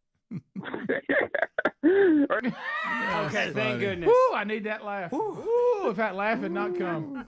Good night. Bill in Hoover. Bill, welcome to Rick and Bubba. Go ahead. It doesn't hurt anybody to believe that unless you're trying to put a satellite in orbit. But Right, yeah, sure. Bill, go ahead. Hey, good morning. This chat thing that you've got on YouTube, it's really disturbing. It covers up a lot of the people on the show, and if it gets to about 5 feet high, you cannot read it because you got to stand in front of your TV. And like I said, it covers up everybody. What's he talking? I don't know what he's talking about. Yeah, I think you can hide. I don't know. Here's Adler. I don't even know what you're talking about. Yeah, you can hide it. What is it? The chat. The live chat. Yeah. Live chat on the YouTube channel. YouTube, Yeah. And people, I appreciate people watching and chatting. It's great. But sometimes it can be distracting. But you should be able to hide that feature. So let's see. I guess he said he was on his TV. Yeah. Like right now, I'm watching on my phone. If I just hit the X, right, you can see right here, it is half the screen is the show and half the screen is the chat. You can hit the X, and now the full screen is the chat, or the show. So you should be able to close that out and not have that take over your entire screen. Look for an X or like close chat, something like that on your screen. Jeremy out of Georgia. Jeremy, go ahead. Hey, guys, I hope y'all are doing good today. Happy birthday, Rick. Thank you. Congratulations on making it to 60. Thank you. I was calling about yesterday the conversation about somebody taking over the all-time hits leader from Pete Rose. Yeah. I was wondering if maybe there was some confusion because, here just not too long ago, they integrated the Negro League statistics with the Major League Baseball statistics, and there was a lot of categories shifted around. Like I know Josh Gibson became the all-time batting average leader. So I was just wondering if maybe that's where the confusion came from about that with Pete Rose. No, I actually thought just somebody who was playing might have. There were a lot of different things. The Tony Gwynn thing turned out to be batting average, and how many hits in a season, all time, all that. There's so many. There's so many stats in records. baseball, It's really can get confusing just on its own. We continue, but thanks for adding that. I wasn't even aware of that. We continue. Bubba, it is Miss K standing by. Miss K? Out of Sweet Miss Home, what? Alabama. Miss K, go ahead. Watch out. Well, good morning, Richard. It is your birthday today, and the Yes. birds are singing, and the sun is shining, and it's a wonderful day to celebrate you. Well, thank you, Miss K. It is a beautiful day in Sweet Home, Alabama. Well, I wanted to say something about the Golden Bachelorette. I was thinking of throwing my hat into the mix. Oh, we hadn't thought about that. Yeah. Well, I was thinking, they go on all these helicopter rides and things as such, and I was thinking, why don't we just go take a trip to the podiatrist and get our ingrown toenails removed, or we could go see Dr. Pimple Popper and get all the skin tags taken off, and then after that we could go over to the little honeymoon suite or the fantasy suite, and we could rub each other down with some Asper cream and feed each other some prunes and watch reruns of The Walton. That sounds like a hot night in the city. Miss K, easy now. Well, thank you for the birthday wish. Well, y'all my favorite hot steppers now. Y'all behave. Yes, now, Miss K, are you going to be able to get the dock open down there in Mobile? Listen, I'm certainly working towards it, but they making some crazy things for us to try to take, and we can't afford to do that. But I know that we need to do something about it. But if I wait on things to happen, like around with Kamala, it'll never get done. So we're working on it. Thank you, Miss K. Thank you, Miss bless K. you, Miss K. We continue. Omar in Guntersville, the tent maker, weighing in. Go ahead, Omar. Hey, good morning. Happy birthday, Rick. Thank you. Hey, I was at the Hoover Costco yesterday, and I just can't seem to understand why probably about 75% of people had 2 or 3 or 4 packs of toilet paper. What is it about toilet paper that makes people feel safe? I don't know. I don't know. Hopefully, they're gathering it for the hurricane victims. I sure hope really that is don't the think case. There's some of that going on. To donate. And there's some stocking up just in case the longshoremen strike continues. Even though we don't import toilet paper, and it won't affect the toilet paper. We always feel at all. safer when we have a lot of toilet paper. around. Like we said, the only thing that's going to make supply and demand not work is when people go hoard it. But as far as us getting it like we normally do, you're fine. But if you're donating it, then good for you. Well, there's a lot of things you can work around. I guess people just feel like toilet paper is not one of those things that they want to have to go ask a friend for. No, let's all say that. Yes, yeah. It ain't like borrowing a cup of sugar. I get it. Yeah. But the point is, you're not going to be without it. That's the point. Well, there's plenty if you'll just act right. Yeah, if we'll just act right. I'm gonna buy stock in Charmin. We only import about 7%. 93% of it comes from right here, so it's okay. It's not going to be affected. And there's always pine cones. Thank you, Greg. And corn cobs. Frank in Pell City. Frank, go ahead. Good morning. Happy birthday, Rick. Thank you, buddy. Wanted to make a comment about Pink Floyd. I think they started out as a band that was music made for movies, therefore all the sounds that you hear in the music. But also Sid Barrett, one of their co-founders, took an acid trip in 1968 and never came back. He lived the rest of his life in and out of insane asylum, and the song "Shine On Crazy Diamond" was about him. Yeah, and Wish You Were Here is about him too, right? I think so. I don't know. I always think about my deceased wife when I think of that song. Oh, yeah. That's thanks for the call. Appreciate That's a great that. song. It is a great song. It's got Greg upset for some reason. Let's go to Ken. Ken, welcome to Rick and Bubba. Go ahead. Oh, yes, I have two comments. One, my heart goes out for the hurricane victims, but how's that going to affect our election? How do y'all think that? And the other thing is, as far as the dock workers, I'm not taking up for the guy that's making almost $1 million or whatever, but the deal was, yes, they was giving a 50% increase over 6 years, which is still good. How many other places are going to do that? So I'll listen off the air. Yeah, I think you made your own point. Yeah, that is the but do the Heimlich over real quick. Just pull him up. Yeah, I know.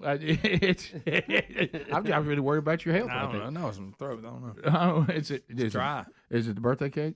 No, that's been gone. No. I would say too, don't really worry about a toilet paper shortage because with Auburn's the way they're looking right now, Rick, there'll be a lot of extra left over down in that part of the country. Wow, that will help. Bubba. Bubba. Spend all they're going to spend. Huh? Yeah. Top of the hour. Gonna be tough Saturday. We'll be right back. For some of you, if you miss any of the show, catch the archives today. Rick and Bubba, Rick and Bubba.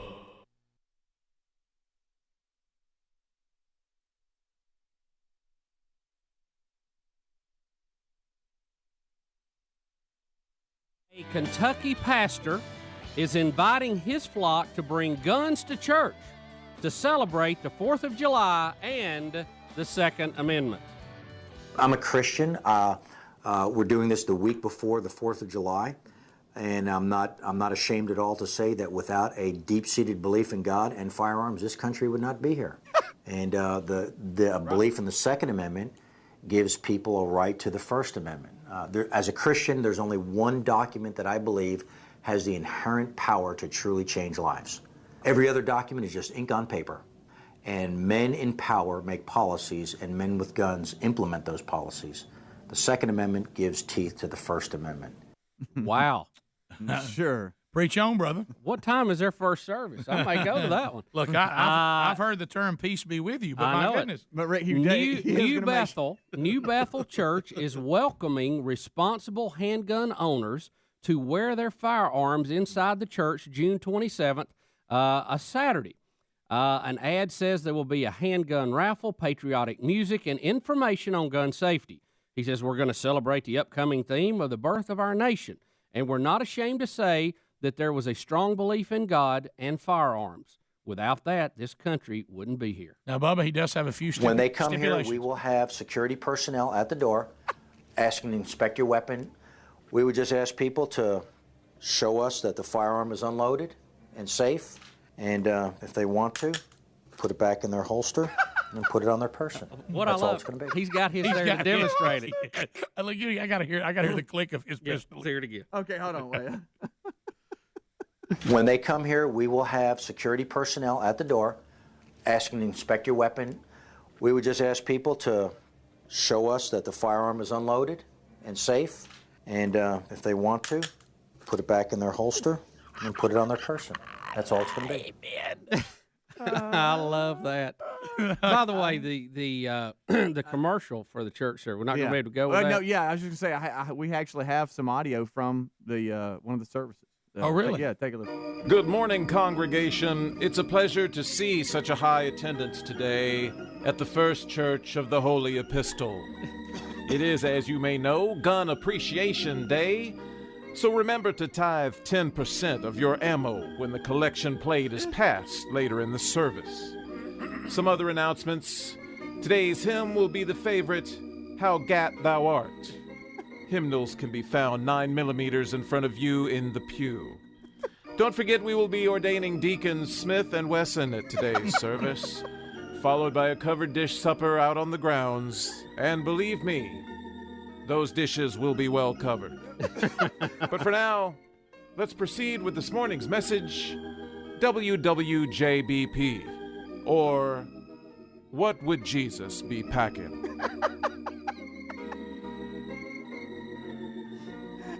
You know, the sad part about it is that I know those comedy things are put together, but, you know, the guy's right. He is right. Oh, yeah. Listen, he's a former Marine and handgun instructor. Sure Says he expects some backlash, but he said he's only heard a little bit of criticism about the gun event.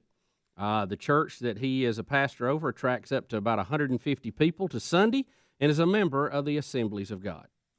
Well, you know, the point he is making, too, is true that, and you know, freedom of religious expression, you know, is covered. He's saying, you know, unless you got the way to defend your right to freedom of speech and freedom of expression, people just take it away from you. You know, he was dead on when he was talking about men make policies and people with guns make sure those policies are carried out. I mean, he dead on, by the way.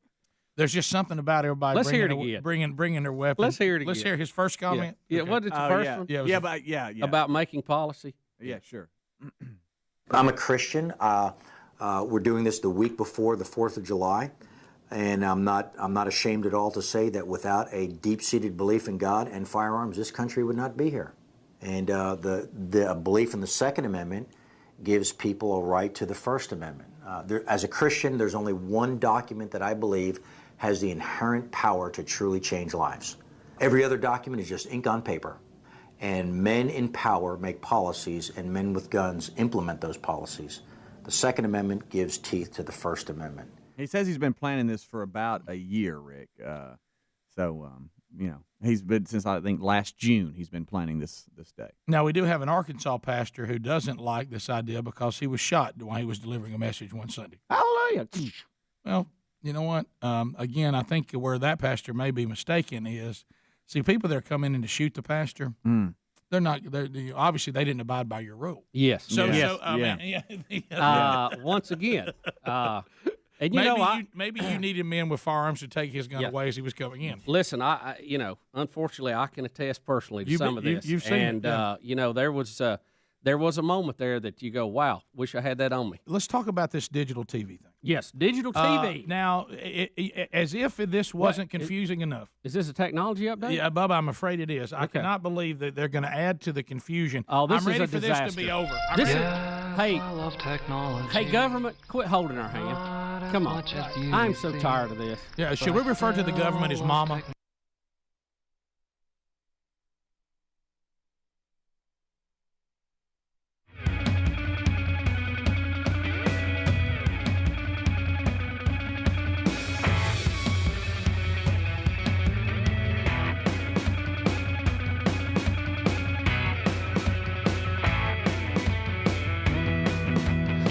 Here we go, working that final year. I think we're down to 50 shows, maybe 51 left on the year. Speedy, Greg Burgess, and Adler all here. Welcome back. for a brand new hour. There's Bill Bubba Bussey. Rick, glad to be here. Thank you. And all we ask for is 5 hours each and every day. 5 hours each and every day. So we are looking at the fact that Bubba and I both are 60 now. So we have spent over half our lives doing this show. It's weird, isn't it? It is weird. Over half our lives we've been at this. So and it has been a great run. So much to be grateful for and celebrate. So one of the folks, you look at all those people that's been with us, and everybody loves to say, "Hey, I've been with you this long and that long." Do you remember? Do you remember how long ago it was that Tim Chick came into our life down in Panama City? He's been the Golden Tickets a couple times. I think you took him hunting one time. Oh yeah, didn't you? he's been hunting with us on several occasions. So as you know, on Monday night when I was in Panama City at First Baptist Church, Panama City, that's his church. So he was involved in everything that was going on with that men's event. And by the way, got the update on all that went on spiritually that night. Wow, that was an incredible update. So thank y'all for that. But anyway, you remember I was showing you things, and I was like, these things are typical men's events. And we were talking about how there was a scan that was going around, and we saw a guy that was, I think it's the other one, Adler, the other video. There's a guy doing chin-ups. The guy, see the guy right there? Yeah. There it is. Yeah. Oh, that's Tim Chick. So if you look, he has updated me, and he said, "Hey, it was good seeing you at the Man Up event. I was asked again that evening if I was responsible for getting you there." He said one of the men I invited is he's talking about some of the great things that happened that he invited. But anyway, so he's updated me, and he says the guy doing chin-ups at the Man Up event, they were doing them as a competition. Says the Marine recruiters bring the chin-up bar, and the men at the event see how many they can do. They said last year some guy, he was talking about you and I being 60 now, as of today, we're both 60. He said the guy was 60 years old. He showed up and whipped all the younger men. Golly. and did more. That guy that used to work out at Planet Fitness. It was unbelievable. Yes. He was in his late 60s. We still think he was wearing an old suit, but it was really a young person in there. How are you on pull-ups? Terrible. I'm terrible. I don't think I can do one without jumping They're into terrible. it. I never got I am. you can be kipping. Will they swing? Yeah. I'm better now than I have ever been in my life, but I'm still terrible at it. I've never been a good chin-up guy. I never have. And I can only do 30 of them. Yeah, there you go. Adler, I was gonna say you're a good chin-up guy, right? I do. Well, and the thing, some of it I understand is actually strength in the right places, but I have found that at 228, 230 pounds, I can do more of them that I could do at 285 to 300. and I tend to get you one of them big rubber bands that you stand in. I've done that when I used to try to do a little better. And when I was doing the CrossFit thing, they would do that. We went straight to I was those. king in the rubber band. How about they're really hard. Honestly, if I'm being honest, I max out at around 20. They're so difficult. Yeah, well, and you got to watch 19 more than I do. On some of these things. You got to watch. I mean, the most I've ever done is probably 86, 87. Yeah, and that was that 1 year. No, the thing Me and Eric Dickerson. Yeah, the thing you got to them. watch with the older fellas is there's a strength there, what we call old man strong, and I remember even my sons talking about this, and I remember this with Dad too. And Dad described it. He said that there's even a physical strength. I don't know where he got this biologically, or scientifically. He said, because I do remember him making the quote, which now us as older men understand, is, when you get a little bit, you've gone through puberty, and you kind of come up there to your dad, and you bow up a little bit or whatever. Yeah. And I remember Dad making the statement, "You haven't lived long enough to whip me." Now, he went on to tell me more about that. And I was, at the time, I remember thinking, what is he talking about? And what he was saying is there's a strength that life just gives you. Yeah. And he said, you haven't lived long enough. I mean, there's something I got you don't have yet, just simply because you haven't been through enough difficulty of life. You haven't been strengthened by just the years of grinding it out. Yeah. And I have noticed that. I mean, you can take an older dude who's, older dude that's kind of been, active and whatever. And you can go in a weight room and you could put, I'm going to just use stuff we use in the 80s. In the 80s. I'm going 80s. Okay? Well, why not? It was the greatest decade mankind's ever seen. And in the 80s, the whole world was how much can you bench? Oh, yeah. What's your max? Hey, how much you bench? You could take a man who, say, let's use our age, 60, and you can have a young buck in there that's in his early 20s. And you can put weight on that bench press, and the younger man will lift more weight than the older man.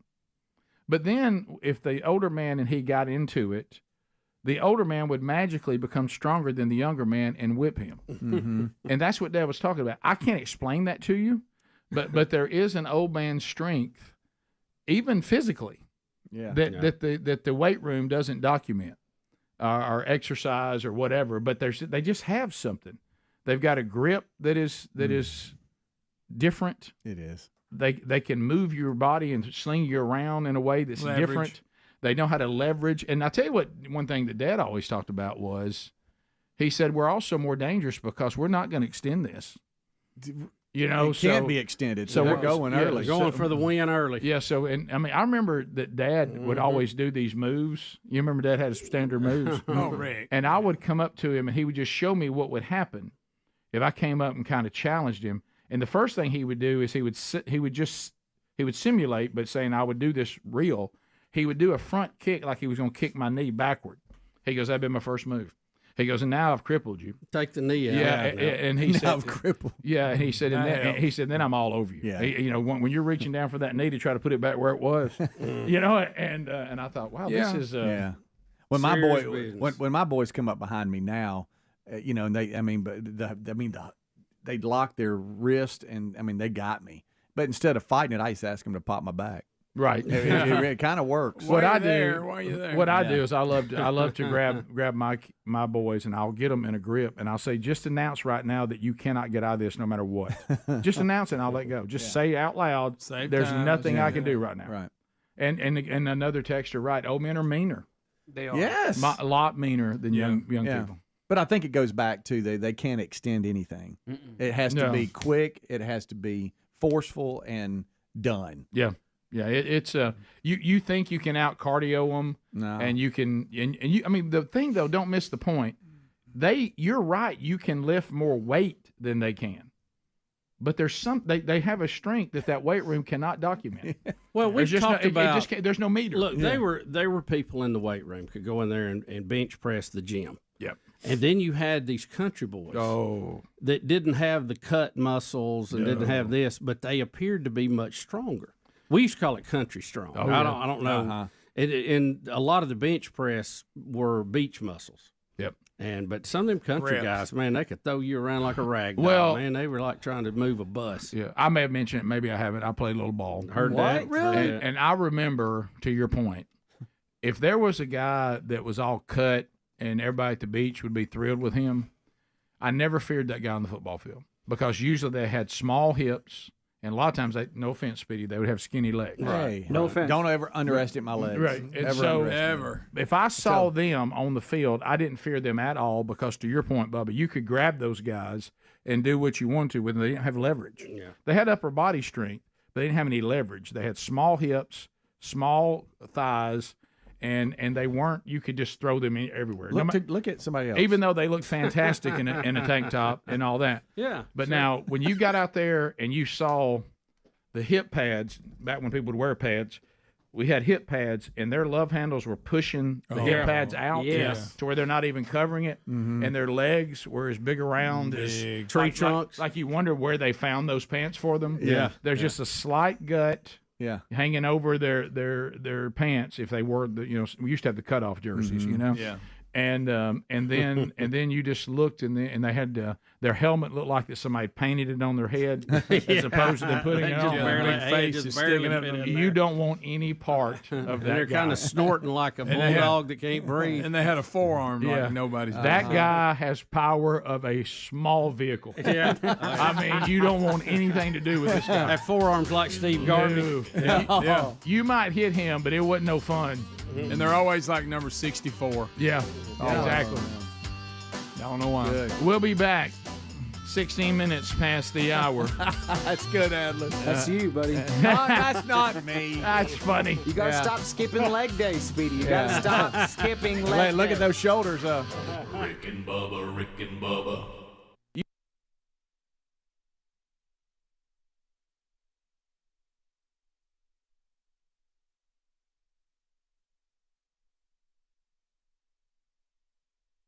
Assistant producer and merchandise coordinator, has announced on this program that he will be an upcoming chaperone for the a cruise that seniors from his son's school will be going on. So Greg's about to take a cruise. Yeah.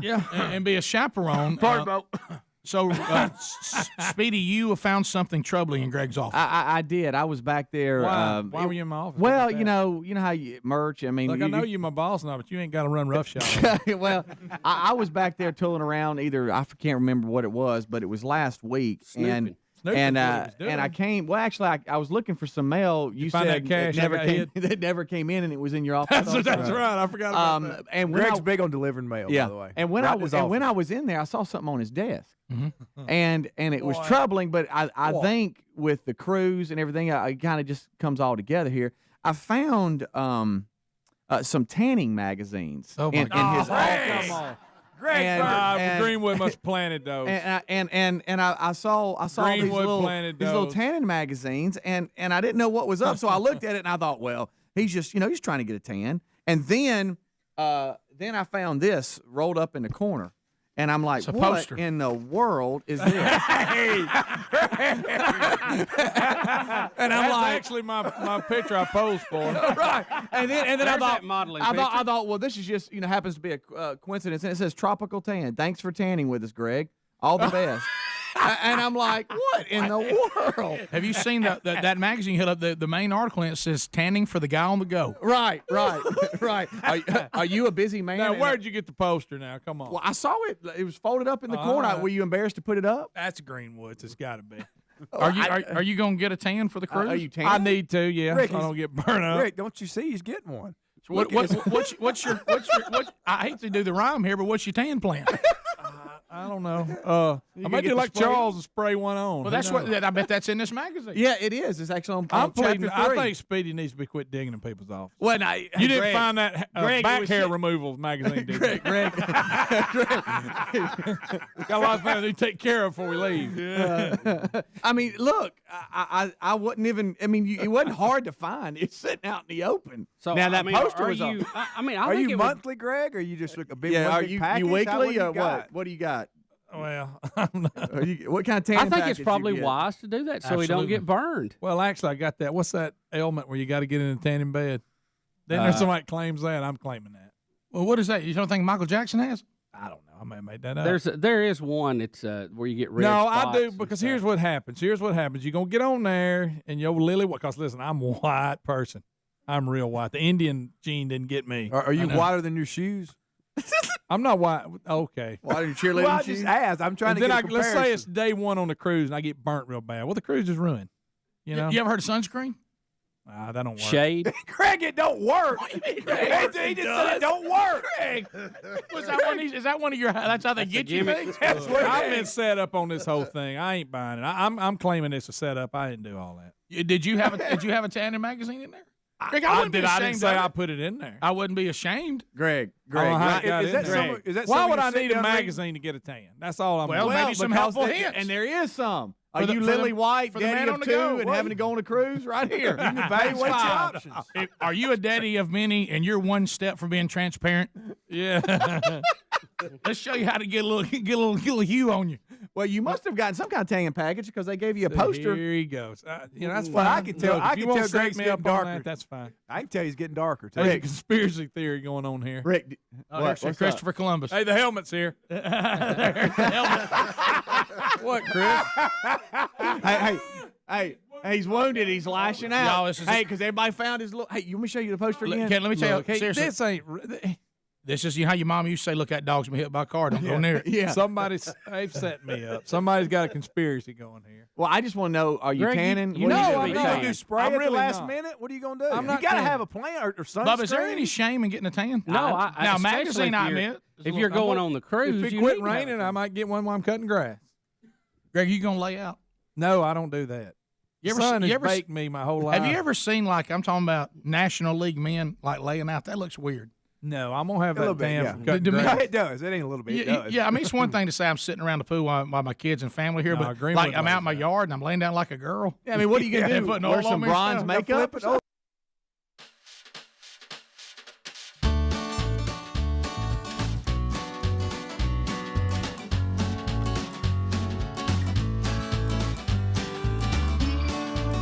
21 minutes now past the hour. Thanks for being with us. 866 We Be Big. We work our way back. Just had somebody, which this happens every time, on the text option claiming we're dogging unions. Hey, buddy, look, there ain't dog unions. We made that clear. We're saying this particular union leader, the optics that are out there in his really grandstanding that is going right now, I don't think is helping the workers or anyone. That was the point we were talking about. That was not an Said indictment. the optics of the whole thing. It's not an look bad. indictment of the union. I'm glad you work for a good union. I'm glad that they have been an advocate for you. And sadly, unions are needed because sometimes if you don't have them as an advocate, that you can't get what your value is. And that's certainly been the case. But we also know that at times what unions were intended to do, they kind of lose their way because flawed human beings begin to start taking the situation and maybe benefiting from it more personally than the actual workers. And it does sometimes create environment, too, that's not so good. So there's good and bad. So that was not an indictment on unions. So that's just an incorrect assessment of what we were doing. They have their place. But thank you for your text. Yeah, they have their place in the balance of power. Sure. But you got to be careful. We've talked about this. You can price yourself out of existence in a lot of cases. Yes. We've had that with several plants around here and in Gadsden and other places. And, it's tragic. But those companies have got to make a return, too. And if they can't, the shareholders will shut down the plants. Right. So you want a good union, and not all of them are good. And work for the common goal. This one may be good. I don't know. Rick, when you're working for a common goal. Right. Well, what I don't want, have a though, good product, good yeah. workers, get that out, make the company money, make the stockholders money. When it gets out of balance either way, it's bad and has to be adjusted. Right. And I certainly, if it's all working, now I don't want to be in an environment where I'm doing a better job than this guy, but because I'm in a union, we all get to be equally mediocre. And he's going to make the same thing as me when I'm doing a better job than he is. And I don't like that. I'm not a fan of that. Yeah. And he made some assumptions in that text, too, that we don't know anything. Greg was a union worker, and I have a son in a union. So right, just pull back a little bit.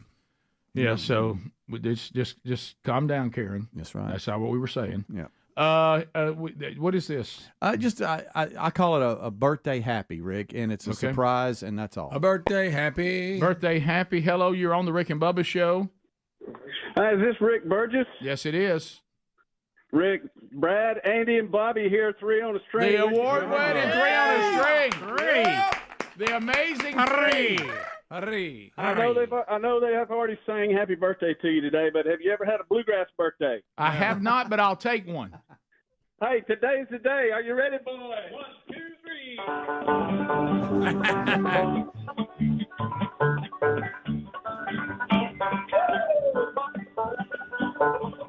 Oh, so loud. Happy birthday to you. Happy birthday to you. Happy birthday, dear. Happy birthday, big birthday. Thank you.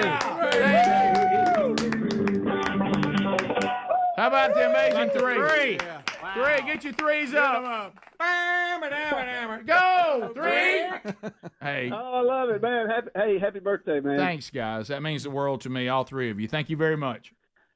Yes, y'all have a great day. You too. Hey, have a bluegrass birthday. There it is. Happy bluegrass birthday. Picking and grinning. Nothing says happy birthday quite like a banjo. Yeah. Oh, I love Isn't that great? Really wish I could play a banjo. I wish you could too. Yeah, by the way, somebody asking, when does John Thomas call you today?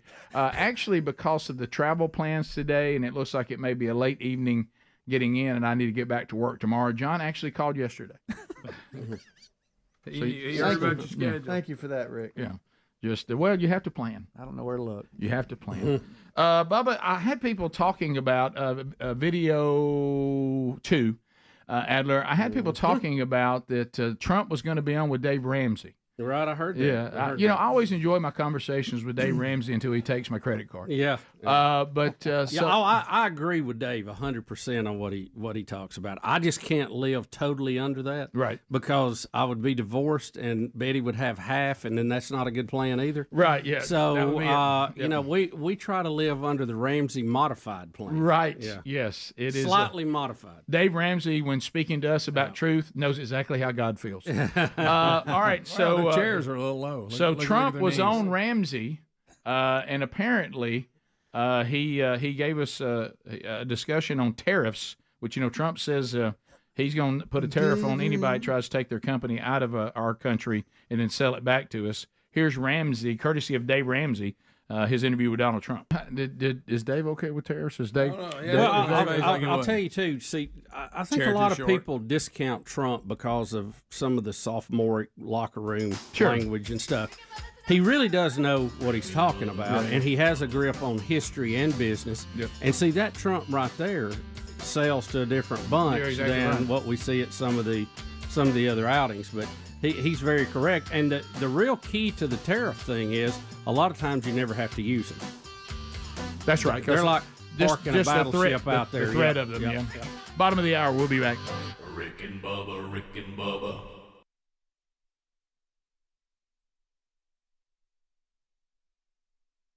Yes, congratulations. The new CD and the new single just on fire, doing well. Thank you. And I'm looking at the pictures on here, and boy, you've turned it up a little bit for him, haven't you? Man, Ruben's got it like he likes it. I am trying to grow up. And yeah. So when you we were all talking about trying to stay in shape, and doing all this. That's you fun, look great, by the way. Thank you. And it's just hard. It is. It's hard, especially with us being from Alabama. Boy. It is the most difficult thing.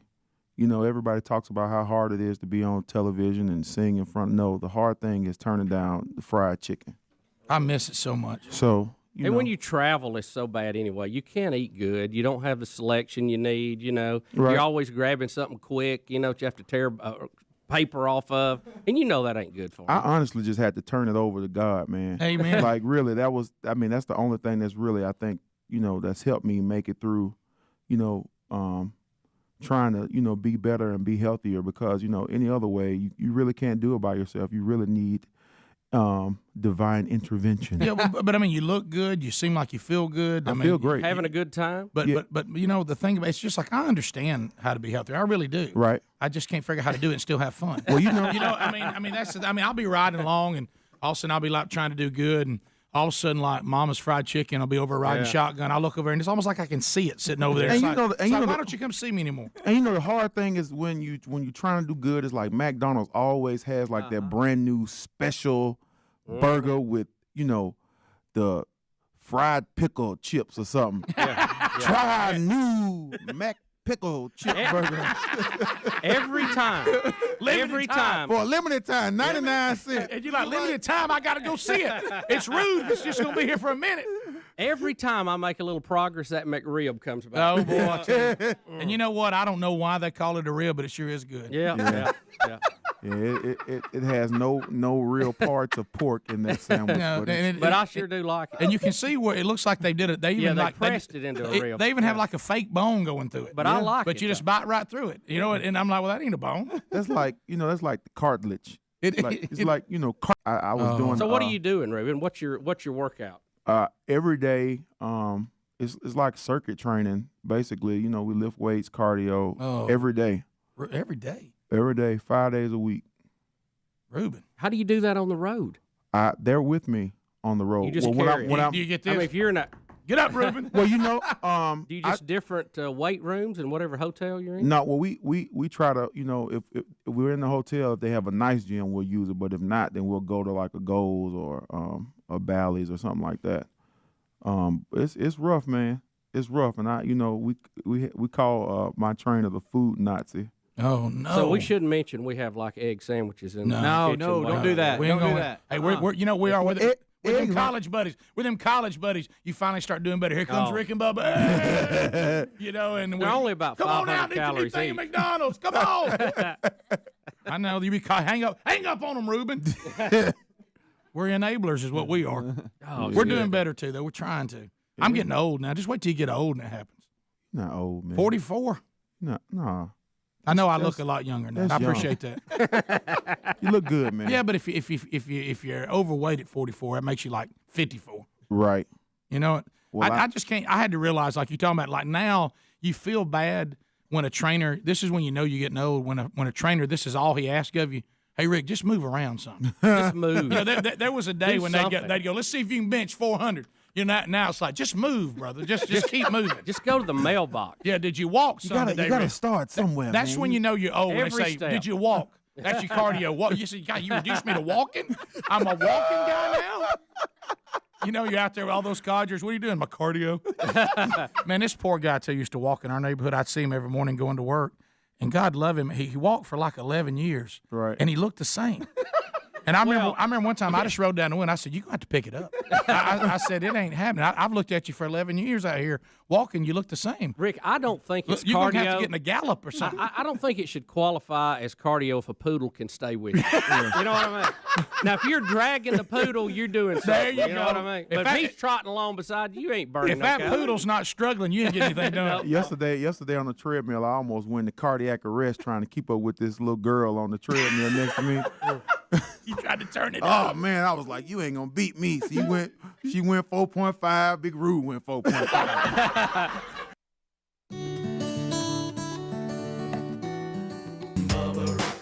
35 minutes now past the hour. Rick and Bubba. Thanks for being with us today. BuyRaycon.com/big box. Let me tell you, if you are looking, speaking of birthdays, if you're looking for a great gift idea, these everyday earbuds, I mean, you talk about outstanding, about half the price of the other premium audio brands in the same category. And then because you are part of this show, another 15% off. There you go, and free shipping. Terry has emailed us. Terry said, hey, finally ordered a pair of Raycons, best earbuds literally I've ever had. And thank you very much, Terry. Said thank you. They stay in your ears. I love the custom fit. So much cooler than the other brands. Sounds great. And of course the savings. Terry's loving that too. And sure, you're welcome for turning you on to those. A 30-day happiness guarantee. Nothing to lose. As I said, an additional 15% off. They've even upgraded the model and added new features that you can now enjoy. We love them, and you will too. 15% off plus free shipping, and they're already about half the price of the other premium audio brands. BuyRaycon.com/bigbox or RickandBubba.com under the sponsors button. So, Bubba, did you tell me as I was walking out in the break to run, take the journey to the restroom, because that's another bad thing about 60. It's funny. I did notice this when we were on the road Monday, and one of the other guys that's on the team, we had one kind of young whippersnapper with us, and the two of us were, he's in his 60s and I'm now 60, and he was watching that at every single opportunity that was made available to us, he and I would go to the bathroom. Yeah. And he kept saying, he's going, wow, y'all go to the bathroom every time we pass the bathroom. I said, you better. I said, look, when you get to this age and somebody says, here's a bathroom, you better, if the opportunity presents itself, go. But anyway, so as I was walking out to go to the restroom, you mentioned that now Trump has affected the NFL's kickoff.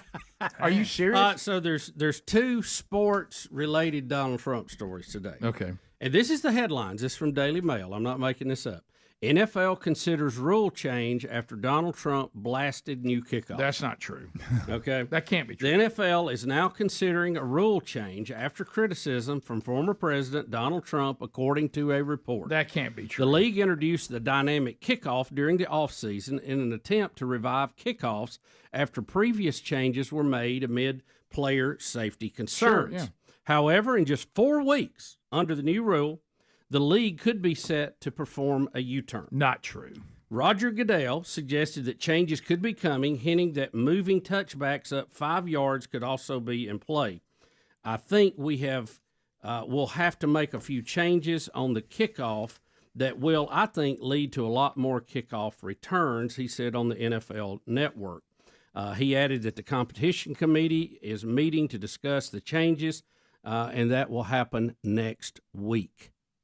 So we're still playing games with the kickoff. Now this is what it is. The NFL has been tweeting kickoff rules in recent years due to safety concerns, but notice fewer kicks being returned as a result. For instance, last season, just 21.8% of the kickoffs were returned into play. Back in 2010, 80% of the kickoffs were run back.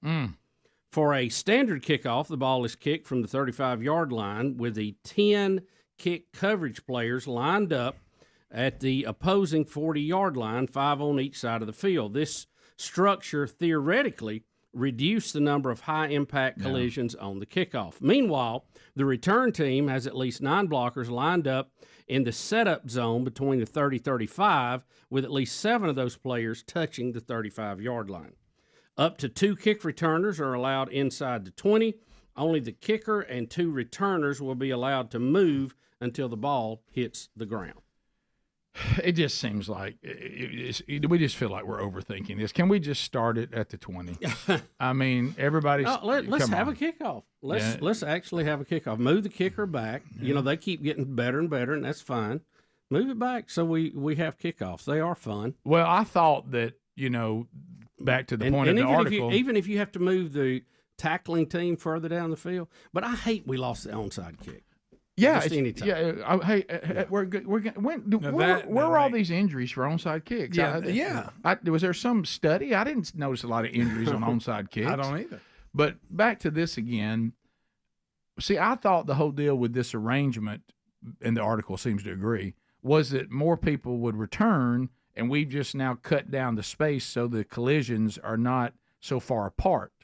But what's happening is these kickers, because we left them, I guess, where they were, they're still kicking it out of the end zone every time. Yeah. So you're really not getting any returns because the kickers can still kick it so far. So should you take this setup? Is that what they're proposing? 35, or did they move it back to the 35? Are they proposing backing it up a little more so the kick will come into the field of play, but leave everybody where they are? That's what I was taking. What did Trump say about it? Well, he doesn't like it. Right. He doesn't care for it, and he's been critical. And how about this? He's also chimed in on Pete Rose. See if this sounds familiar. Oh, here we go. See, I want to read you what he put on X. Tell me if you've heard this before. Okay. The great Pete Rose just died. He was one of the most magnificent baseball players to ever play the game. He paid the price. Major League Baseball should have allowed him into the Hall of Fame many years ago. Do it now before his funeral. Donald Trump. Well, if it's a lifetime ban, as we talked about on the show, and you've been a proponent for this, it sounds like Bill Bubba Bussey put that out. Yep, it does. But, a little bit like what I said, doesn't it? Yeah. It is that, he's dead. So the lifetime ban is a joke, you did too. How many lifetime bans have been revoked and they let somebody do something different? But true, you did it. He could not get in while he was alive. You did it. That's true. He's dead. That's true. Yeah, so that's over. Yeah. That's over now. And as we said, take his character flaws aside, which there's a lot of folks in there that had some bad character flaws. Take those aside. Take the gambling thing aside. Put it in his bio, whatever. You put him in for what he did on the look, Trump continued, okay? Pete Rose played Major League Baseball for 24 seasons, from 1963 to 1986. He had more than 5,256 hits, more than any other player by a wide margin. He gambled, but only on his own team winning, and he paid a decades-long price. Get Pete Rose into the Baseball Hall of Fame. It's time. Donald J. Trump. Donald J. Yeah, Donald J. So in between campaigning, probably want to concentrate on campaigning. Pretty big statements here on sports. Right. Probably no win making that statement right here about to be elected. Why even weigh in on that? But that's okay. Again, that's another fight on the way to the ring. It just sure. It just. Are you better off than you were 4 years ago? They stay Good with night, that. Everybody. Please stay with that. Good night, everybody. Good night. Just that's all I got to say. I didn't even mind your little. I thought you did a good job on your little tariff thing on with Ramsey. Yeah, That was good. How about that? Was good. Just stay right in there. Adler, you said you're gonna have another clip from that, right? That just was put out. Is there? Didn't you say there was another clip? I do. Yeah. Okay. Yeah. Ramsey just. You want to hear it right quick? Ramsey just put this out. It's about taxes And so here is Dave Ramsey with Trump talking about how taxes, lowering taxes, and how Elon Musk is going to help. I'm a small business guy. Taxes, it doesn't mean I put it in my pocket. It means I hire people. Right. Talk about lowering taxes in the first year of your administration. Yeah, you probably saw my plan. What we're doing is there's sort of a two-phase. Number one, I took taxes from 39% to 21%. You know that better than anyone. It's the largest tax cuts in the history of our country. Bring them back. And that was great. That's why we became so successful. You think it's funny. You think we can do that again? Yeah, I think we can go lower. And I'll tell you what I'm doing. I'm bringing it from 21 to 15, but you have to manufacture your product here. And then you pay 15%. And then I'm going to put tariffs on countries so they can't come in and steal our business. And we do see federal revenues go up when the taxes go down because the economy goes. You saw it with me. We saw it with Reagan, too. You saw it with Reagan. So at 39% and then down to 21%, you would think we'd do half or you'd do much less. In the first full year, we did much more revenue in the United States than we did at 39. In other words, we took in much more money. Which is how you solve the deficit. I mean, Bill Clinton almost balanced the budget with the exact same principle. Right. Yeah, that's true. That's true. He did. And cost cutting. Yeah. We have plenty of cost cutting to do, too, and that's okay. Yeah, that's In fact, I'm going to ask Elon, who's a great guy, but he's a pretty good cost cutter. That was a great interview. He's got a good sense on that. There's tremendous cost cutting that we can do. Like it. Yeah. It sounds great. That's the message you got to keep, pounding on. The rest of the stuff doesn't. Talk about things that impact people's lives, because the left surely won't. Yeah. All there is they were raised in a middle-class family, and one time they drove through a farm in Nebraska. They don't want to talk about the specifics of how our lives are going to be made better. So stay with that. Yeah. Phone calls. I like that Trump there. I do too. Phone calls to wrap up the hour. 866 We Be Big. Bubba, Rick and Bubba.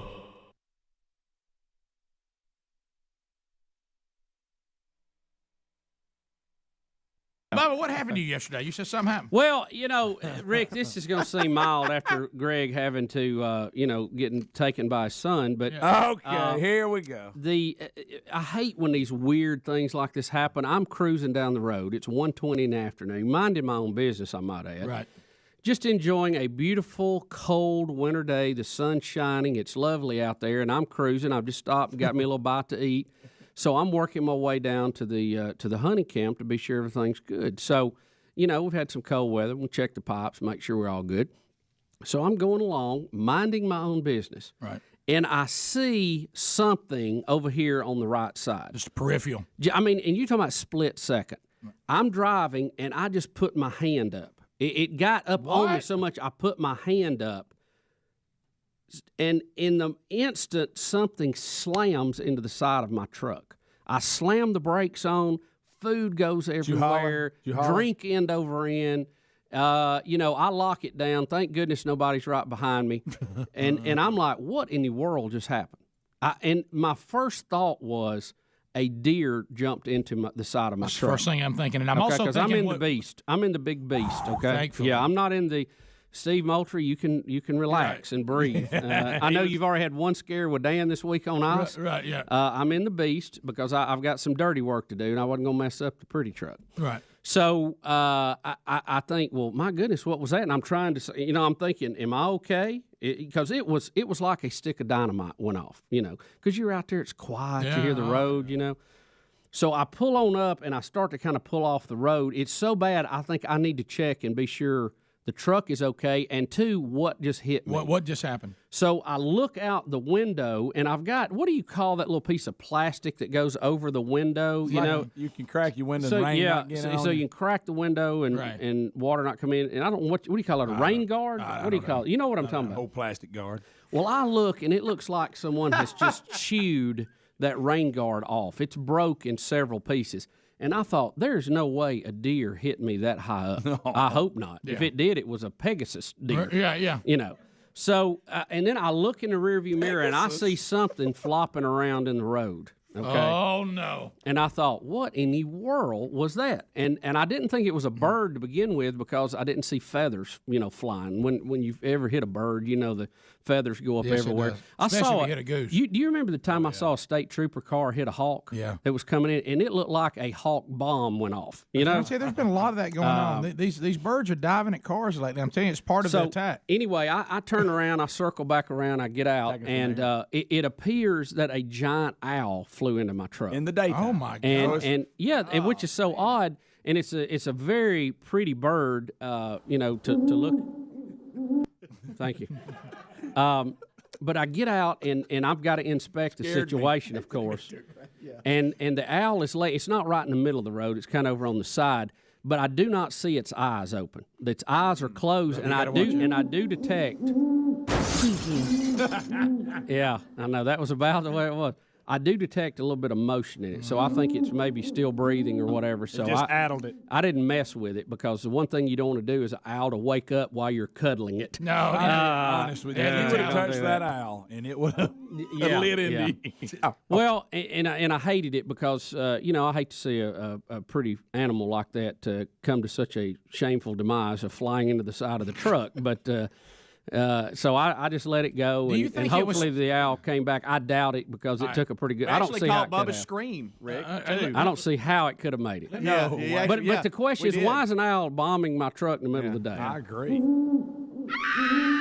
Bob, you sound like a girl. All right, let me say this. Now, to you, I do have a couple of pictures of the whole episode, just from I like the documentation. crumpled up owl picture. Yeah, well, I sent that to y'all because now with iPhones, you feel like you need to document and broadcast everything. I'm gonna make a prediction, and because I think but middle of the day, let me right make- in the side. I'm gonna make a prediction. I'm gonna guess if you were driving somewhere, you were eating.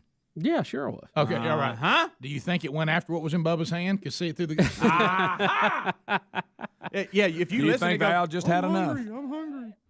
So do they eat McNuggets? I don't know. Yeah, well, let me say this. I have been saying all They don't eat along. other birds. I've said all along it's biblical. I've said it. The animals are on attack. I've said but this, let me ask you, and no they're one attacking us from and the I've air. been seeing more birds of prey diving into cars, diving into things. I've seen more of it than I've ever seen before. That's their air attack. I'm telling you, it's the Air Force. Now think about this, Rick. That owl was trying to take you out. The odds. Rick and Bubba. Pass the gravy, please. Rick and Bubba. Ooh, it brings All right, so let's go phone calls and wrap up the hour. Greg back on the phones. 866-WE-BE-BIG. There's room available for you if you want to join us at 866-WE-BE-BIG. But many thanks to all of you for the birthday wishes today on social media, on the text option, emails, text. Just thank you so much, and thank you, Edgar's Bakery, for bringing another delicious birthday cake today. If you would like to have the joy of Edgar's wherever you watch or listen to the show, go to goldbelly.com and search Edgar's Bakery, and they can send it to you too. Gold belly. Bubba, the phones are coming in. Speaking of gold belly, I know. When I looked up on the text option and then I saw it, I'm sorry, buddy. I mean, I'm so sorry. That's so I mean, I know we're having a party today, and somebody had to go and send this to you, but I guess you've seen the latest. well, document. from the text line, which I can't speak today. That's fine. The Vikings took the number one spot away from the Chiefs on the NFL power rankings, and all that's fine and dandy. I'm not going to go out and buy more merchandise until they win the Super Bowl. Oh, really? Okay. But I got my Vikings hat. I love my purple hat with a gold rim on it. Sure. Brim on it. It's one of my favorite. I like it. What about the horn hat helmet thing you got? That's made out of styrofoam or whatever. A lot of that has been misplaced in all the moving. Yeah. But I thought we gave one of those away for the wheel. Yeah, I think I gave one of them away. Maybe. I watched the second half of the Green Bay Minnesota game. They were 3-0. I thought, and everybody said, "Oh, they're up 28-0. You need to check it out." So I flip over there and I watched the Packers outscore them 28-3 in the second half. And how did the people say it when they wanted you to look? Hey, the Vikings are ahead by 28 points. You need to check it out, right? So I went over there and I saw the Packers just annihilate them for a half. Although the Vikings had such a head start, they couldn't catch up with them. So That was all good. I'm happy. I hope they have a great year. I really do. But I'm not gonna. But does this signal doom for something like this? Don't you have to be careful? Rick, you talking about karma? Oh, huh? We don't want any part of that. I'm not superstitious. I just don't believe in taking chances. There you go. Well, so thank y'all for sending that on text. Yeah, look, it's great. I hope they have a great October. Call me in December. So there you go. All right, so one off the text line too. Oh, that's said their daughter's turning 1, was born on the same day as me 1 year ago. Amelia, happy birthday, baby. 1 year old today. I hope you have a great birthday from Mr. Rick and Bubba. When and she Speedy turns and Greg 60, and what Adler. year will it be? She turned 60. My goodness, so 59 years from today. Boy, you got to get the calculator out on I that don't one, think right? I don't think you and I'll have to worry about it. Wow. Let me just tell you when it's going to be. Mhm. It'll be the year 2000 and I'm sorry, 3083. Oh my. Happy 9th wedding anniversary to Johnette and Reg. How about Sheridan. that? How about that? And Reg says, "Hey, Greg." 1, 2, happy anniversary, baby. I got you on my mind. Sturgis, Mississippi's finest. How about that? Eric in Birmingham, ZZK. Eric, how you doing, buddy? Good, man. Good morning. Happy birthday to you, Rick. Thank you. 2083. Hey, I had a question. Something didn't sound for y'all. right I about was that. curious about with how early y'all get up in the mornings and how long y'all been doing it. Do y'all still wake up to an alarm, or do y'all typically wake up before it goes off? And are y'all able to sleep in on the weekends?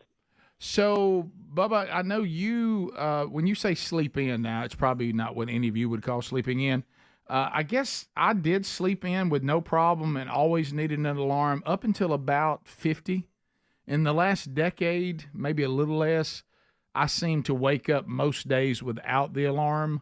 And on weekends, I'm having a harder time sleeping late. But that's only been probably the last 8 to 10 years of my life. I can pretty much sleep to maybe 7:30 on the weekend, but that's about it. What about you? Well, I kind of vary. I go through spells that I wake up before the alarm, and then I go through spells that the alarm wakes me up. I don't know that there's an exact rotation on it. It's almost 2 to 3 weeks at a time, I think.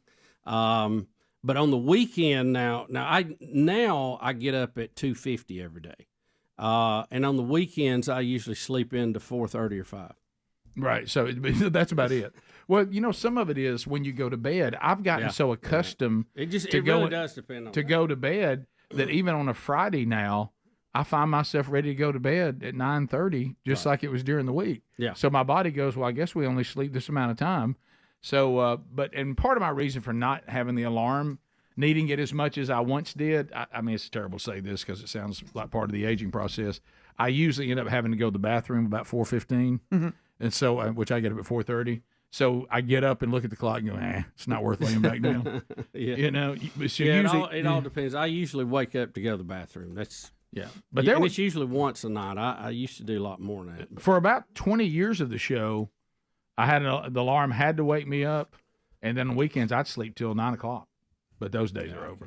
Yeah, I can't do it anymore. I hardly ever sleep till the sun comes up. Of course, that's over. Well, you know what some of it is? My back gets hurting so much it wakes me up. Yeah. I can't lay there that long. Let's continue. Nate in Oklahoma. Nate, go ahead. Hey, guys. Happy birthday, Rick. Thank you, Nate. Yes, sir. Hey, he's talking about Eric Dickerson, and I know you guys sometimes talk about kind of crazy athletic feats and records and such, but I'm a Redskins fan, grew up in the area, but Darryl Green, he ran Eric Dickerson down from behind. It was a big deal because not very many people could do that, but he was the NFL's fastest man a couple times, but they invited him back to it was either the Combine or the NFL's fastest man. At 50 years of age, Darryl Green ran a 4.43. No way. At 50? Yeah, look it up. He was at 50. Wow. He was a burner, man. He was a burner. Yeah, he played till he was 40 as a corner. I mean, that's how incredible he was. But another amazing feat I always thought was amazing, John Riggins. He has only player in the NFL ever. He has more rushing yards after the age of 30 than before.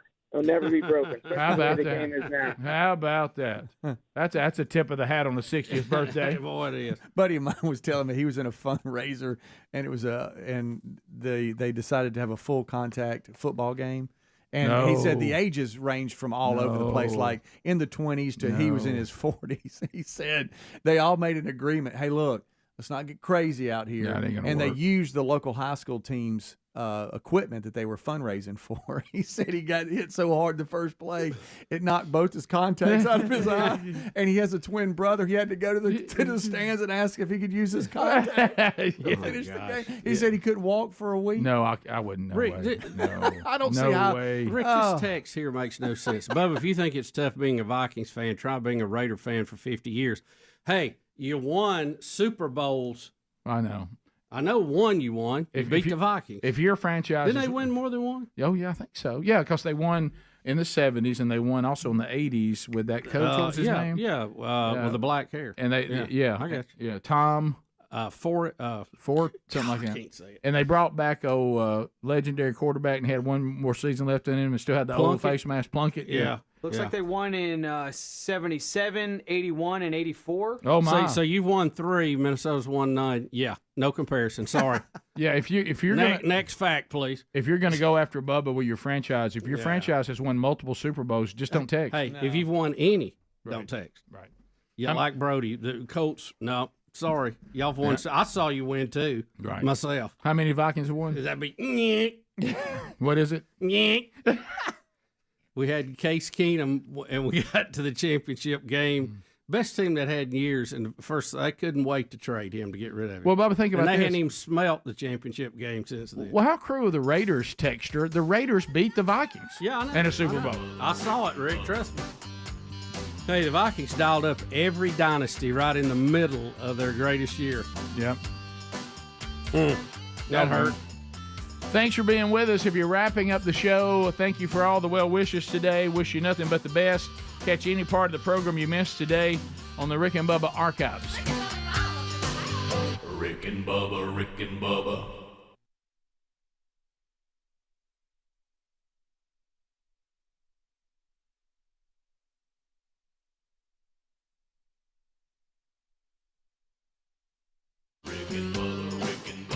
This is the Rick and Bubba Show. Watch more at blazetv.com/Rick and Bubba.